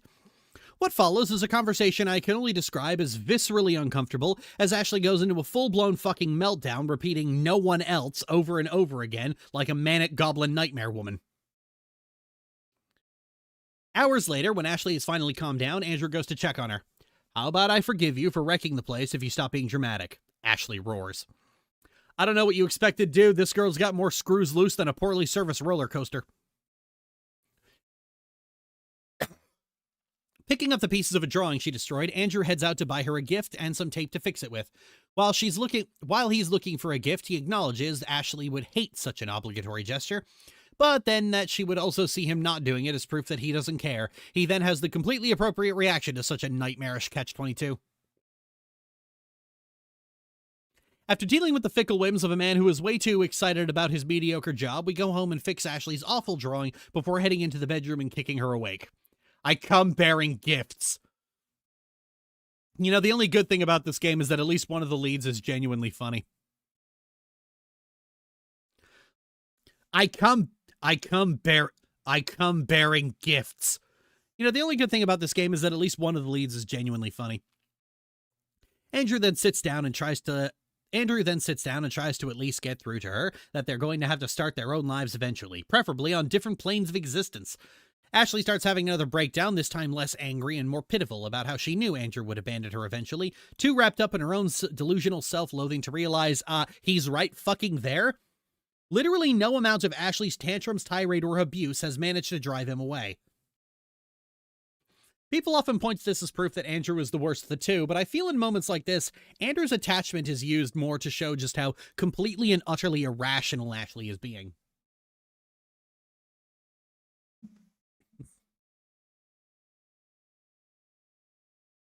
Andrew then talks about the moment from the intro where Ashley remarks that Andrew doesn't like anyone, which is true. Andrew can barely be bothered to remember people's names and views other people as an obstacle to be dealt with, a consequence of an early childhood where encounters with other people often ended in disaster. You see in the intro that Andrew's character becomes shaped to avoid arguments and do anything he can to keep people from yelling. This is called, as I've said throughout the video, the fawn response, a trauma response wherein someone becomes a people pleaser to avoid conflict. People who use the fawn response tend to develop misanthropy as a result, because any interaction with another person is always a potential threat. Andrew is, of course, the pop psychology portrayal of the fawn response, portraying him as empty and having a soul like charcoal, when in reality people pleasers tend to be perpetually exhausted and just want to be left alone to rest.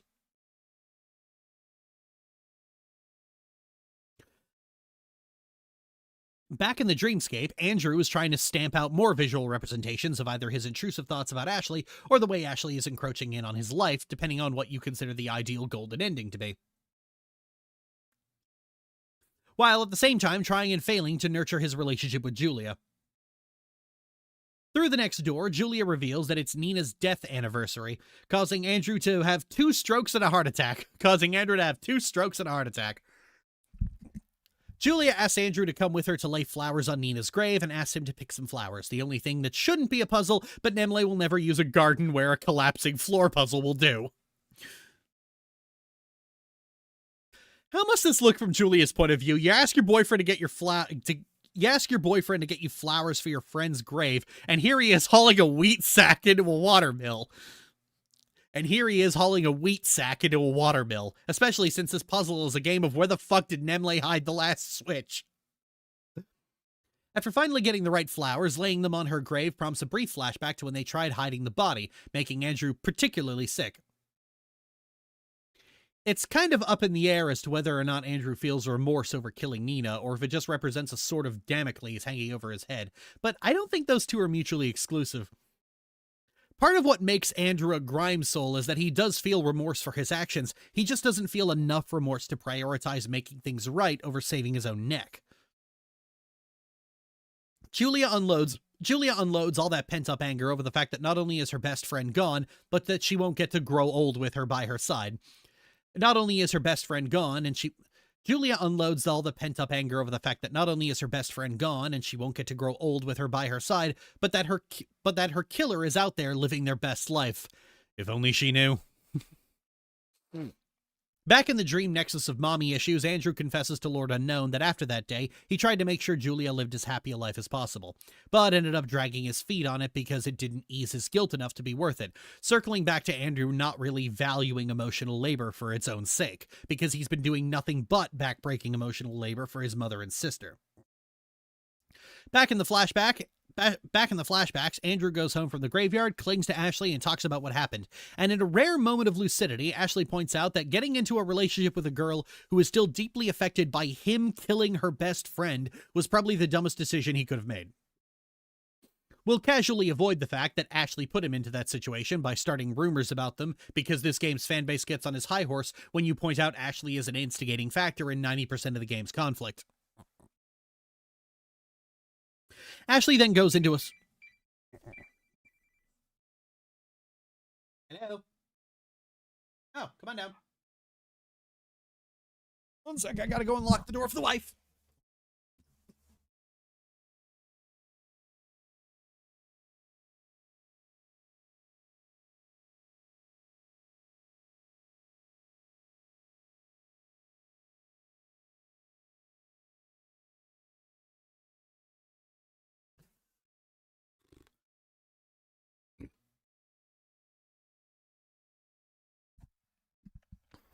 Ashley then goes into a psychological rapid fire of pointing out what a scumbag Andrew is, how he shouldn't ruin other people's lives.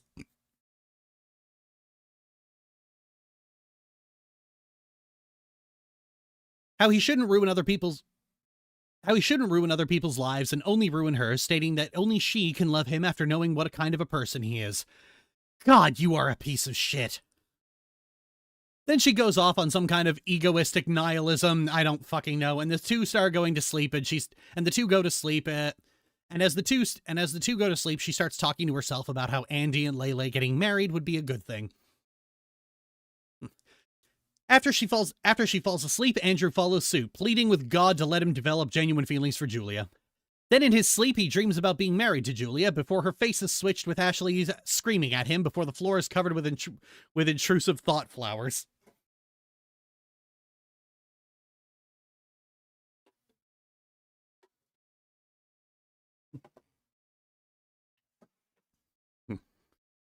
This again? Is it the scent of her shampoo?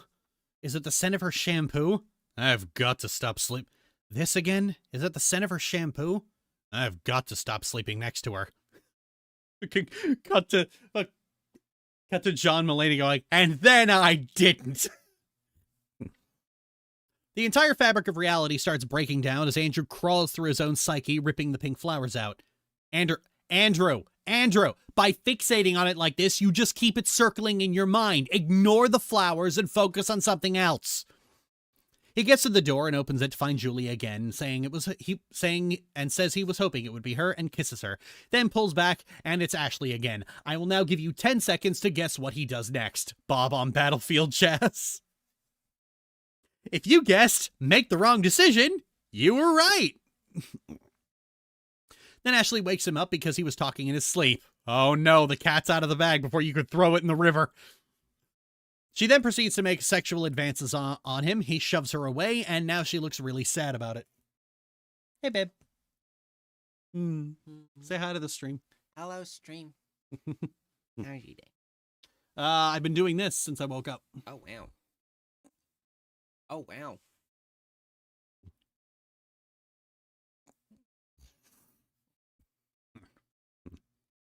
The next day, Ashley is giving him the cold shoulder like crazy, so he decides to pretend nothing is wrong. Cut to some time later, and it seems Ashley has started putting distance between them, and it's really starting to bother Andrew like an addict going through withdrawal. He's having this mental crisis while he's with Julia, dodging the issue of living together. I'd say this man needs therapy, but knowing his luck, he'd get Dr. Quinzel.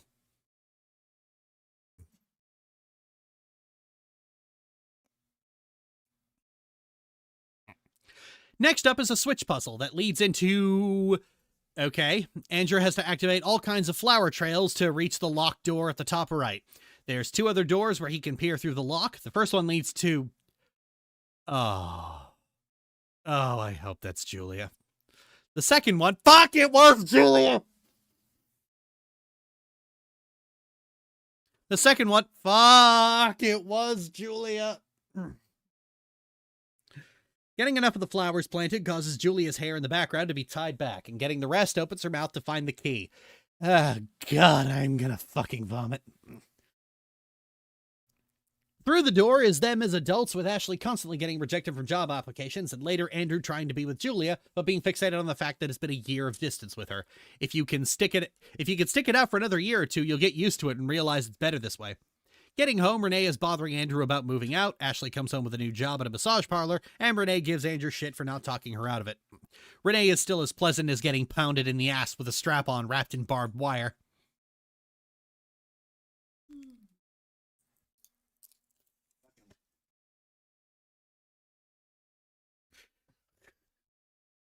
Getting cat-dicked by the war strap.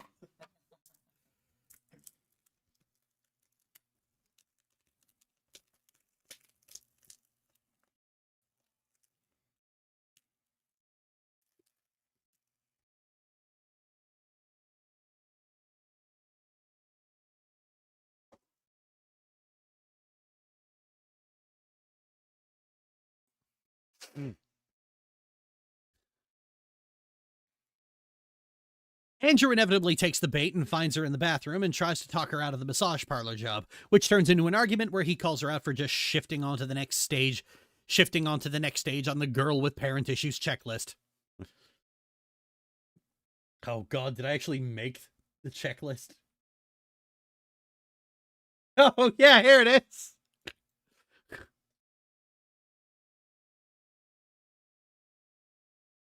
Validate. Hashing. Hate you. Face fuck. Grooming. Hatred on Discord. Server. No! Ashley says she'll drop the job if Andrew gives her £7 million, so Andrew writes $7 million on a receipt, and surprisingly, it works. She even hugs him like a boa constrictor squeezing its next meal. And now they're back to business as usual. Ashley is possessive as shit, and Andrew is neglecting his girlfriend to go deal with her and overthinking everything that happens between them. I take back what I said about Starry Flowers having a padded second act. Anyway, then the quarantine starts, and that means we are officially out of the flashbacks. Yay! The next puzzle largely deal with the echoes of all the people Andrew has killed. Nina, the cultist, the 2 guards, the neighbor lady, Mr. Washing Machine, their parents, and the 2 Mr. Washing Machine, their parents, and the 2 campers. You forgot the kid, CD. I told you the kid was fine. Placing all the items with the associated murders placing all the items with the associated murders opens Nina's crate and lets him build a path to Ashley, who asks if she's worth all of this, where you can only give affirming answers. Picking any of them makes Andrew say no, another example of Andrew lying to himself and being completely 100% correct. The narration makes a point of saying that while the early murders were either accidents or for survival, once it hit their parents, Andrew can't hide behind that excuse anymore. By the time they reach the campers, it wasn't even a difficult decision. We're then brought to a buffet where Andrew kicks around his parents' corpses and serves them up for dinner, acknowledging that killing his parents ultimately amounted to acknowledging that killing his parents ultimately amounted to the end of his status as the good son and his desire to be normal. And though he did it for Ashley, she didn't even appreciate it. He then forces little Ashley to eat the raw human meat. Ashley won't do it, so he kills her, and has an internal breakdown, coming to the conclusion that since things aren't getting better between them, he should just do whatever he wants with her and damn the consequences. Of course, this is all a waste of time, so he pulls Lord Unknown out of hiding because he's done with all this because he's as done with all this shit as I am.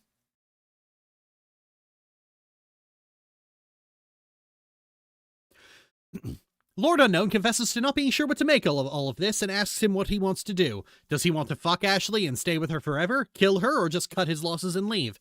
Because he flits back and forth between them like a traffic light. Of course, multiple things can be true at the same time. It's possible to love someone fundamentally and loathe them for how they treat you in any given moment. Ashley means the world to him, but she's also a tantrum-throwing, abusive piece of shit who he'd be better off without.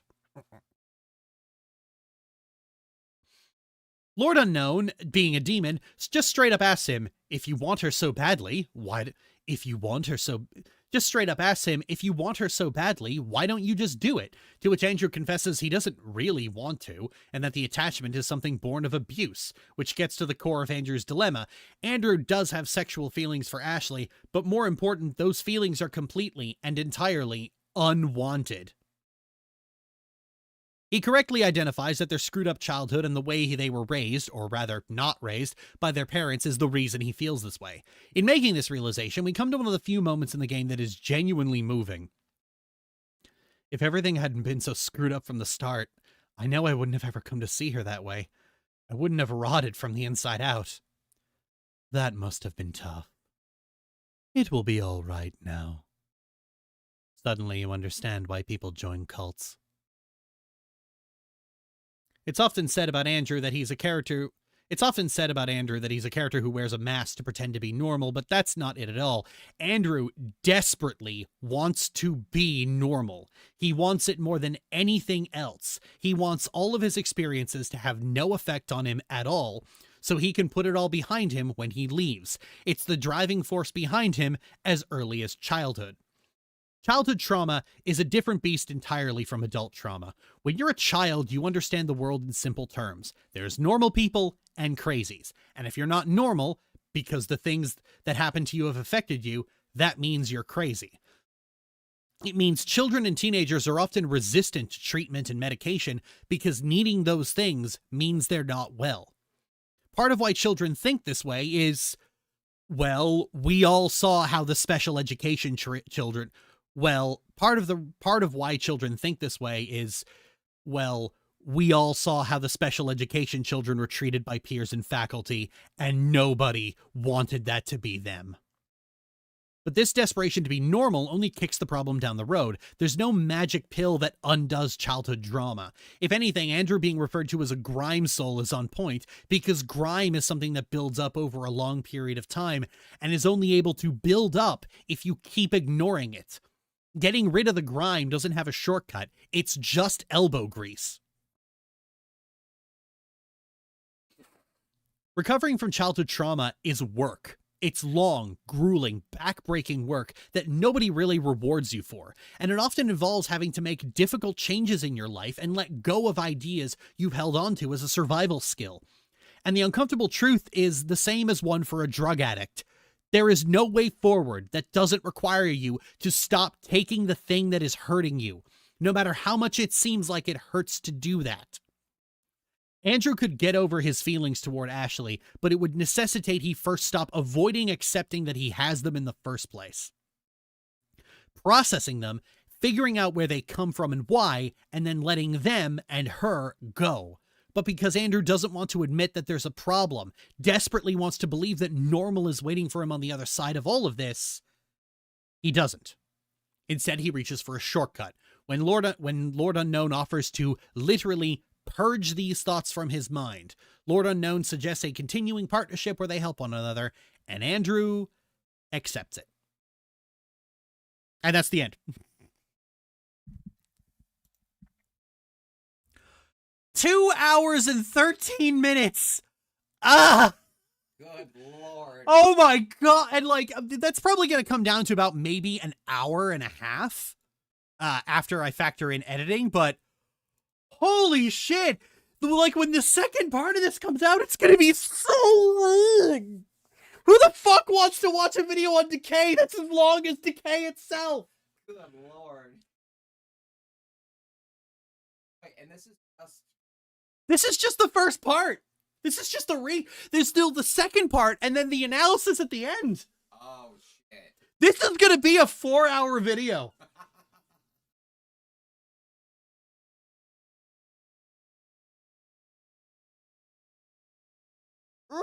Oh my god.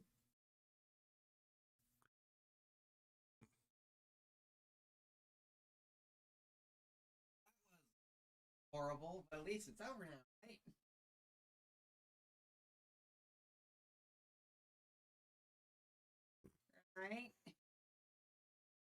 Right? Oh yeah, they all hated this. Oh, yeah.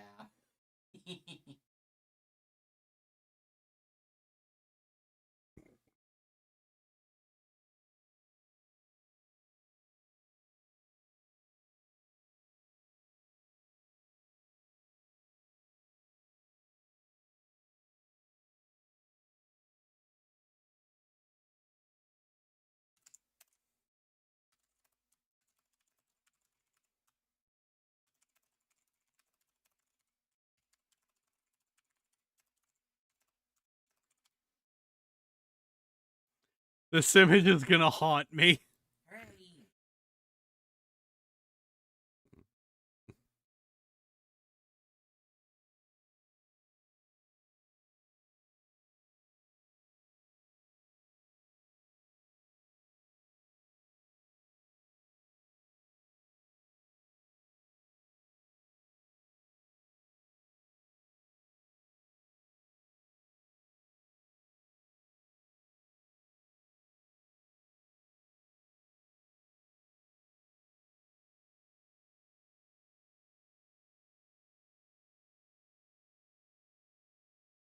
Now my stomach feels funny.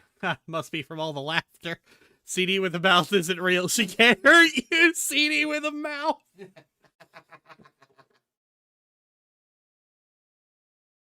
else the CD drive. Wanna fry? Oh, yeah.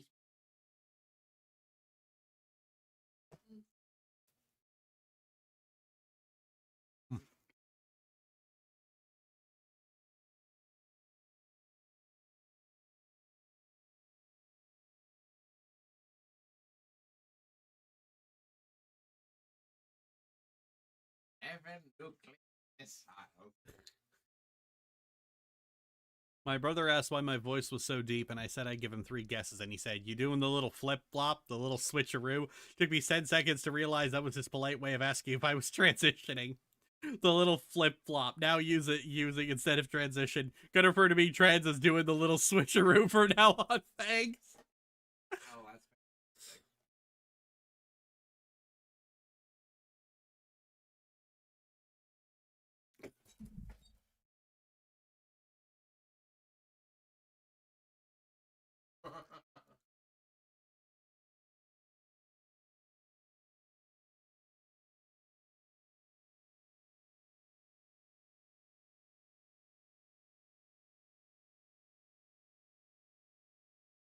How's everyone doing?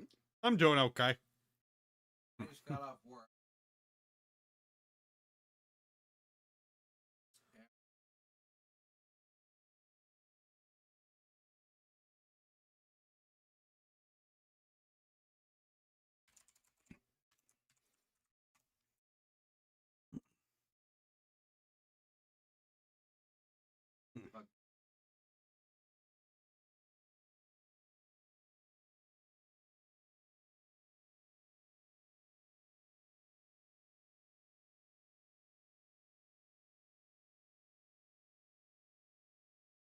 Fucking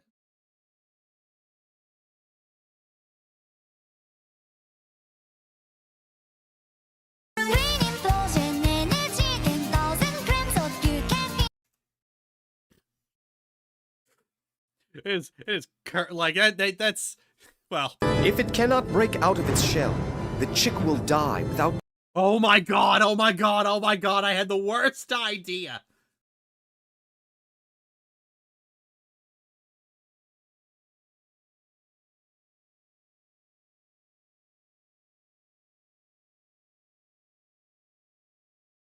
Hey.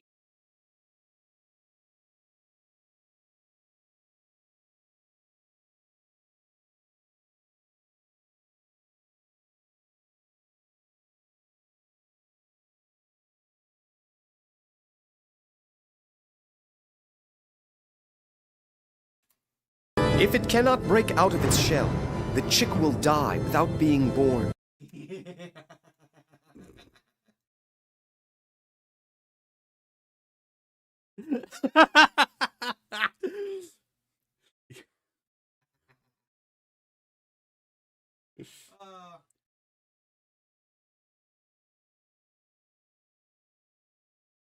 When she first posted this, I was like, why? Why have you done this? Why would you inflict this on the world? Lolo's saying perfect. If it cannot break out of its shell, the chick will die without being born. Fucking Kim Possible ass look here. A little bit, yeah.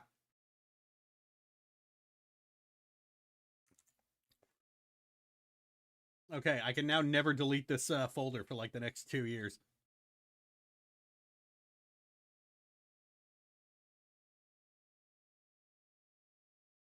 Like I would never delete this folder when it's got delightfully cursed imagery like this.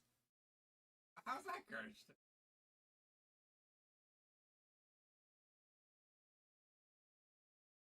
Fucking mochi Or this. dog. Anyway. Or this. Or this.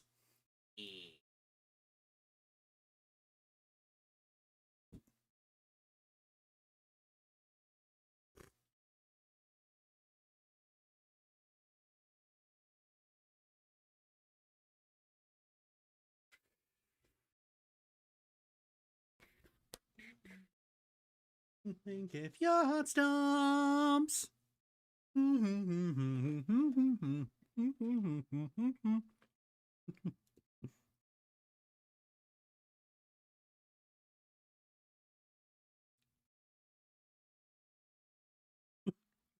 Fireball!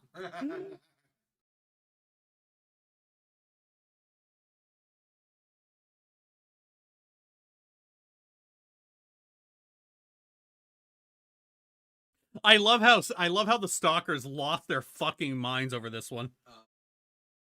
Me, you a necklace. Baby's first war crime.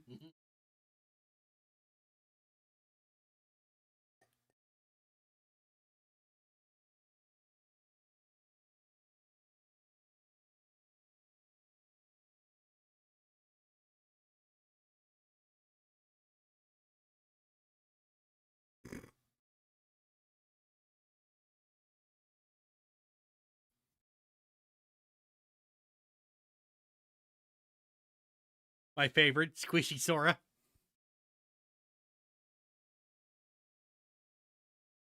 Oh. You never did finish this bit. I did not. Look, you mean necromancer, right, Bonnie? Yeah. Bonk. Look. Okay, very funny, Bonnie. Change me back.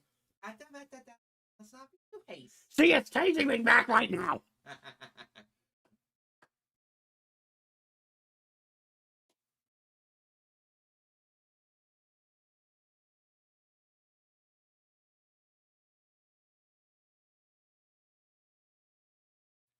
Oh, she gender swapped Reboot Dante, and I fucking love it. Look at him.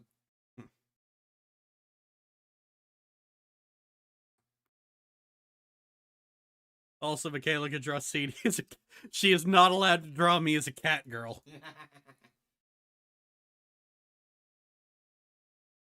You know, it is possible to mod Unreal Engine 3 games, so some enterprising modder could easily make this a mod for the reboot. Ooh. Oh, Oh, that would be fantastic. I don't know why, but this pose is just fucking great. It's supposed to kind of look like a fencer. Ooh. So like when like stick like fucking like regular Dante does like the body stick. Frankie does like classy.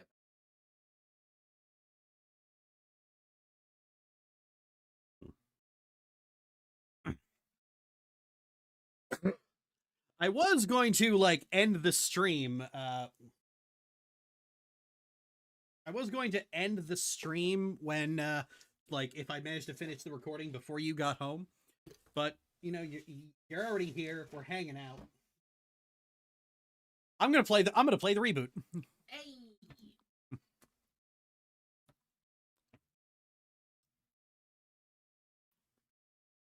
Oh god, and it's appropriate because there was also that one edit. Stronger, I'm smarter. Better looking. I still haven't found a way to a place to put that. That could be the opener. Wait, no, we are.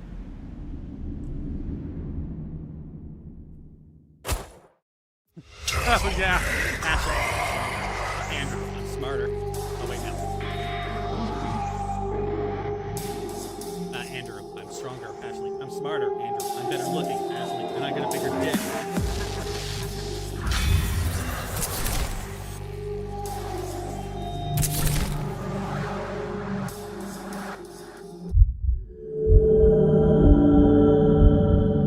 Very loud. Oh.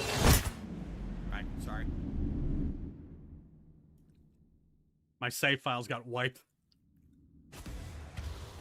Yeah, I hear you.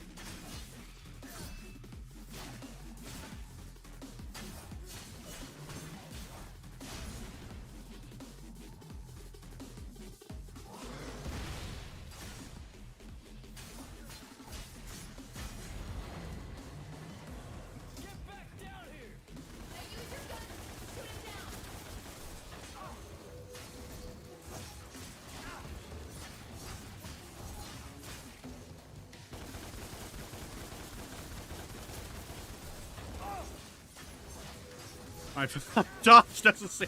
My dodge seems to be disagreeing with me. That's it. It's working.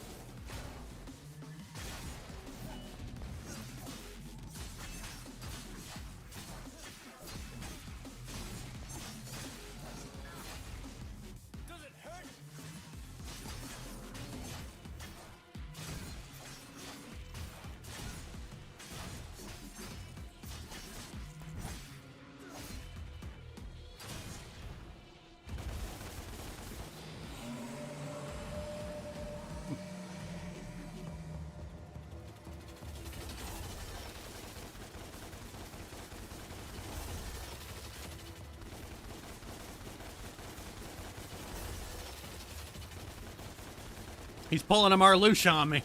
Oh goodness.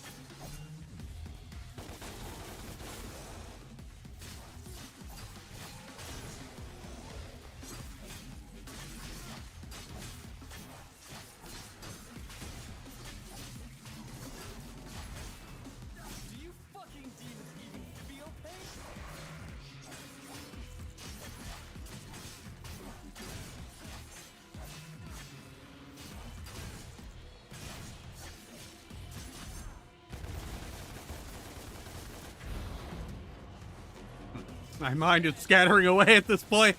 Oh, yeah.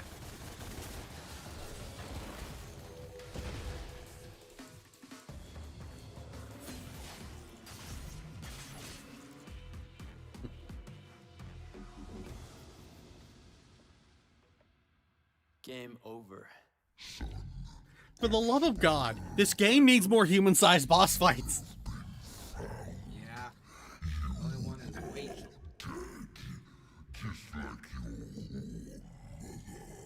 Poor mother. I don't know my mother, but if you're calling me a son of a bitch, you wouldn't be the first.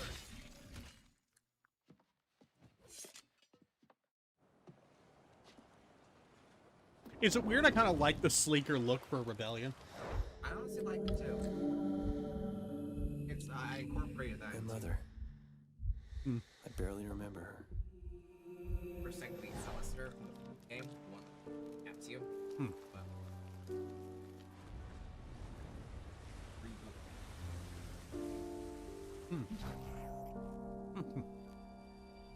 I like it.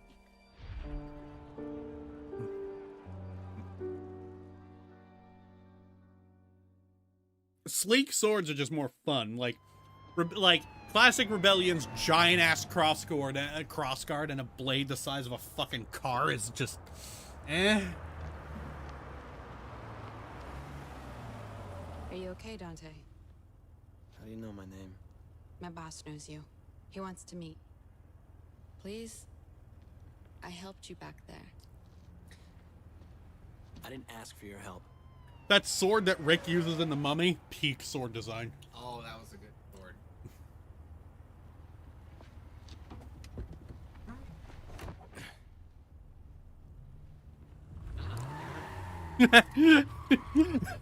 Runs away.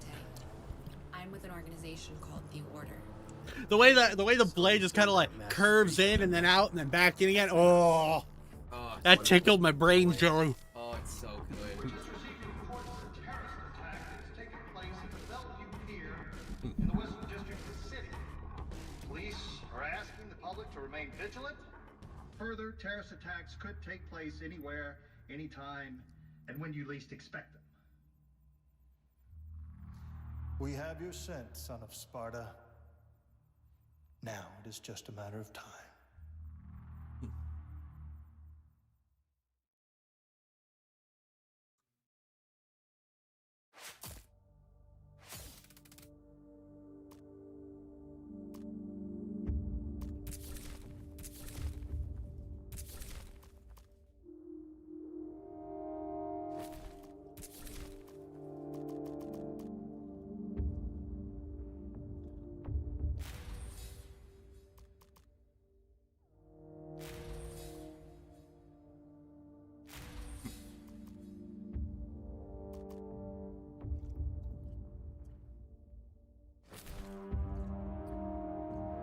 Okay, let's see.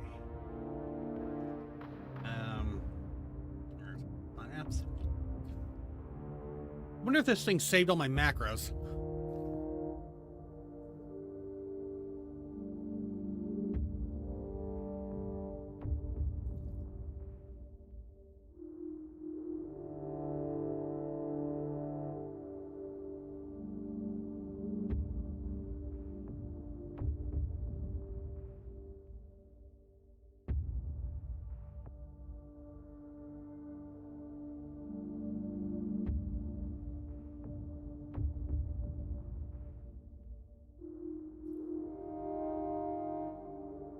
Okay, what is the yank?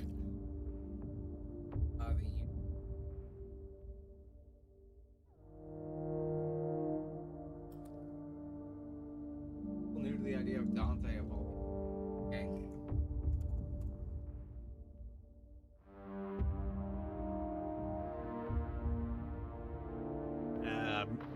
It's the angel. It's the angel one. Right. No, the angel one pulls you to them. So it's okay. Devil Yank. Devil Yank brings them to. And it's the gun button?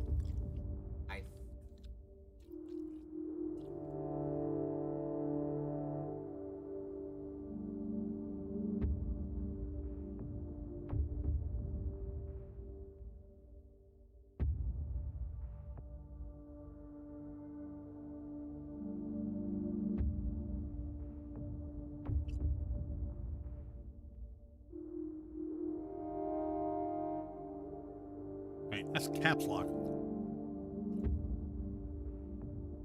Oh, no.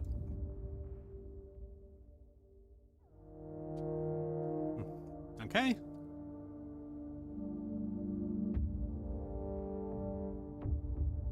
And now...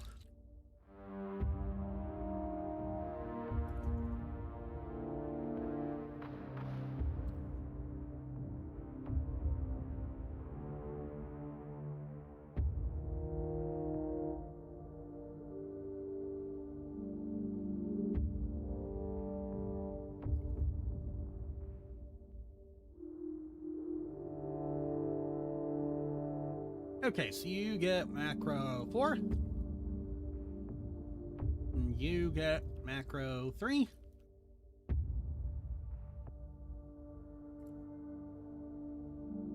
And now I just need G-Hub.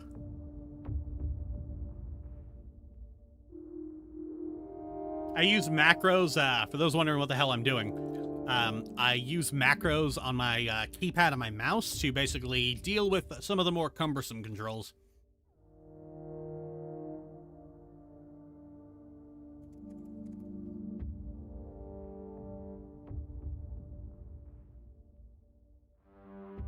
I would absolutely fucking.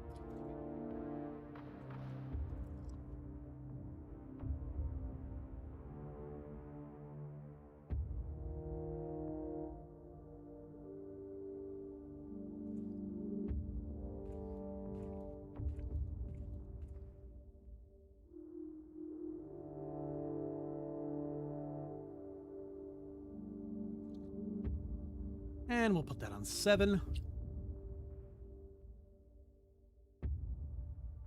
Come on. Get on there.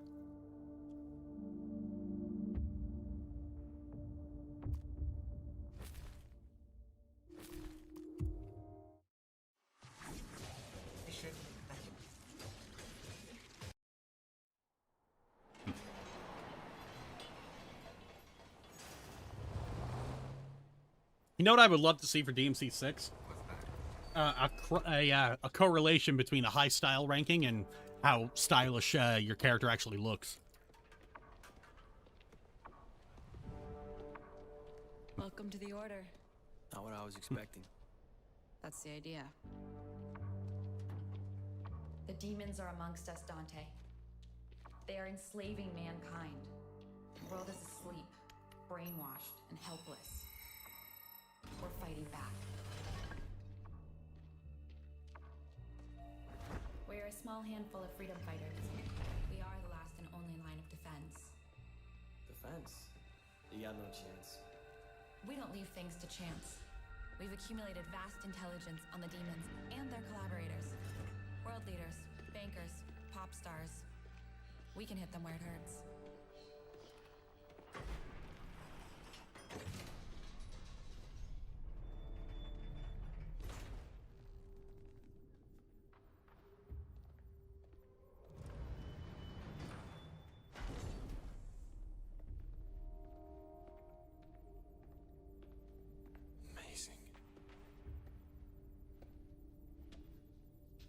Which of the DMC games is your favorite, CD and McKay? My favorite's this one. It really is you. 5. Ah. Why 5 specifically? You don't remember me. No. I think it has the most in the IP How much of your offer childhood do you remember? in terms of like sorry, in most in the mainline games to offer in terms of meaningful like That resulted in total amnesia. character interaction and personal growth. Mm-hmm. Plus, it wasn't too proud to like take inspiration from the reboot here and there. So You are not. I think it Like not having a fixed camera anymore. right. Is fought with deception, and you have been deceived. Plus, 5 has Nico, and she's great. For a reason. Rewind a bit. Who are you again? My name is Virgil. I established the Order to help find a way to fight the demons. Besides swords and bullets, you mean? Such weapons can win battles, but not the war. We use force, yes, but we also use intelligence, politics, propaganda. You really believe Virgil is classic Virgil is like weeb affectionate, and this is very much weeb derogatory. Oh, yeah. Like, he is one shaved head away from being Davis Arini. What else are you planning on doing with your life? You guys do seem really nice. But You're wearing a British fucking overcoat and carrying around a fucking katana. Dante, I don't think you understand what is at You stake. could not be more of a dweeb. Turn your back on me. I'm powerless to stop you. Dorkosaurus. But you'll be making a grave mistake. Not just for yourself, but for mankind. For mankind? Yes. What makes you think I give a shit? Please give me a chance to show you Show me what? who you really are.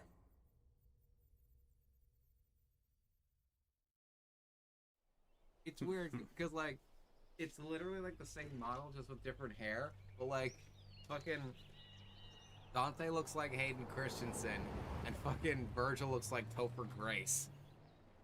Oh my god, he does look like Topher Grace.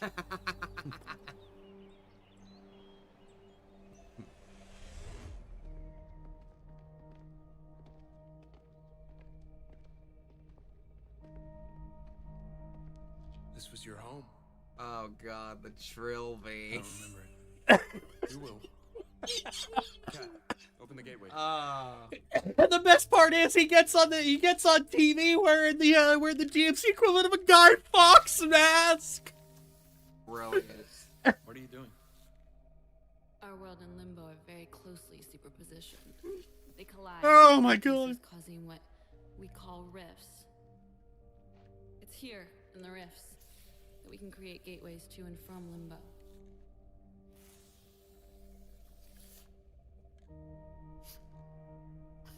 Doesn't smell too good. What's in the can? A compound I created based on an old Wiccan recipe.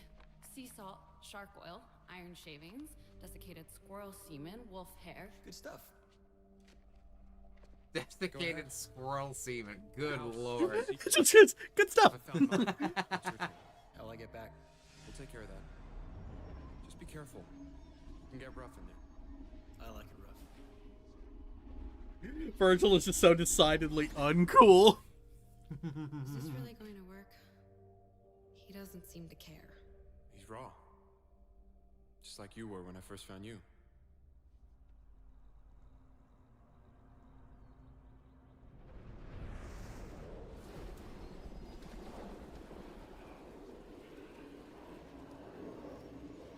Time for a walk down memory lane at the corner of Trauma Boulevard and Repressed Memory Avenue. Ah, there we go.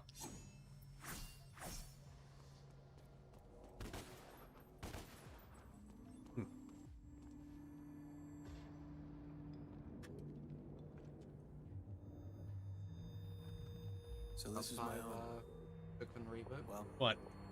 show me Return your to the secrets. desiccated old childhood home. Oh, neat. Who goes there? Virgil first to separate himself and becoming V in Europe, and then Dante to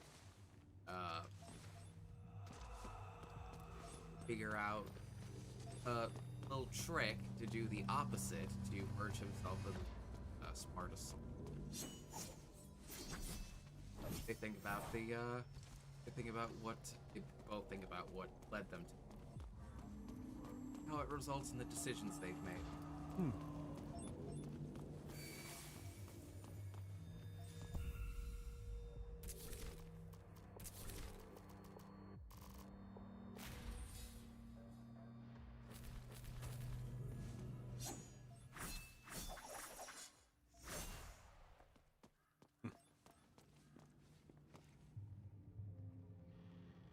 Hey, isn't that what we've been doing this whole time? Yeah, I guess so.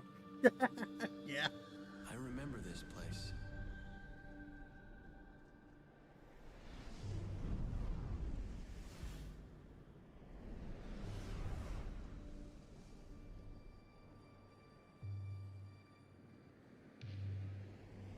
God, I hate when rooms are literally too big to be anything. Oh yeah. And who the hell are you? It's fodder. It's fodder, Sparta. My dad. I think the one thing I don't like is them being a Nephilim. Oh, yeah. Being demon and angel. Yeah. It's, it was a choice. I mean, like, being part demon is like, you know, that's a very much a main character trait. Being part demon, part angel, you're kind of towing the line into fucking, Gary Stu territory, but, you know. No, it's not because of that. It's because a human fucking Sparta is way funnier and more impressive than an angel doing it. Oh, yeah. Oh, yeah, that's much more funny. Fucking human-ass Ava looking at Sparta, who was already a legend at this point, and goes, I could take him.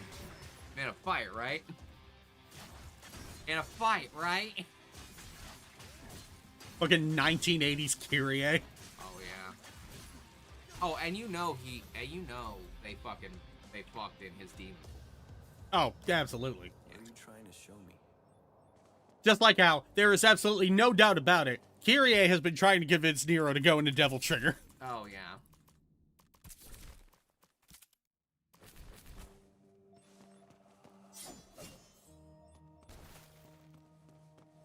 Oh, right.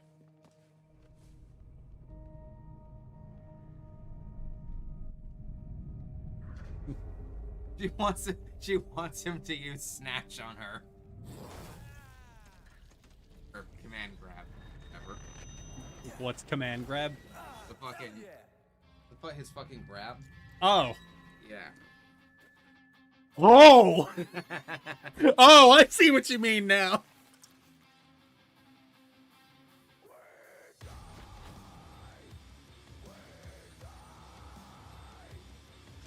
Kyrie looking at Sweet Surrender like, Nico, how weak do you think I am?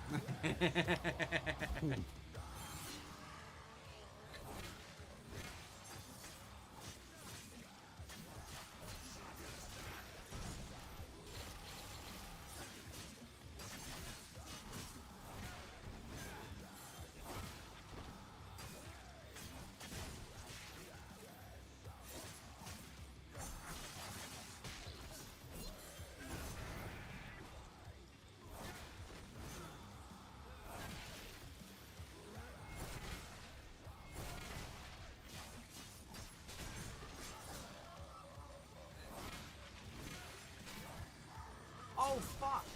What? I just realized another. So like the thing is like, fucking Dante's upgrades in this game are just like Rebellion getting new modes. 5 kind of took that as well. Really? Because they established that Yamato like separates things. So like it's what allowed Virgil to become Urizen and V. It separates man from devil. Rebellion integrates things, which is what allowed Dante to fuse with his father's sword to create Devil Sword Dante.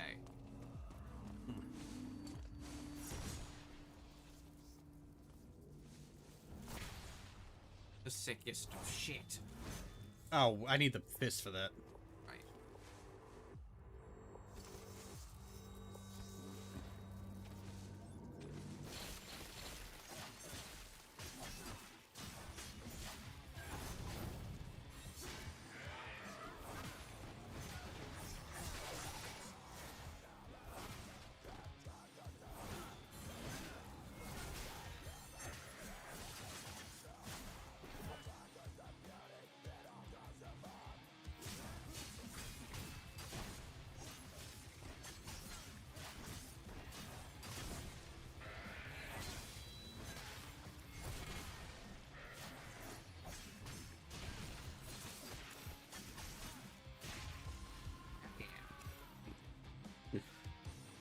More like twigs, the better. True.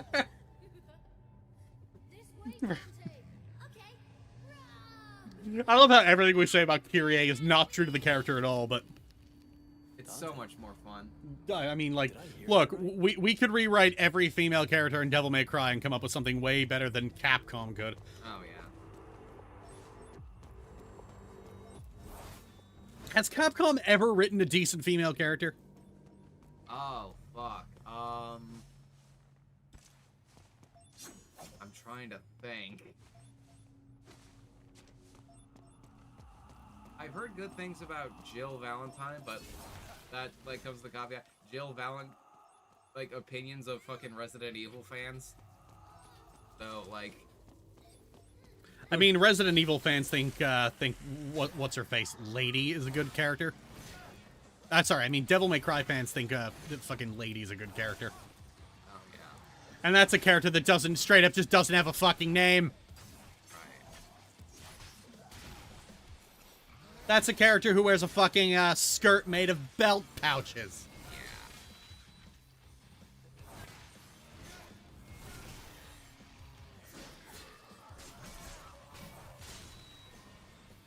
Yeah, fucking Devil May Cry fans will, like, fucking sing the praises of any female character up until the point that, like, any cool or, like, interesting shit they do is at the direct expense of any of the male characters. Which is what Witch Lady in the DMC Netflix series did a lot. Which is why people think it's a betrayal of her character. Who is Lady again? The one with the big gun. Yeah. And the fucking heterochromia and the fucking schoolgirl outfit. What is it with the schoolgirl outfit? It's a fetish outfit. It's a middle school outfit. Well, yeah, but recall what anime is geared towards these days.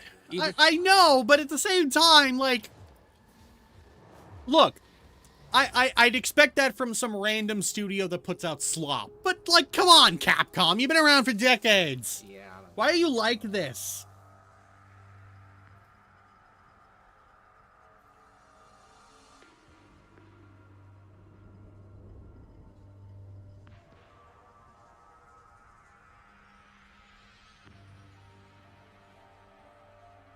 I don't understand what Capcom's aversion to writing cool women is. Somebody was arguing, like, against Kyrie being a playable character on the basis that, like, well, she doesn't have to be just like fucking Credo. And it's like, well, between her and both her siblings, like, the fact that only one of them ended up not fighting, it wasn't an interesting character decision on the part of the writers. It's because she was the girl. Yeah.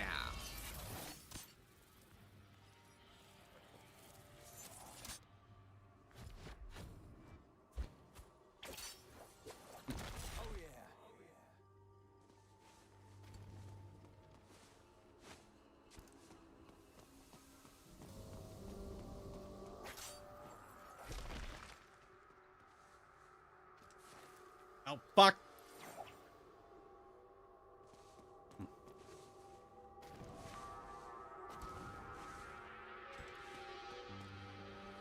God, you know what would be the best kind of bind for, like, this and the thing that pulls you towards someone? What's that? Scroll wheel down and up. Oh, perfect.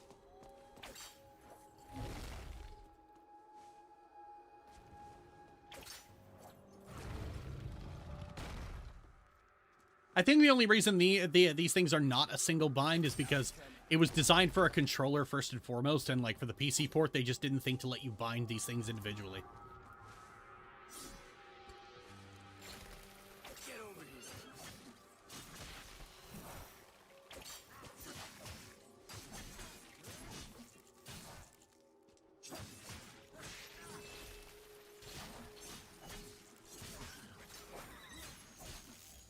Oh! Oh, I got hit by that, didn't I?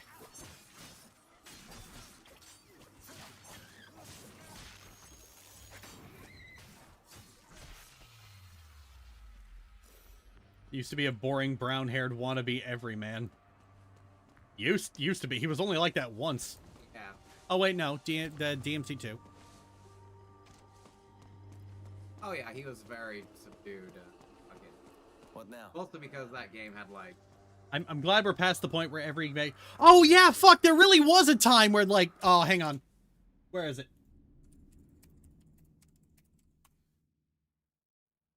Ah, yeah, here it is. Oh, fuck. Damn it.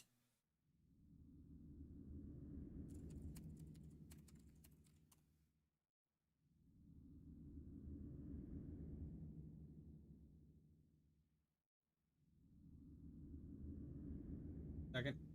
Ah, there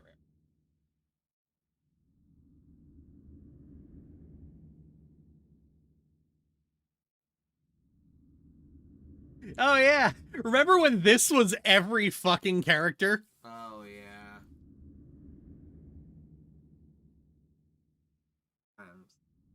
This was the male character version of Bikini Armor.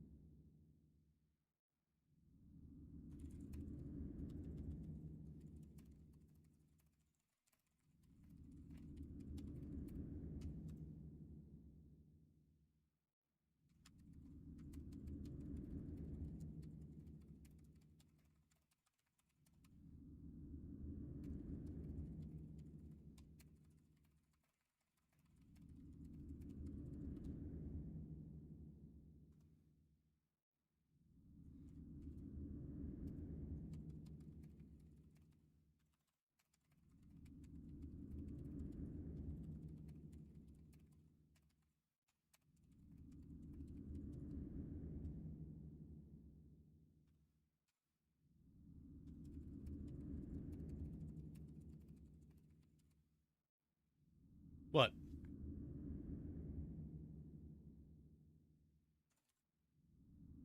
Somebody, thing goes. As somebody who likes women, it almost feels wrong to play the intended objectification of into the intended objectification of Bayonetta and 2B. It's like trying to accept misogyny just because you personally agree that they're hot. Only way I've been able to happily express my love for those characters is essentially akin to how a lot of gay men talk about pop stars. You know, typing this out makes me think I might need to go look more into moral OCD. Dear God, I might have issues. And I'm like, you don't have issues. You're just trying to settle liking the characters with hating the misogyny around their creation. That's not something you need to settle. Liking something isn't the opposite of being critical of it, but its source. Yep.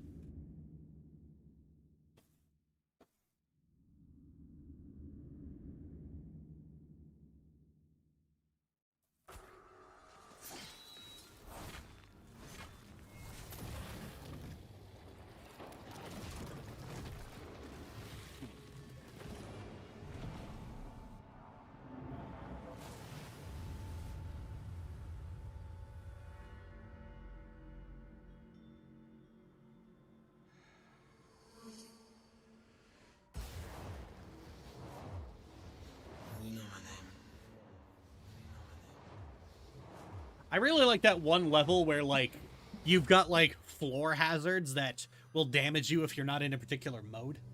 Oh, yeah. That was clever. Yeah, I wish, you know, one thing I kind of like about this game over the other Devil May Cry games, it really makes use of the environment. Oh, yeah.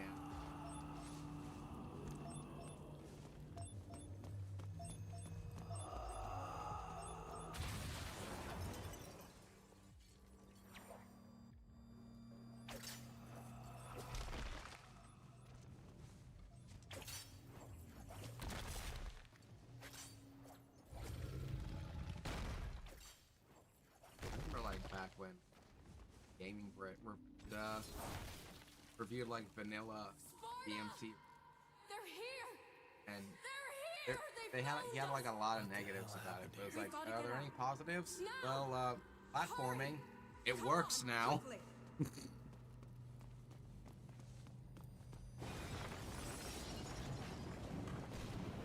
I imagine improving the platforming would have been a thing that happened anyway, because, like, DMC4 had shit platforming because it was still using PS2 sensibilities in its design. Oh, yeah.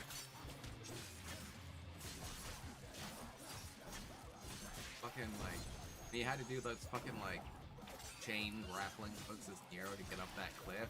Oh boy, if your timing was off by a picosecond, you're going all the way down. Or if you are facing the wrong direction, you will grapple down to the point you just came up from. It didn't help that Nero's grapple was like fucking instantaneous. Oh yeah. Like it didn't have any momentum to it at all. Like no doubt about it, this is the game where Dante where like the player character controls the best. Oh yeah. That's a big part of why people thought, like, oh, well, they just made it easy. Like, no, they made it easier to control. But, like... Is that... Devil May Cry in general has been kind of built around the fact that it's like, playing it is like trying to, play baseball with a bat with a barbed wire handle. Ah. I love you, Dante.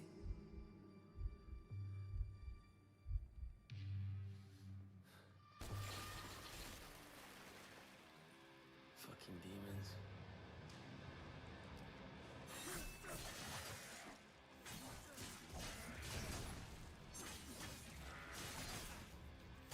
It's kind of funny how much of a Kingdom Hearts 3 sensibility this game has. Ooh. Like, being in the air is always safer. Oh, yeah.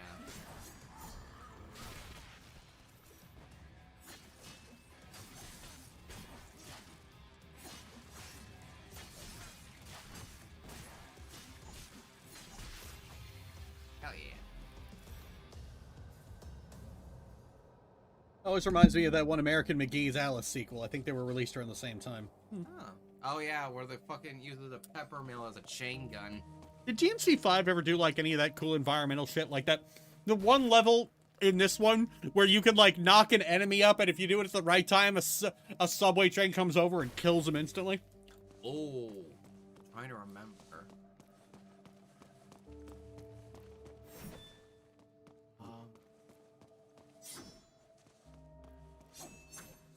I don't... I'm, like... The most crazy, like, the environment, like, gets is, like, in the Python. Like, where you have to, like... traverse, like, lava waterfalls that go upward for some reason. But you don't get to use it in combat, do you? I don't think so. There's no little touch I like. I think this is really fun. He stumbles. Oh, yeah. He's like, whoop. This man just woke up this morning and has not gotten past the hangover. Oh, he has not. Like, he is a mess. He has not drinking an ounce of water since that night he was out fucking.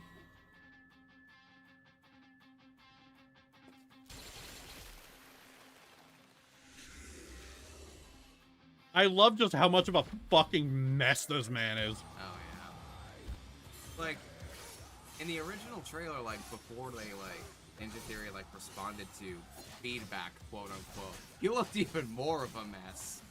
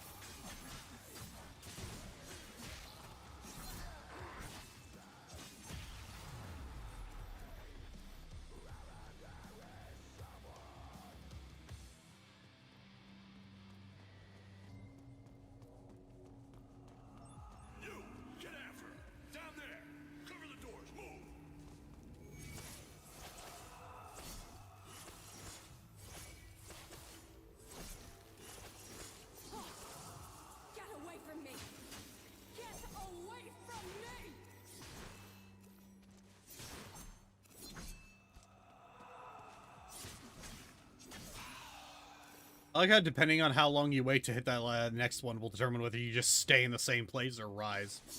Ah.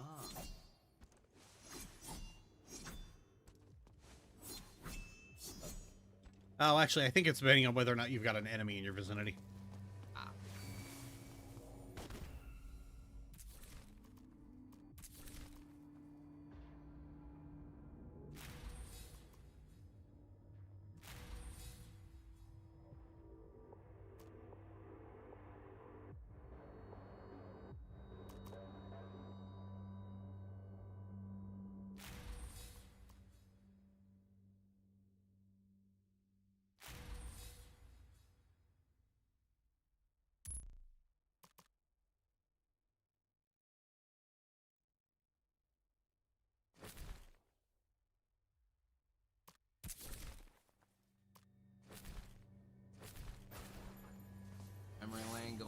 Dutch angle all over the place.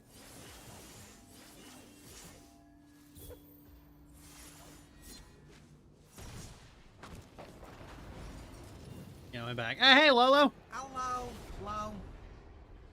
We finished recording the horrors. Now we're playing a game, another game about demonic, dysfunctional siblings.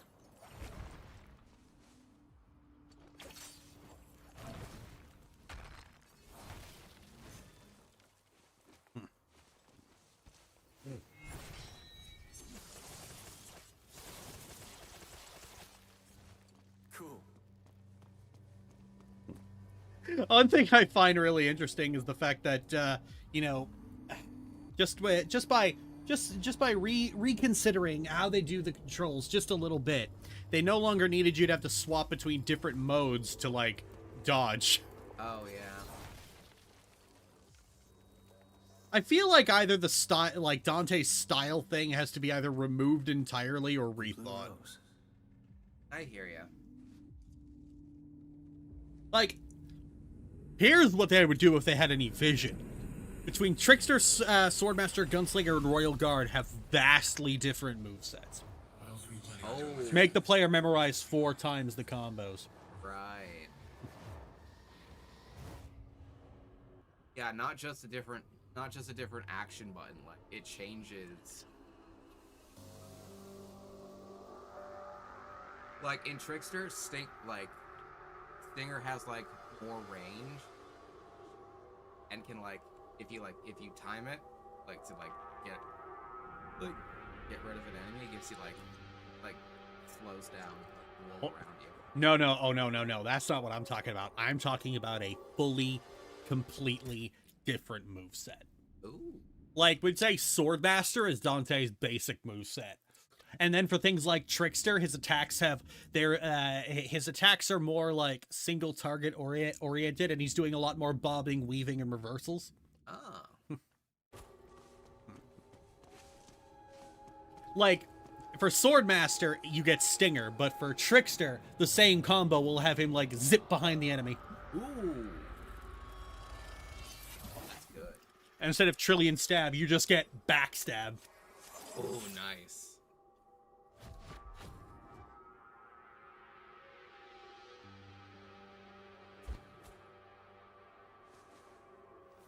Oh, fuck. Fuck.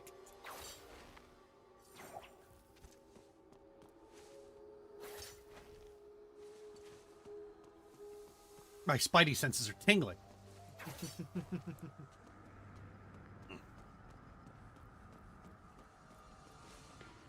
Visual chart. Oh yeah, Limbo is just fucking pretty. Nice.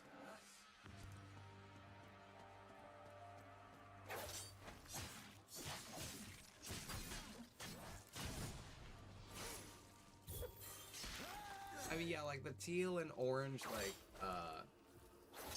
color scheme was kind of a formula even at this point, but goddamn.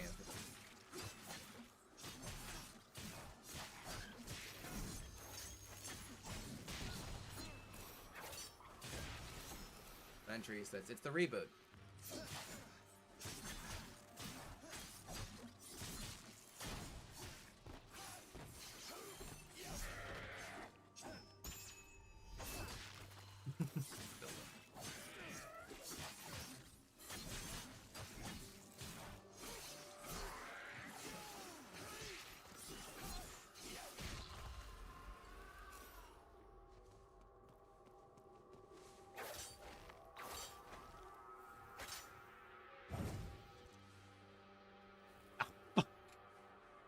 That was almost perfect.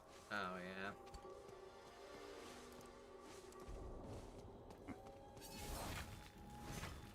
Gunslinger, you fucking weak. You're like your firearm. Combat equilibrium style. What am I unleashing?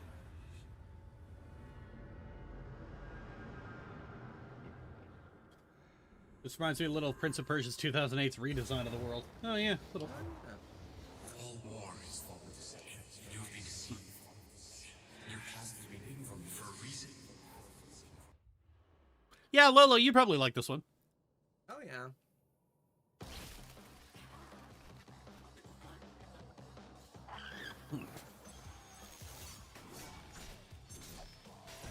This isn't actually the first time Ninja Theory had done something like this.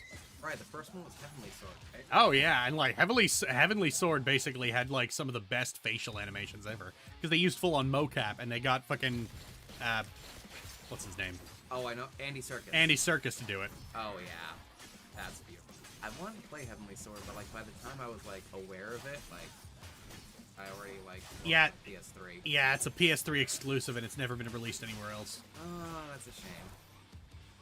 Actually, hang on. What has Ninja Theory been doing?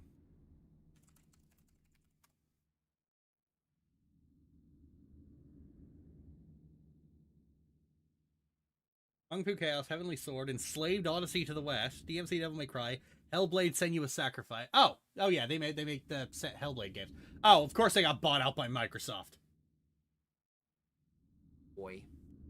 Co-founder and chief creative director left Ninja Theory. He subsequently confirmed his departure, his desire to leave the company after the first Hellblade, but decided to stay for 2 more years to help with the transition. Okay.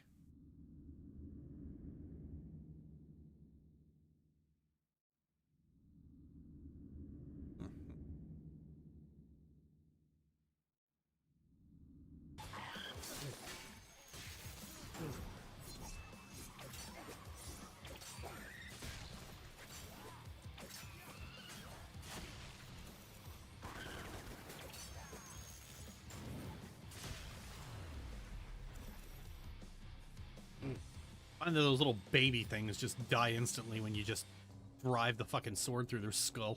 Oh yeah.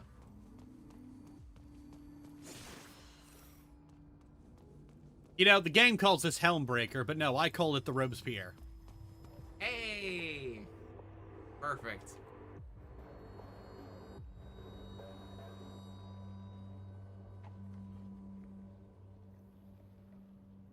Walk. Or no, it's...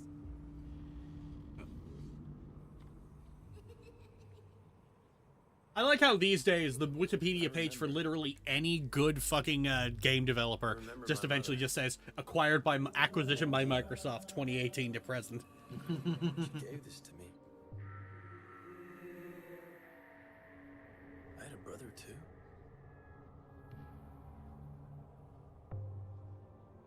We were a family. I had no idea of the danger we were in.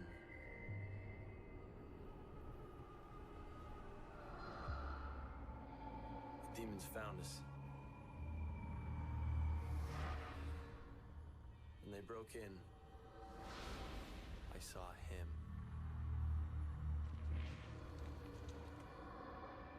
It's weird that like one of the features that they brought in for the Definitive Edition was the ability to lock on, given the fact that the lock on already was already existed. It was called point the camera at whoever you wanted to hit. So that we could escape. I will never forget what he did to her. I mean, you did, but... Our father, Sparta, took my brother and I away. He separated us. Hid us safely amongst the humans. Wiped our memories to protect us. That's why it all went black. Until now.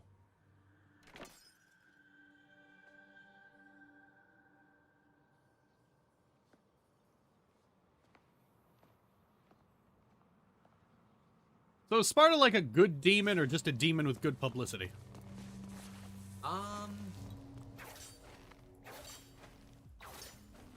to think. I'm just trying to think of, I'm just trying to remember, like... Yeah, he's generally seen as a demon. Well, as the first game said, woke up to justice and vowed to protect humanity from... Woke up to oh my god, that would... God, DMC fans would blow a gasket if they said that today. I'm getting out of here. But it's such a fucking good line. Woke up to justice. Sparta got woke, folks. But yeah. His alarm clock is just like wakey wakey, it's justice o'clock. Woke up to just that is such a Batman line. Honestly.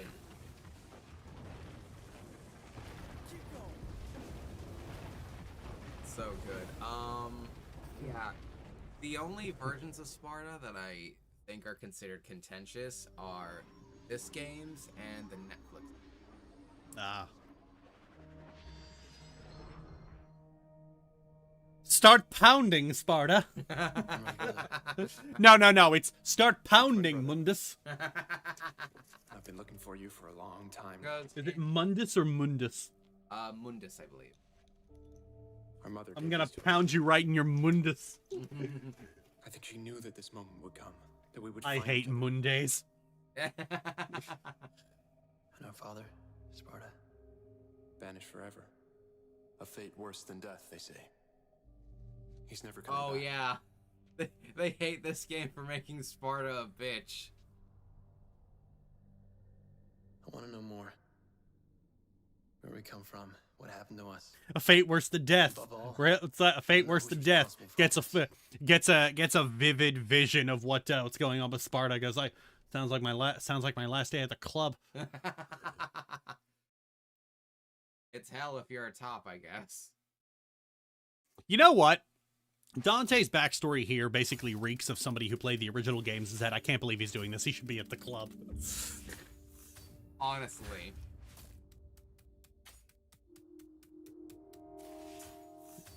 Don't give me a D for completion. I finished the level, you stupid shit.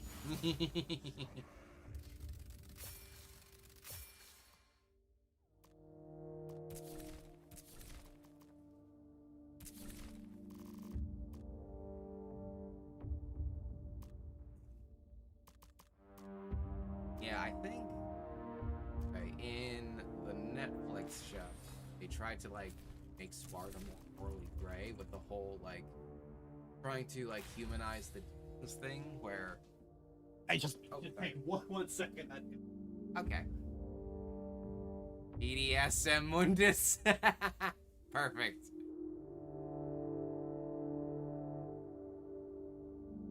I awoke to justice once. I had to pay her double to keep it to herself. Aw. God damn it, Lexer.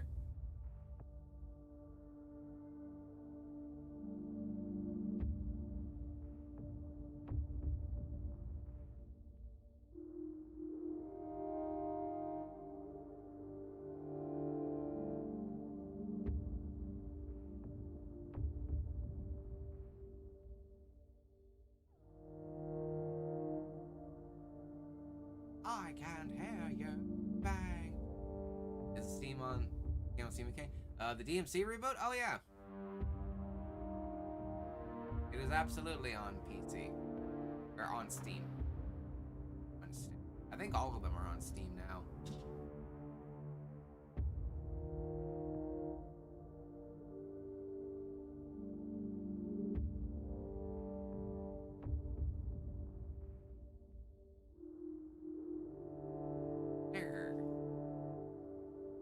Dom Mundus and it's like Mundus sub and Spardom. Oh god damn it. You know, I just realized the whole like we only have Ava's word for it that she's an angel. She could be lying. Could be. I mean, the prophecy of the Nephilim could be bullshit. That sounds like something Eleni would make up. Yeah. Oh god. Oh god. Fucking Eleni and Kamala are gonna make Nephilim. Or at least she's gonna tell them that they're Nephilim. Like Devil May Cry, but it's sapphic, and that's just contract demon. Oh yeah. Positive. Gender swap Nero, and then basically Eleni and Kamala are Nero and Kyrie. Hey. But like without growing up together.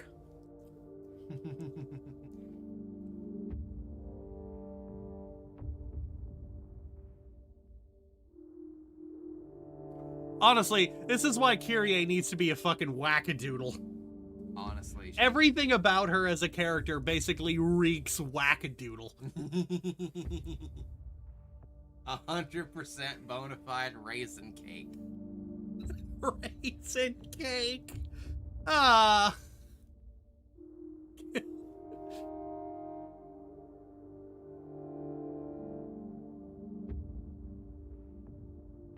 Like, are her parents still around? Period? No, I think they're dead. Ah. Makes sense. They would be like, wait, you did what with Nero? Yeah, they were killed in the demon invasion because fucking His Holiness and the Order were experimenting with shit. When was that? It suggested that they were like fucking with like demon shit for like the entirety of the Order. Ah. It's just that when fucking I mean, the Savior is supposed to be Sparta, isn't it? yeah, the Savior is made in the image of Sparta.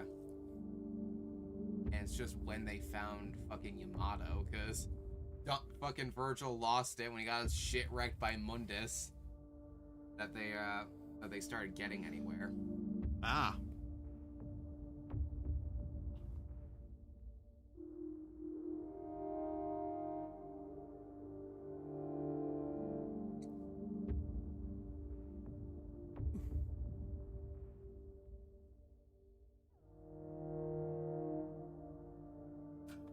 You know, all right, one second. I'll get it.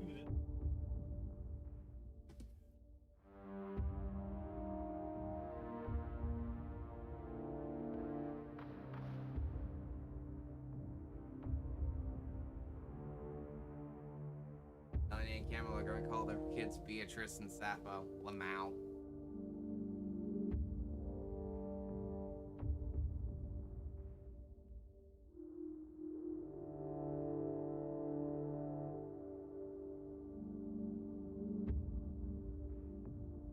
Hello, user with, I'm guessing those are Korean characters? Username?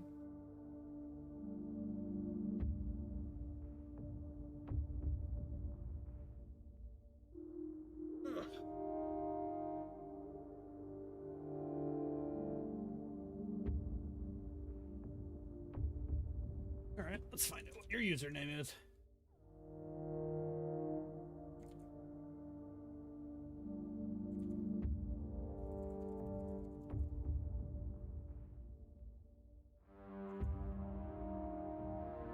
Yep, Korean.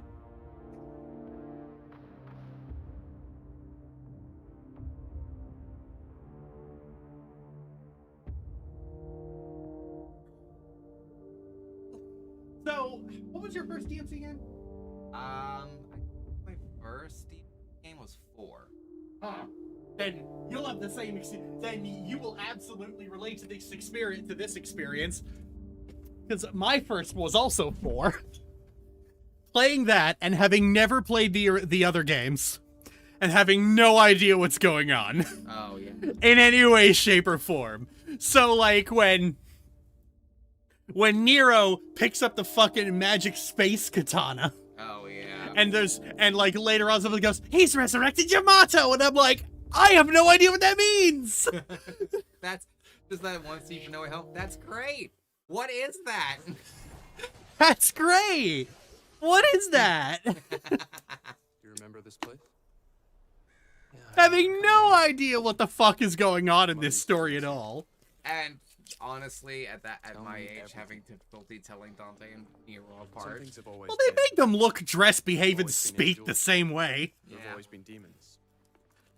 I always liked how Yahtzee put it. If you're having trouble telling them apart, remember that Nero is a pussy, while Dante is more of a cunt. The dark hordes, the strongest, the cruelest, Mundus. But Mundus did not rise alone. At his right hand was his most trusted lieutenant, his blood brother, Sparta. But Sparta betrayed him. He fell in love with an angel, Eva. The secret union between angel and demon was inconceivable. But it happened. And with it came new life. Twin boys. You and I. A hybrid of the warring angel and demon races. When Mundus learned of Sparta's betrayal, his fury knew no limit. He hunted the lovers down. Eva was murdered by his own hand. And for Sparta, he demanded a more brutal fate. Endless punishment and pain. But even as Eva was destroyed, and Sparta was imprisoned for eternity, each knew that the seed for their revenge had already been sown. Because according to legend, the only beings that can slay a demon king are Nephilim, a hybrid of angel and demon. Those hybrids now exist, you and I. It's like Devil May Cry Book of Revelations edition. Hey. Mundus believed that only one child was born. But there were two Nephilim, and each had been hidden well. Sparta armed his sons. The rebellion for Dante. The Yamato for Virgil. So, Mundus killed our mom and imprisoned our dad. Yes. And we're the offspring of angels and demons. Demon father, angel mother. We are Nephilim. The only ones that can slay the Demon King. Good. How? Spotter. Fucking demon collaborators. You're being dragged into limbo. I'll find Kat. She'll get you out. Stand firm. Only Nazi armband paired with a jacket, fedora, my god. No, that's Virgil, Nero's dad. Yeah. Sorry, not Nero. Yep. Oh my goodness. It's I understand the confusion. Both Nero and Virgil do have a very odd dynamic with their siblings. Horrendous. I mean, as early as 3. The game starts with Virgil penetrating Dante twice.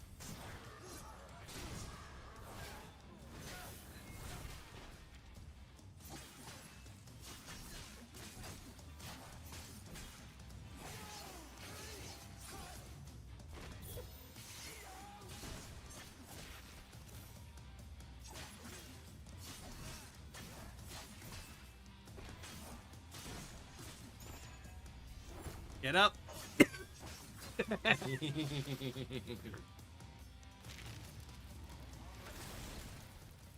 wonder if we're ever gonna find out who Nero's mother was. Who was Nero's mother? Just one of the fucking, like, people of the order. Some woman who was brought in.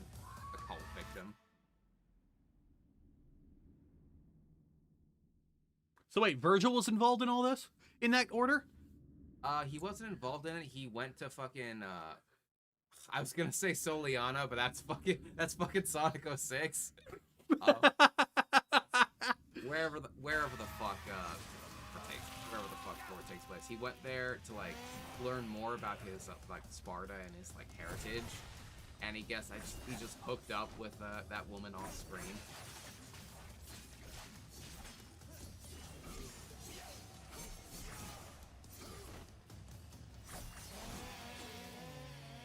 The woman who Dante suggests stole Virgil's heart, even though we have no indication that Virgil even remembers her or knows what her name was. One thing I'm not certain why they do it is that occasionally in combat there'll just be a shot of Dante turning around. Oh yeah, I'm imagining. Imagine that might be for, like, low times. I don't know.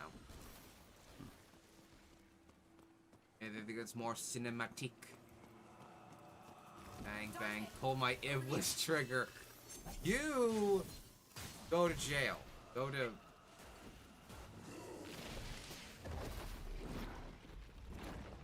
So that's where Shadow got his guns from.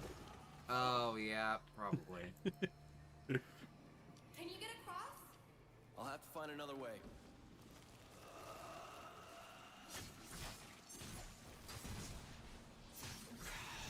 Who put you here in this fucking... Who put you there in the wall? That's very irresponsible.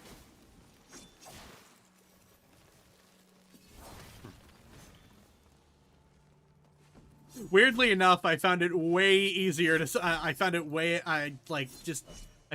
easier to just get invested in Nero's story in 4. That's fair. It's just like, all right, what do you want? I just want to rescue my friend who I kind of have a crush on. Cool, I'm down for that. Oh yeah. I mean, fucking, the VA put his whole fucking pussy into fucking Kyrie.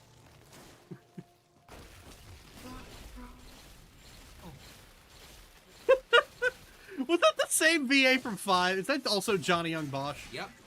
And who, for some reason, was cast as Dante in the Netflix show. That makes sense. I can see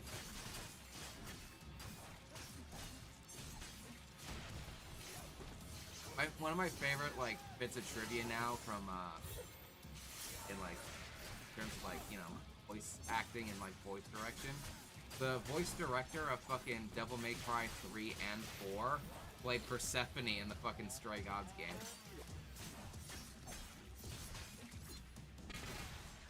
Which I'm like, oh, thank you. You are responsible for some massive bangers. Even if those bangers are objectively terrible.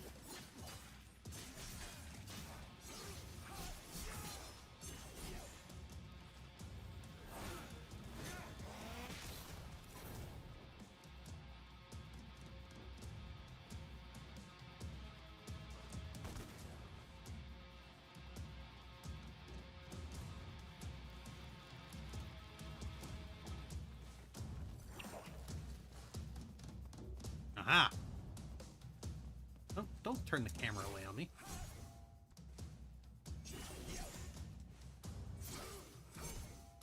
I'm gonna have to come back with the fucking discs. Okay, how do I get up here?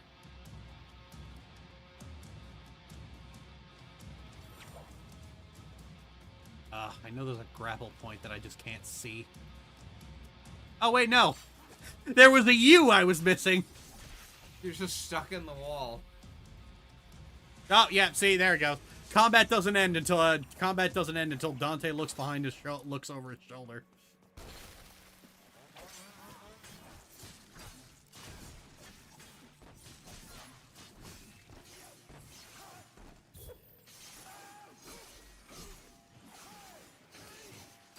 Hey, you know what's cool about DMC Fun? If you click the right stick, or maybe it was the left stick, the camera actually, like, orients itself towards the area you want to progress. Hey, you know what's not cool about DMC5? Using that trick deducts points from your style, from your top score at the end of the mission. What the fuck is wrong with Capcom? I don't know. Blue rose. Using items, using gold orbs, fucking, like, clicking the stick to let the camera know where to go. Yeah, apparently that's not stylish. Using items is not stylish. Meanwhile, Metal Gear Rising, I respectfully disagree. Using items is very stylish if you pull them out of your enemy's spine. Oh, yeah.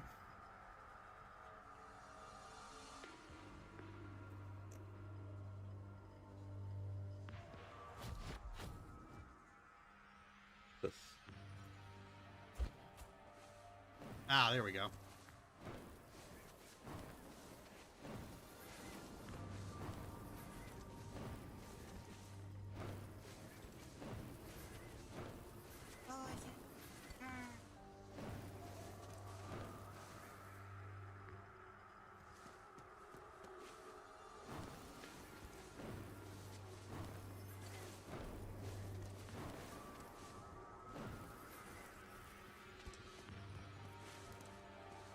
It's like the player uses the compass button. DMC5, that wasn't very cash money of you.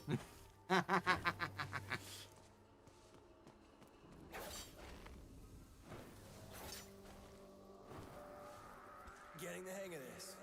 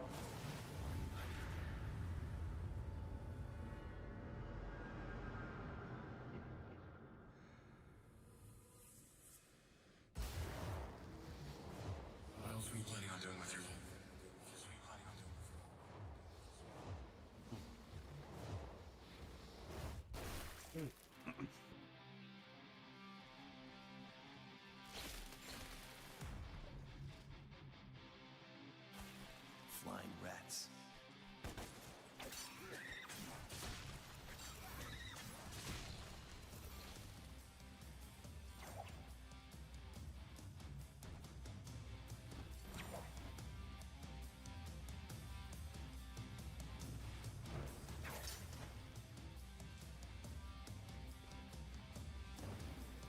Oh, wait a minute.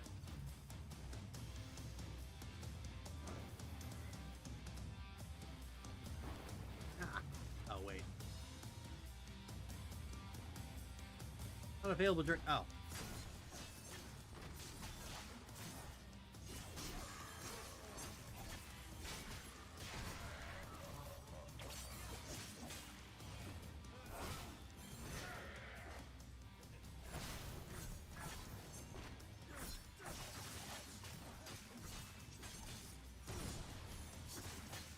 I'll tell you something I genuinely just kind of don't like about just kind of every game, including this one. The weapon switching. Oh, really? Yeah, like, Dante's sword is cool, and I want to use that. Oh, yeah. That's kind of why I ended up not finishing Solstice, is because there's, like, you get 2 combos for Briar's fucking sword, and then everything else is for all the weapons you don't want to use. Alright. Swords are cool, I want to use swords. At least give Dante Titan's grip if you're gonna do this shit. Oh, yeah.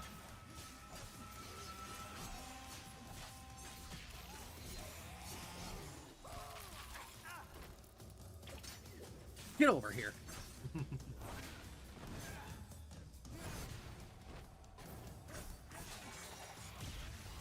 Hell yeah.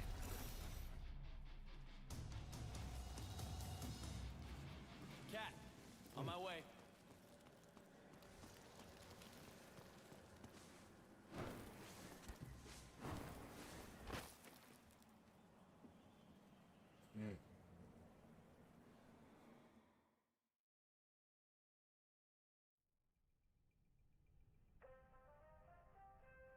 Silver Sachs Tower, the world's most powerful investment bank. And who runs it? CEO Kyle Ryder, a human vessel, the physical manifestation of Mundus, the Demon King. Through debt, he controls everything. To Mundus, the world is a factory farm for human souls, and he likes to keep his animals monitored and docile. The monitoring is done by the Raptor News Corporation, a global network of CCTV cameras, satellites, and spies. The way he keeps us docile is a little more insidious. What is it? It's in your hand. Planet Earth's most popular soft drink, Virility. The demons have spiked it. It's okay. It has no effect on us, only humans. It's lobotomy in a can. So what's the plan? That's the Hellgate, a conduit from which Mundus draws his power. While he's connected to the Hellgate, he's immortal. But we get him away from the Hellgate, and our swords will do the rest. So, how do we do that? We get his attention. Mundus is petty. He's impulsive. If we hit him where it hurts, let his anger rule him, I believe we can draw him out. Okay, so, to kill Mundus, we need to drag him away from the Hellgate. We do that by pissing him off.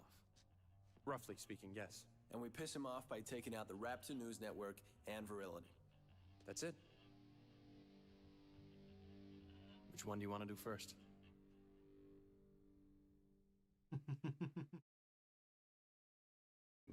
And it's like, oh, okay. Freedom fighting stuff's okay. I'm apparently doing really high on the style points this time around. Nice.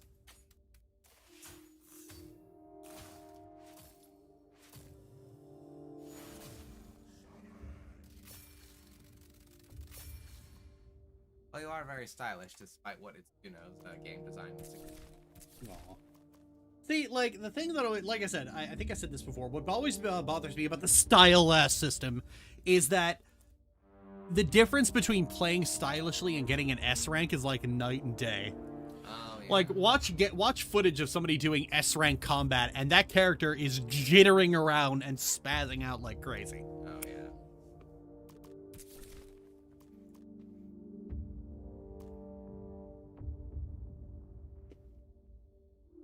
You know, the gun does so little damage. What is the point of even getting any of these? To keep like to keep your meter from depleting before you can get to the next enemy. But if I got the thing that zips you towards someone, or something that just yanks someone to you, I think the guns are just here for tradition's sake. Probably.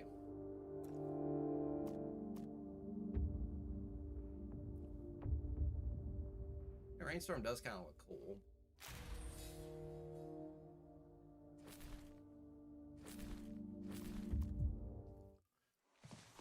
Moral of the game: don't drink soft drinks unless doctors drink. In the spirit of that, I'm gonna make some tea. Would you like some coffee? Ooh, yes, please.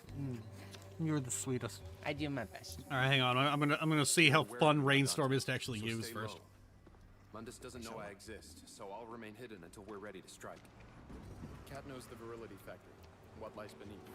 She will be your guide. It's like playing DMC4 is just like, okay, what's your motivation? I just want to rescue my friend who I'm kind of in love with. Okay, I can get behind that. Reads the codex. Wait, she's your what? Straight people, I swear.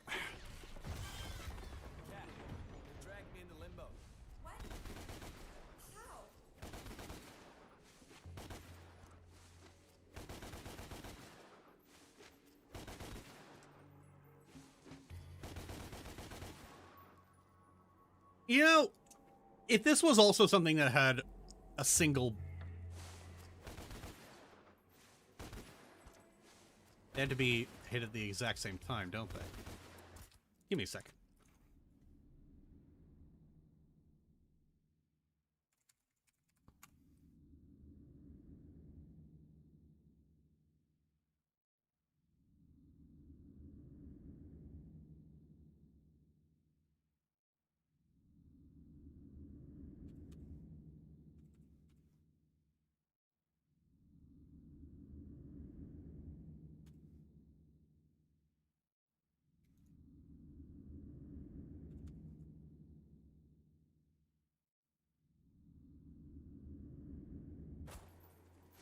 Oh, I have to actually put the macro on something.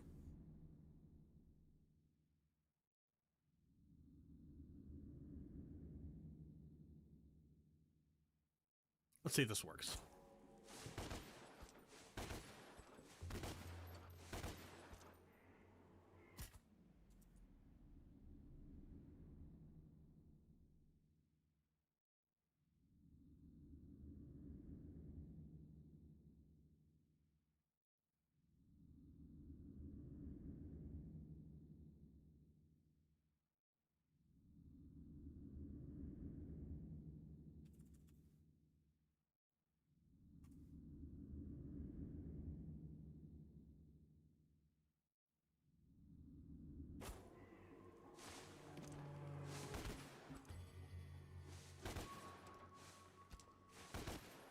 Won't work.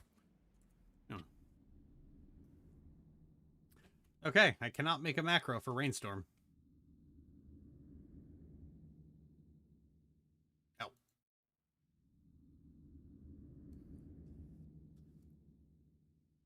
Alas. What did the heteros do this time? Oh, Nero and Kyrie are adopted siblings. Been looking out for you. I know. Here comes trouble. I'm not safe here. And go. Oh, for fuck's sake!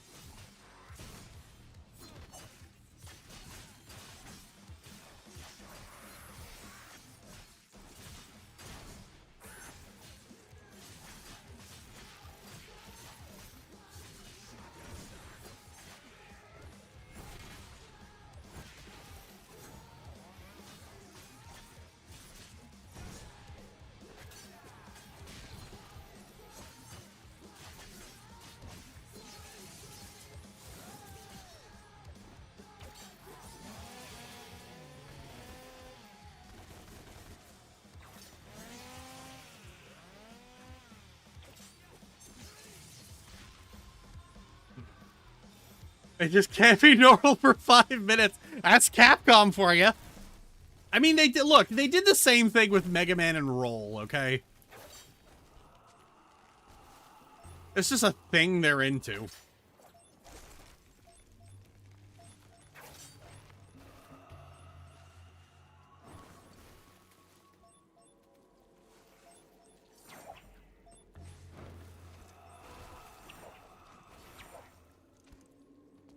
Oh.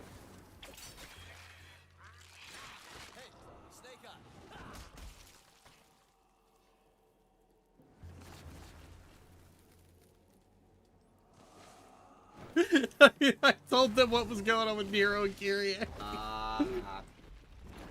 Just can't be normal for 5 minutes. Ain't be fucking normal. Someone doesn't want me here. The city itself is trying to stop you. Great. Virgil sent me the camera locations for this area. Best avoid them if we can. Follow me.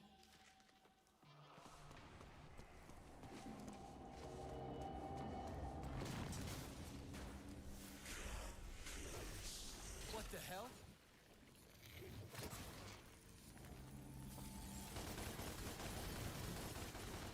Nicely done, girls.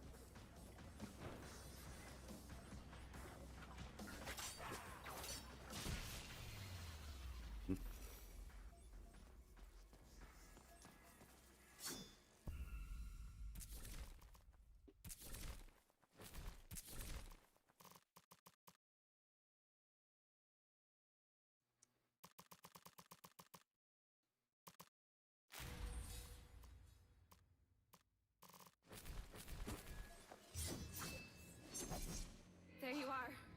Here I am. This isn't good. It's the walls. Get out of here.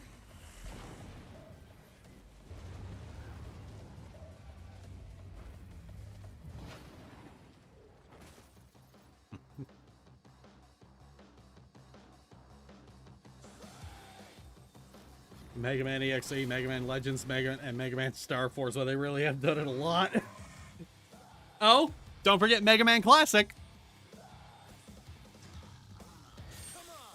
Actually, wait, Mega Man X, they shipped fucking X with Zero?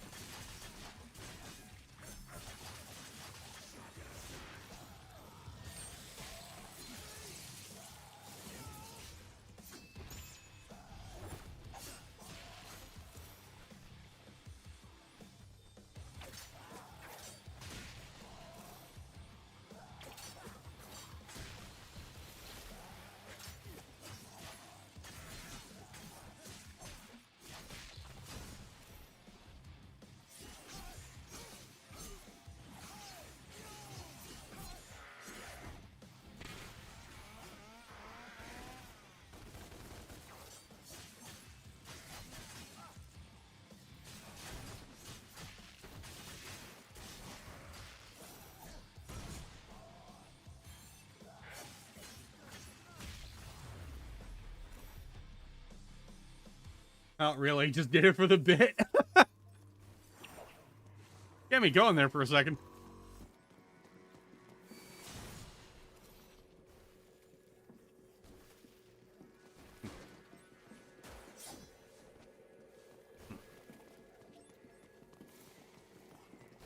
I've had people argue with me about how Zero isn't the Mega Man X version of Roll. I'm like, oh, actually, that's Proto Man. And I'm like, nope, that's Roll.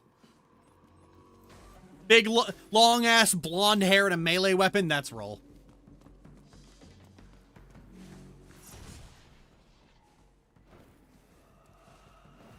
Roll transed his gender. Roll transed his mission. Oh. Come on. Okay, where's the start of this platforming thing? My blind ass just can't see it.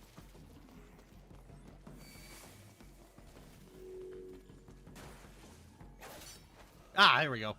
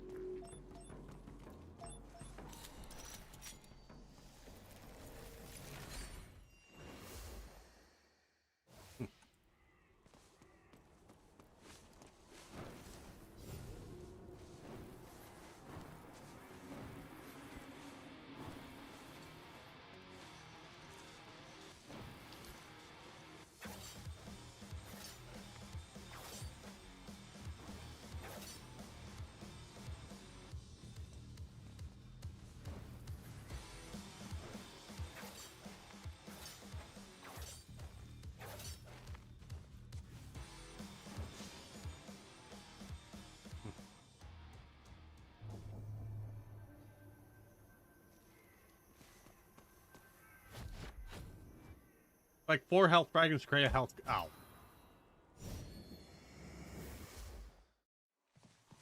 Roll trans his former.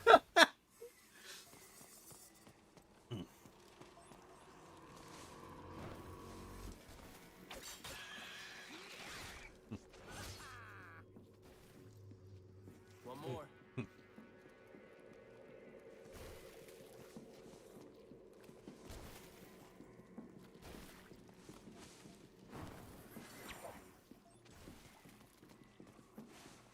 Over here, Dante. We're clear. For the time being. Over here. Never seen a witch use a spray can before. Well, spells can take hours, if not days, to prepare. So why not can it for instant use later? And I do with cheese. Where'd you learn this stuff? Virgil taught me the basics of demonology and occultism. Felt I had natural talent for it. Said it would help me to focus on something constructive instead of... Instead of what? Instead of focusing on the nightmares. Okay. There you go. Shit. Cops. I gotta go. I'll find you. Take out the camera.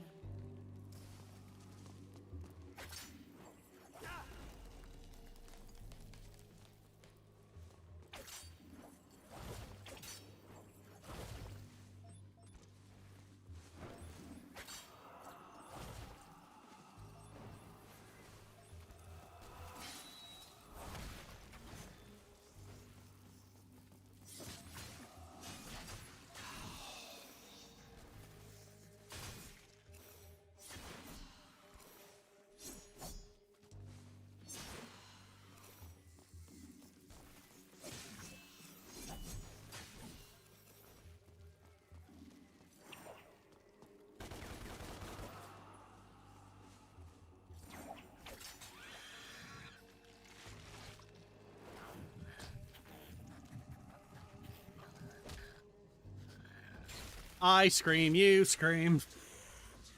Come on then, you little shits. Wait it.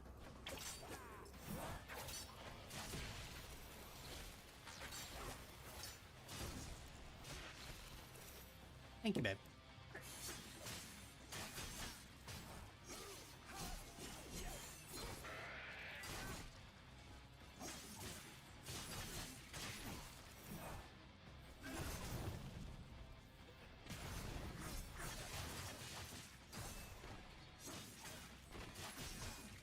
I didn't know the angel and demon, like, fucking, lunge attacks could be comboed into Trillion Stab.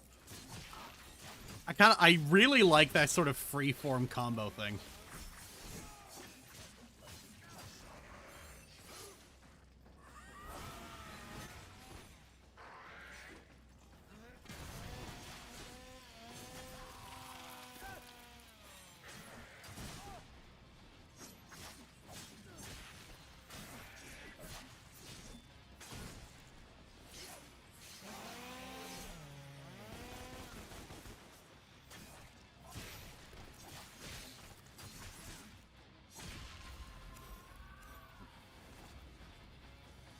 We're talking about how Roll transed his gender in X. Oh, nice.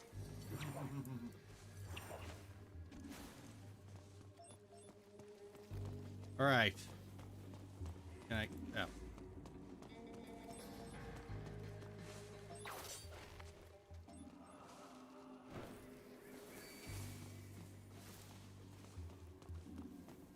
Ah.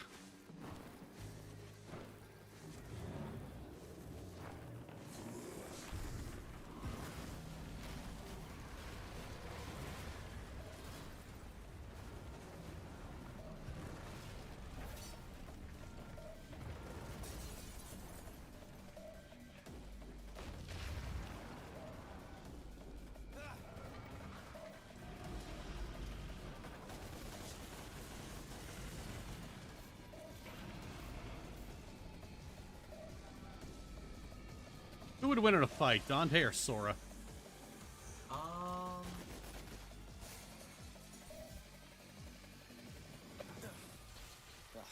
Great.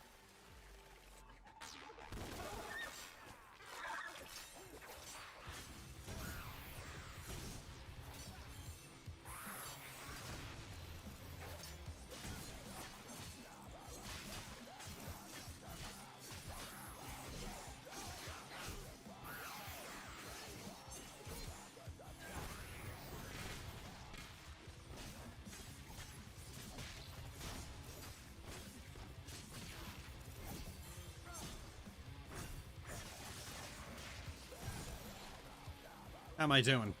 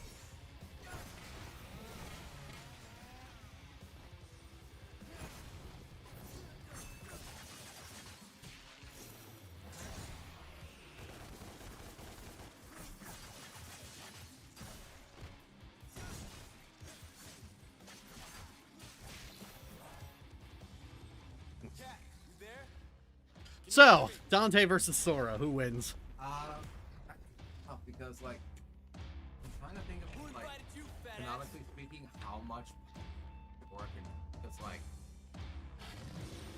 depending on the answer to that, Dante might be able to play it Tristan. Really? Because, like, I mean, that dude can absolutely take a pounding. Giggity. So, like, if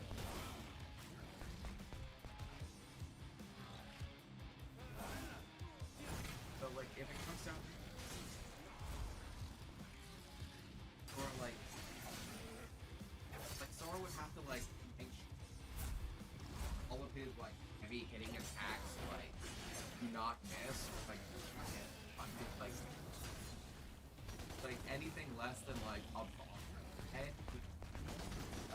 is not guaranteed.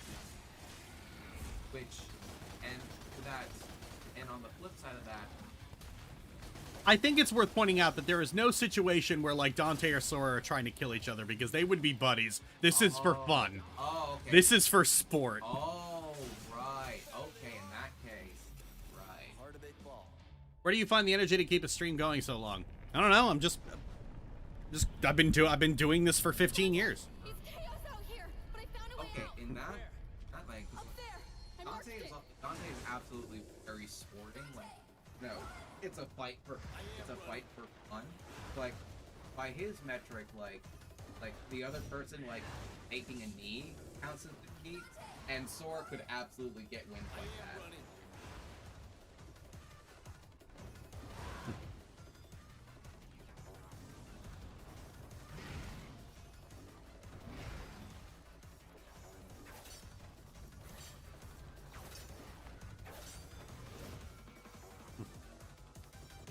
I could see You are gonna have to come closer. The sorry. mic cuts out. So yeah, in that case, I'd see it 49-51 in favor of Sora. I just seem to drink Interesting. Yeah, because church. Sora would absolutely bring out his A game to impress his uncle. Uncle. Police have released footage of the That's Nero terrorists you're thinking of. responsible for the recent Well, no, attacks like, at St. Sora Agrias' would church. see Dante He as goes something by the else. name of Dante. Or it's just like the fun uncle. What's his fucking ultimate form called in 5? If Oh, you see Sin him, Devil Trigger. inform Okay, the police Thin Devil Trigger versus Final Form Sora. Ooh, He has they a both have history summon of swords, physical too. violence and is a known I'd say maybe sexual Final deviant. Form Magic. This is Bob Barbas.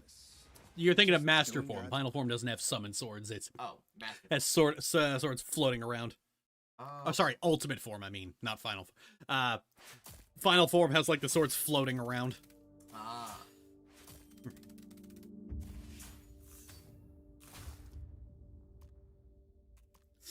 All right, I think that's gonna be it for now.